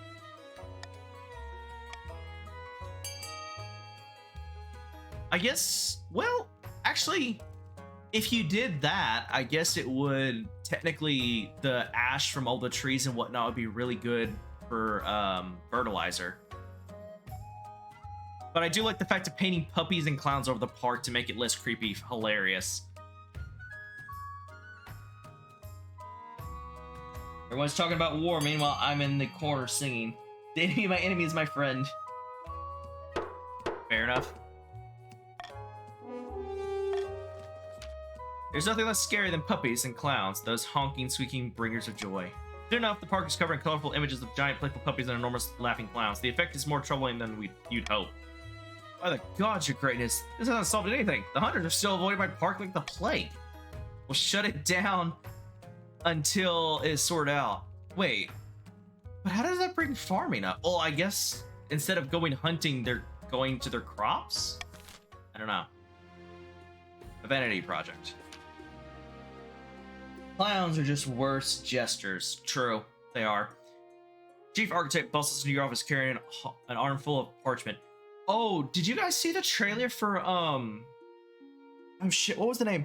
They took an old horror movie about clowns and they're turned it into a video game where, one person plays, I don't know if it's like one person plays the clowns or if it's like a bunch of people play the clowns and a bunch plays the humans.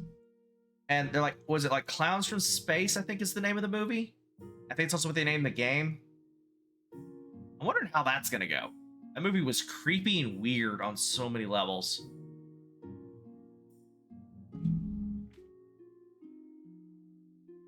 I demand a war with the clowns. Punch a painted clown. Who painted a clown on a rock? Chief Architect bustles into your office carrying an armful of parchment. Statues can be torn down, paintings can be burned. Don't you think it's time you left a lasting mark on this kingdom? I propose to carve Your Majesty's visage on into the side of a mountain. Oh great, we're making Mount Rushmore. We'll take dozens of artisans, thousands of hours, but ensure you always be remembered. That sounds pleasing. I'm so glad you think so, Your Majesty. It'll be the talk of the kingdom and beyond. I can call a vote to discuss the outrageous plan. A monument-sized carved in your likeness will surely get people talking, but it'll take time and a lot of gold. Oh god, I don't have the gold.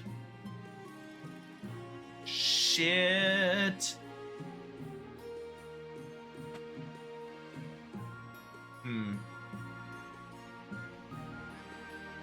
Oh great. If I do, oh, that's a problem though. I can't do this. Damn it. Well, I guess making trade go up would probably be better, honestly. If you think about it. Whatever. Oh wait. Oh no. Call for vanity. Or call for unity, I mean. Yeah.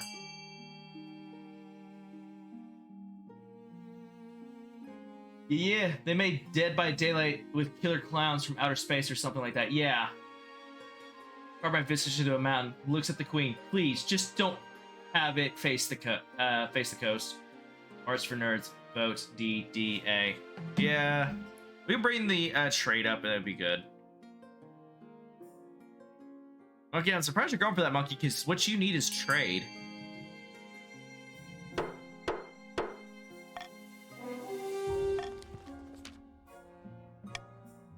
Well, I suppose we focus on my work elsewhere. Okay, decided to train enterprise architects and builders across the kingdom, sharing the knowledge. May the nobles make use of this new expertise and renovate their estates.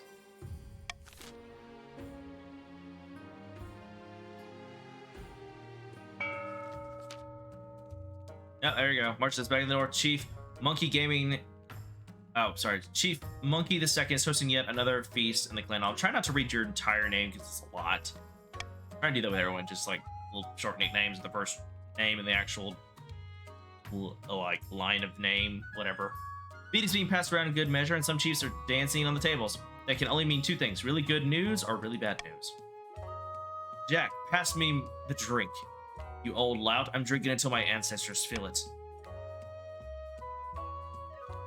Those ice giants I saw my way through the lands, have we really done it? Your eyes don't deceive you, lass. They'll be marching with us come tomorrow. Gods are good, but what happens after the ice giants march? My ancestors, I hadn't thought about that. Someone fetch me another drink, then assemble the other chiefs. Quickly, damn you. The ice giants fight alone and swoop in the kingdom's rescue? Or march the giants to devastate the kingdom? Now remember though, you're getting this, but also, don't you want to fight an empire?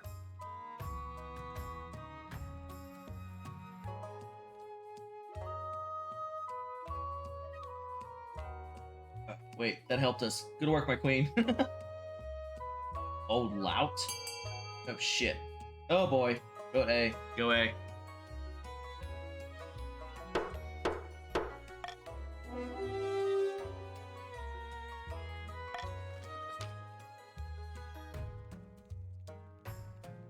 Devious, brilliant so.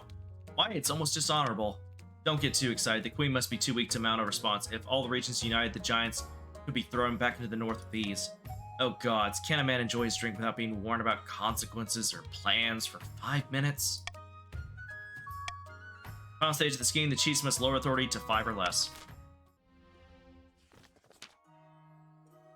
You said you had a surprise for me? Indeed, here it is, behold. Your Majesty, wait. What are you doing in such an hour? I'm sorry, I hope I didn't overhear any.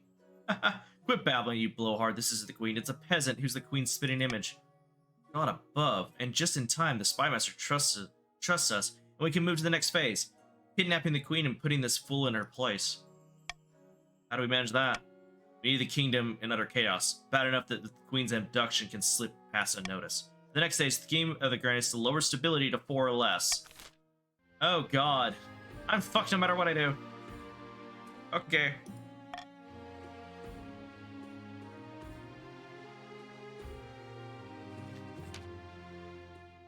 The last few months, your marshal has been crisscrossing the kingdom, drumming up troops in preparation for your first strike against the Asmodean Empire. Today, at last, she's returned, and she's brought one of the patricians with her. Your Majesty, the nobles are proving reluctant to commit their soldiers to our cause. They've sent a delegation to speak with you. Your Serene Highness, of course we would support the war with the cursed dogs of Asmodee. Of course we do. We're more patriotic than anyone. But we're concerned about the harvest. Your marshal is telling us to raise all our able-bodied levies. If we do that, who's going to gather crops? The kingdom could starve.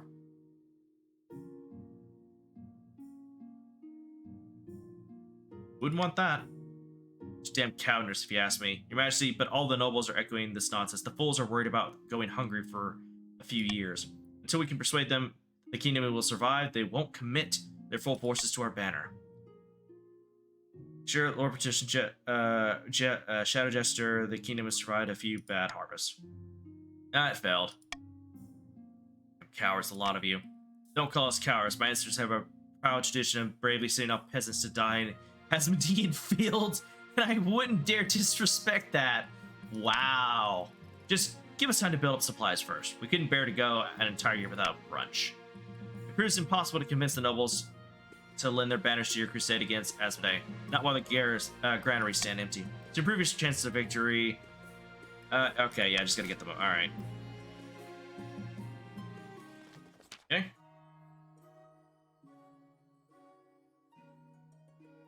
Be friends from the north. What is a green goal? That's for you guys. Shadow, this is for the Grandees, and this is for the Chiefs. Of course, I'm the one in charge of the military. This guy just woke up from coma. Kingdom was starving for decades. We had the golden age compared to a few years back. Exactly. Damn cowardness. Have you not seen what happens when soldiers don't eat? You have the most food out of everybody. Your Majesty, the situation in the south is dire. The city watch and many of our cities is understaffed, and now crime is rampant. Even dueling has dwindled as a minor nobles take up other hobbies like knitting and insect collecting. We must bolster our dwindling forces in the south. With war stirring in the border as today, we're going to need all the help we can get. All right, let's see.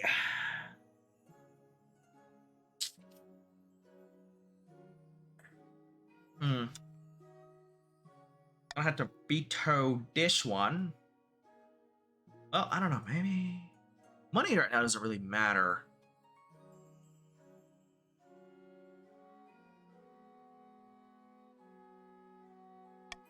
Get rid of that one. All right, go nuts.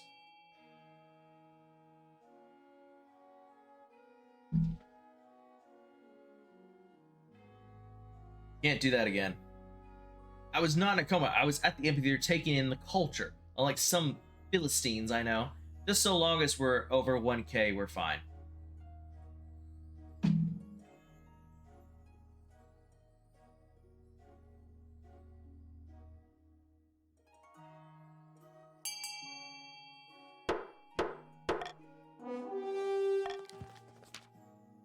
Mercenaries. I'm not usually one to trust them, but I suppose it's better than nothing. Marshal hires a company from deep within Asmodee, warrior priests of Javagata, however you say that, demigod of the Strangled Sea. Apparently, they were the best value. Rubbing shoulders with the heathen Asmodean mercenaries isn't exactly what the Grandians had in mind, but they can't deny the results. Crime takes a sharp dip in the face of the warrior priest's harsh justice. Okay. Doesn't tell me how much I need. It just says you need a lot. Okay. Greatness, I'm stunned, outraged, and incensed. I've been summoned to trial by the Inquisition for some nonsense fabricated charge. You're saying a group of church missionaries went missing near my lands. The weather's cold around here, anything could happen to them. No one dares defend me on their own. They're too scared of the High Inquisitor. The trial is set, but the Council must intervene, Your Majesty. Though she remains silent, the Council is keenly aware of the High Inquisitor's steely gaze from across the chamber. Okay.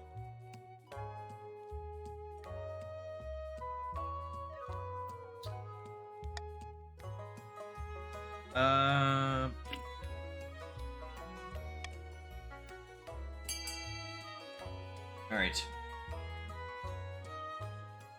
We're going to war. War. War. We're going to war. War. War. Salty 4. I would trust them over the Queen's soldiers. I mean, they did use my father's head as a sports ball. I mean, the North has giants. Just say the giants did it.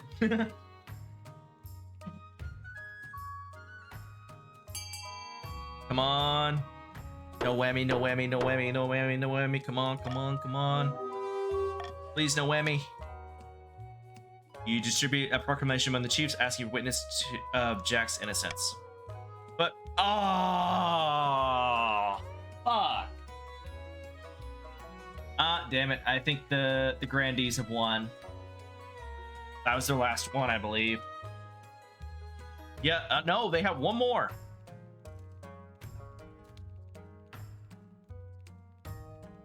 Fuck. Nope. My dear fellow Patrick, while you were lollygagging and wasting away at your cultural retreat, I was single-handedly holding our country together. I got cursed twice by witches and wizards, plagued by Murloc folk, and had to deal with famine. Nope, we tried, your king. That's 2, we're even. No, that's green, lol. So yeah, excuse me for overreacting. Trauma is still here. During the trial,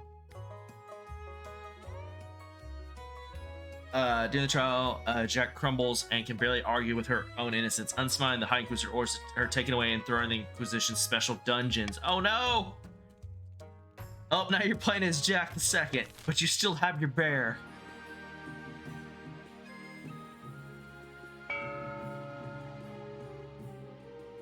Oof.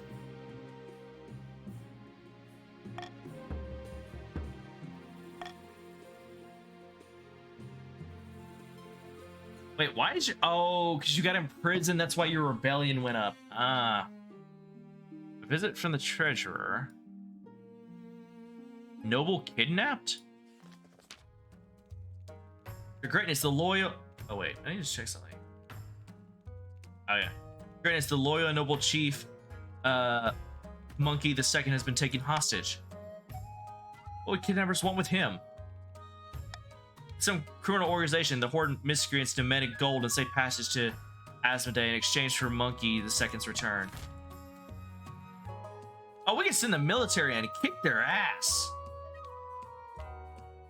We got 100%. We're kicking their ass. Monkey, no.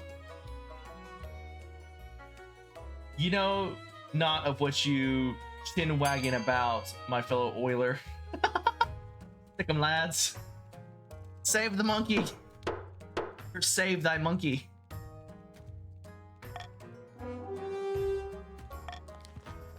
The outlaws put up a hard fight and the northern forces suffered heavy losses in the assault. Oh no! We succeeded.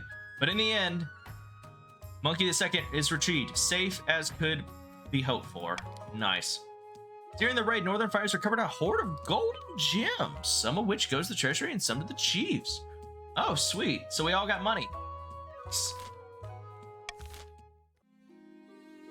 A strange encounter. For the last few months, Your Highness, our new deer park has stood disused and forlorn. I went to visit a few days ago. The joyous art pieces you commissioned have deteriorated. The puppies look like sad ghosts, and the clowns look frankly alarming. While I was there, I met a woman who'd set up camp in a clearing. She claimed to be a researcher. From the look of her, I think she was a witch. She might be able to help us. Or she's the cause of all this, Your Greatness. I couldn't say. I hurried out of there to avoid being turned into a frog. Witches are not to be taken lightly, Your Greatness. We must consult the council. Oh, great. Alright. Oh, you know what?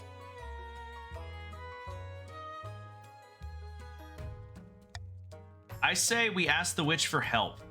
I want to see what happens if we ask her for help.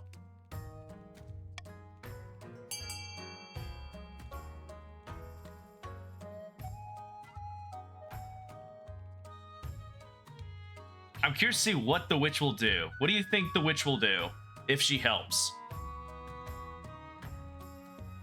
Wait, I halted my own scheme. Thank you.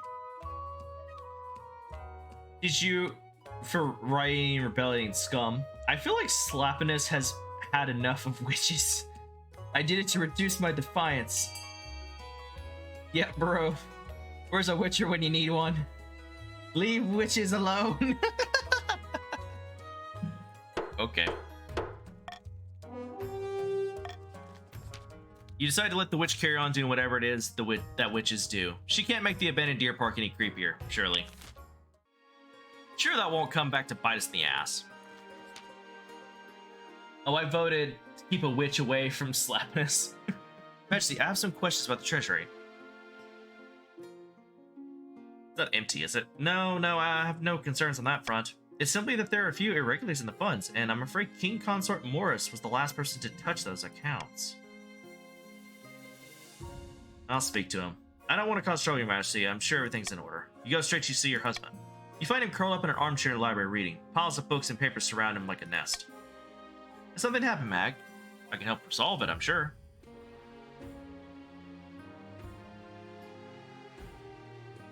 Treasurer came to see me today. Ah.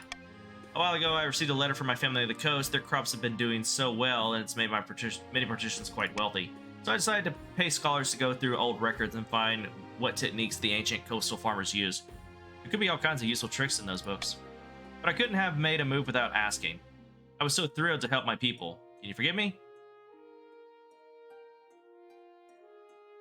Let's see. I'll set aside a few funds. Treasury... So the treasury won't worry. Or treasurer won't worry. Okay. Her eyes widen and gives you a warm hug. Aw.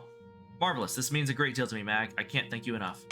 Soon the project gets underway. With such promise to start, word gets about to the King Consort's quick wits and resolve. I think farming's up enough, maybe. Alright, auction time, ladies and gents.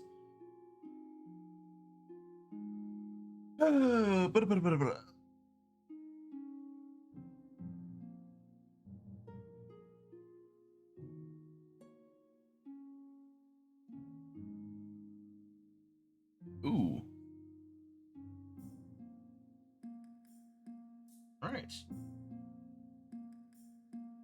Unchallenged witches are the worst. I mean, it's working. Alright, farming, alright. That's the ability to go down, but you also want to go up. So, oh, that's gonna be hilarious. This team ability's not gonna change at all. Authority, you want to go down. Alright, what do you guys need me to be at? It's like, was it like 3? Maybe 5 or less. Ah.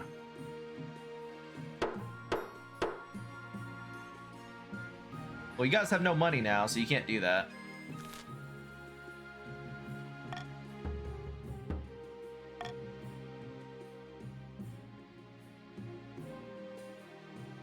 All right. City in flames. During Highness, it's been a terrible fight in the city of Calport, where once there were buildings, there is now a field of smoldering ash. Dozens of citizens have died. What caused this fire? A warehouse for storing lamp oil unsafely and in immense quantities. The owners were in the middle of haggling over prices when one of the merchants lit his pipe. Dumbass. Those absolute idiots. I was hoping the council could unlock some funds for the treasury so we could rebuild. I don't have enough money. Oh. Let's see.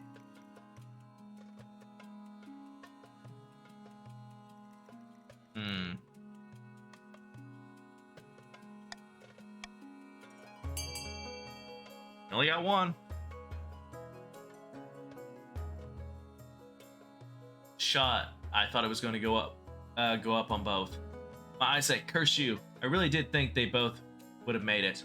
Stream quality got me on that one. Damn shitternet.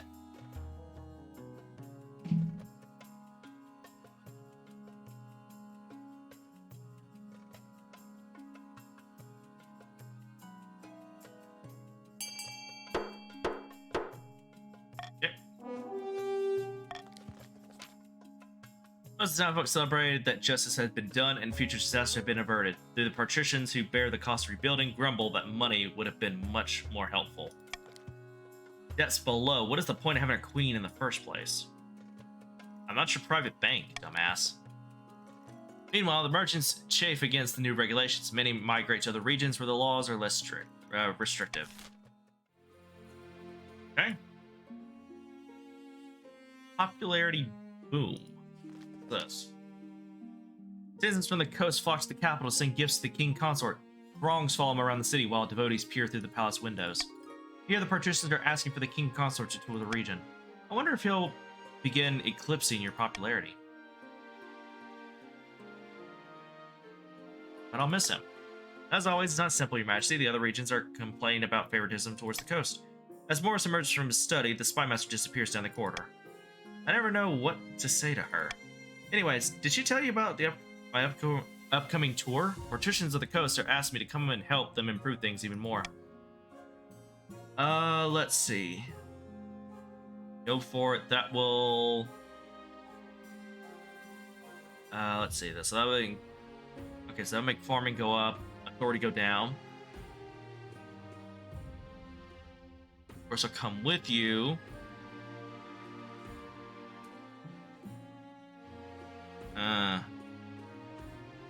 Yeah, I'll just have to go for it. Go for it. Good. I'll be sure to do whatever I can to help your reputation. Alright.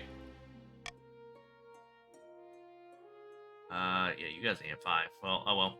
Soon the tour begins, although there are some grumbles about the favoritism elsewhere. The king's consort Morris' popularity soars throughout his homeland. But was the spymaster right about him eclipsing you? Perhaps, but at least the royal family's reputation is glowing in the coast. Alright, let's see. Majesty, I've been trying to gather troops, but your nobles are so concerned about the kingdom starving. They're refusing to raise their levies. Show the nobles the kingdom to survive a few bad harvests. But then I succeeded! But then August Majesty, you're right. The kingdom can survive a few hungry winters if it means teaching those Ashmodean bastards a lesson. That's the spirit. I can trust you at the back end of the partitions and starting this war then. Indeed, your Serene Highness, let's do this.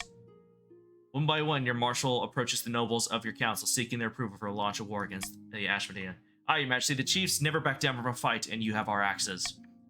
The grandees are welcome the chance to teach those godless Ashmodean heathens a thing or two about the wrath of the ninth god. The nobles are united behind the idea of a war on Ashmodee, Your Majesty. Huzzah, let's go to war. I like the enthusiasm, but it's been a long time since the kingdom mobilized so much of its army. We need to ensure they're up to the task. I'll summon the troops once. Farewell, Your Majesty. Your marshal returns to the capital a month later. She is at the head of the army. The soldiers set up camp outside the city, and their armor gleaming crimson in the light of the dawn. The camp stretches for miles outside the walls of the city. The ground is being churned to mud under tens of thousands of boots. As you approach, you are greeted by an awesome sight. Oh, what are you guys saying? Screw you too, my queen. Tyranny, tyranny. What kind of fucking voting is this? Democracy in action. Yeah, kind of. Also, I voted for that. What bipolar curse is upon me? Jersey is the ghost. It sounds like a cool band. It does. Dragon, look at your stability. Yeah. Uh-oh. Money's low. We might want to make that go up. As I charge the battle, when the wind is slow and the fire's hot, the vultures waits to see what rots. GG. Rank upon rank of hard-faced footmen holding swords aloft, knights on horseback, their plate mail gleaming, archers and crossmen training furiously, hitting target after target. Beautiful, isn't it? Let's bring the Asmodea to its knees. Blood. Blood for the ninth god. Your soldiers let out a full-throated roar. For the kingdom, for the queen. The army is a vast, stinking, hungry monster that swallows up the landscape as it marches south. When you arrive at the border, your soldiers spill across like a flood, sweeping away the surprised Asmodean sentries in their path. To tell the truth, you don't see much of the fighting. Your job is just to give inspirational speeches before the battle starts, wave a sword around, and duck back into your tent. Despite that, or perhaps because of that, your first Asmodean campaign is a huge success. By the time you return to the capital for winter, you conquered almost 100 miles of territory along the border. As the city gates swing open, you're greeted by a rush of joyous sound. Clapping, jeering peasants are throwing roses at your carriage. Trailing behind you, of course, is also a retinue of wounded soldiers nursing deep-seated trauma and grieving their lost comrades. The peasants largely ignore them. All hail the queen, the conquering hero. Over to your adoring fans. The cheering somehow gets louder. They really think you're a hero, even though you spent most of your time in a tent looking at maps. That's literally the majority of leaders back in medieval times, and today. When you return to the palace, your husband is waiting for you, and your heir Mag II in his arms. Darling, you're finally back. I've been breathlessly following the tales of your conquest. There's so much to talk about. Little Mag II has been growing up so fast in your absence. Sorry, dear, but the council has requested a meeting. Oh, of course. Well, hurry back, my love. As you step back into the council's presence for the first time in many months, the nobles all look up at you with trepidation. Welcome back, your serene highness. I'd be the first to congratulate you on your victory. But now we can get back to the business of ruling. There are many votes that need your attention. Did you forget there's a war on? But what about democracy, the Constitution? The Queen misspeak. We may have won a victory, but Asmodee will strike back, and strike back hard. We don't have time for votes. We need to prepare. And if you squabble bastards don't unite under the Queen right away, you'll wake up next year with Asmodean soldiers in your bedchambers. Did I make myself clear? Bristol.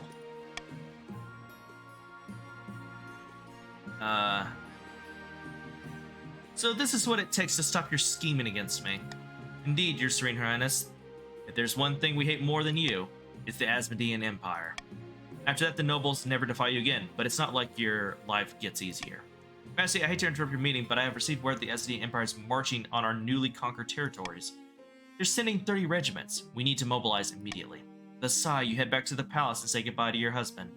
Here we go again. I won. The 4 military is just like Raiden on his own. Jack is back. Me with my new metal hand. What in the ye old bullshit is this? Are they hot soldiers? The Chiefs' agreement with the Ice Giants fell apart and the Giants ended up attacking the North instead. The subsequent war kept the Chiefs too busy to worry about matters of the throne.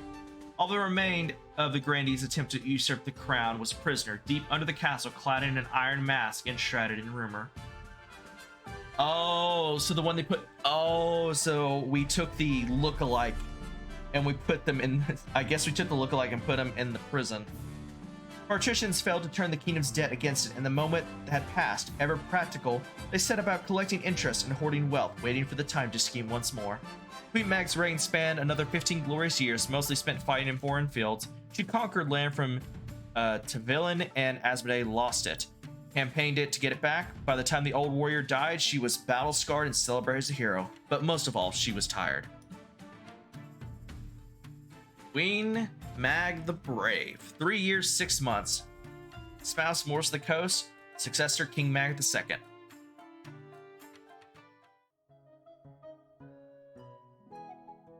I count this as a win for us. I mean, the king was a patricians, and none of us died.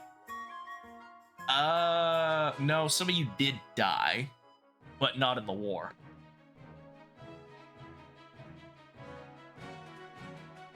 Anywho. Only the queen, I guess. I'm alive, so it's a win for me. I mean, you're alive and you became Raiden. So, yeah.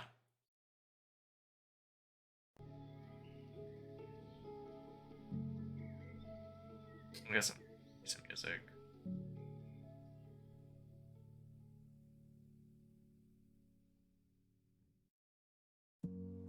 Oh wait. Anyway.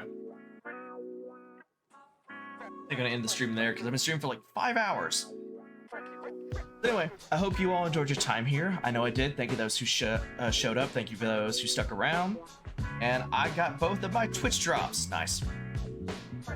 Thank you for those who stuck around. Thank you those who currently following. Thank you those who currently subscribed. If you are not a follower and you enjoyed your time here and you want to see more Pasta Kiss next time I go live, please consider giving me a follow. Helps a lot, show your support. Like I said, let you the next time I go live. Due to Twitch's notification system being kind of wonky, please consider also following me on Twitter at Dragon17 where I post directly when I go live. And please do especially consider joining my Discord where I only post directly when I go live, but especially oh fuck, I brain fart. Just a second. Please consider joining my Discord. Basically get more accurate notifications for when I go live. If I change the time, the game can't stream, so on and such. You can also talk to myself others about games, movies, anime, music, and so on. Just gonna hang and have fun. So I vote sometimes to decide what game series I play next that I'm not sure, and what game I play on a specific day on a rare occasion. So you're watching this right now and you want to follow me on Twitter, join my Discord, you can scroll down below the stream, click the Twitter icon, check my Twitter, click the Discord icon, check my Discord. There's also a link to the Discord and chat. Also, I'll catch you later, Shadow. If you're watching this later in the VOD and you enjoyed your time here and you want to see more Pasta Kiss next time I go live, please consider giving me a follow. Helps a lot, show your support, and like I said, later the next time I go live. If you're also watching this VOD and you want to follow me on Twitter, join my Discord, go to my homepage on Twitch at Dragon Alien, scroll down, click about, scroll down again, click the Twitter icon, take my Twitter, click the Discord icon, take a Discord. I will not be streaming tomorrow. I will be streaming again Thursday, hopefully sometime around 3 or 4 p.m.-ish US time. Hopefully Shadow will be available and we can stream more of Terraria. And then Friday, sometime around 2 or 3 p.m.-ish US Central Time. Excuse me. I'll be streaming more Persona 5 Royal. And then Saturday, sometime hopefully around 5 or 6 p.m.-ish US time, I will stream more of Wolfstride. And as I've said it, I think I said it's 4. No, I haven't.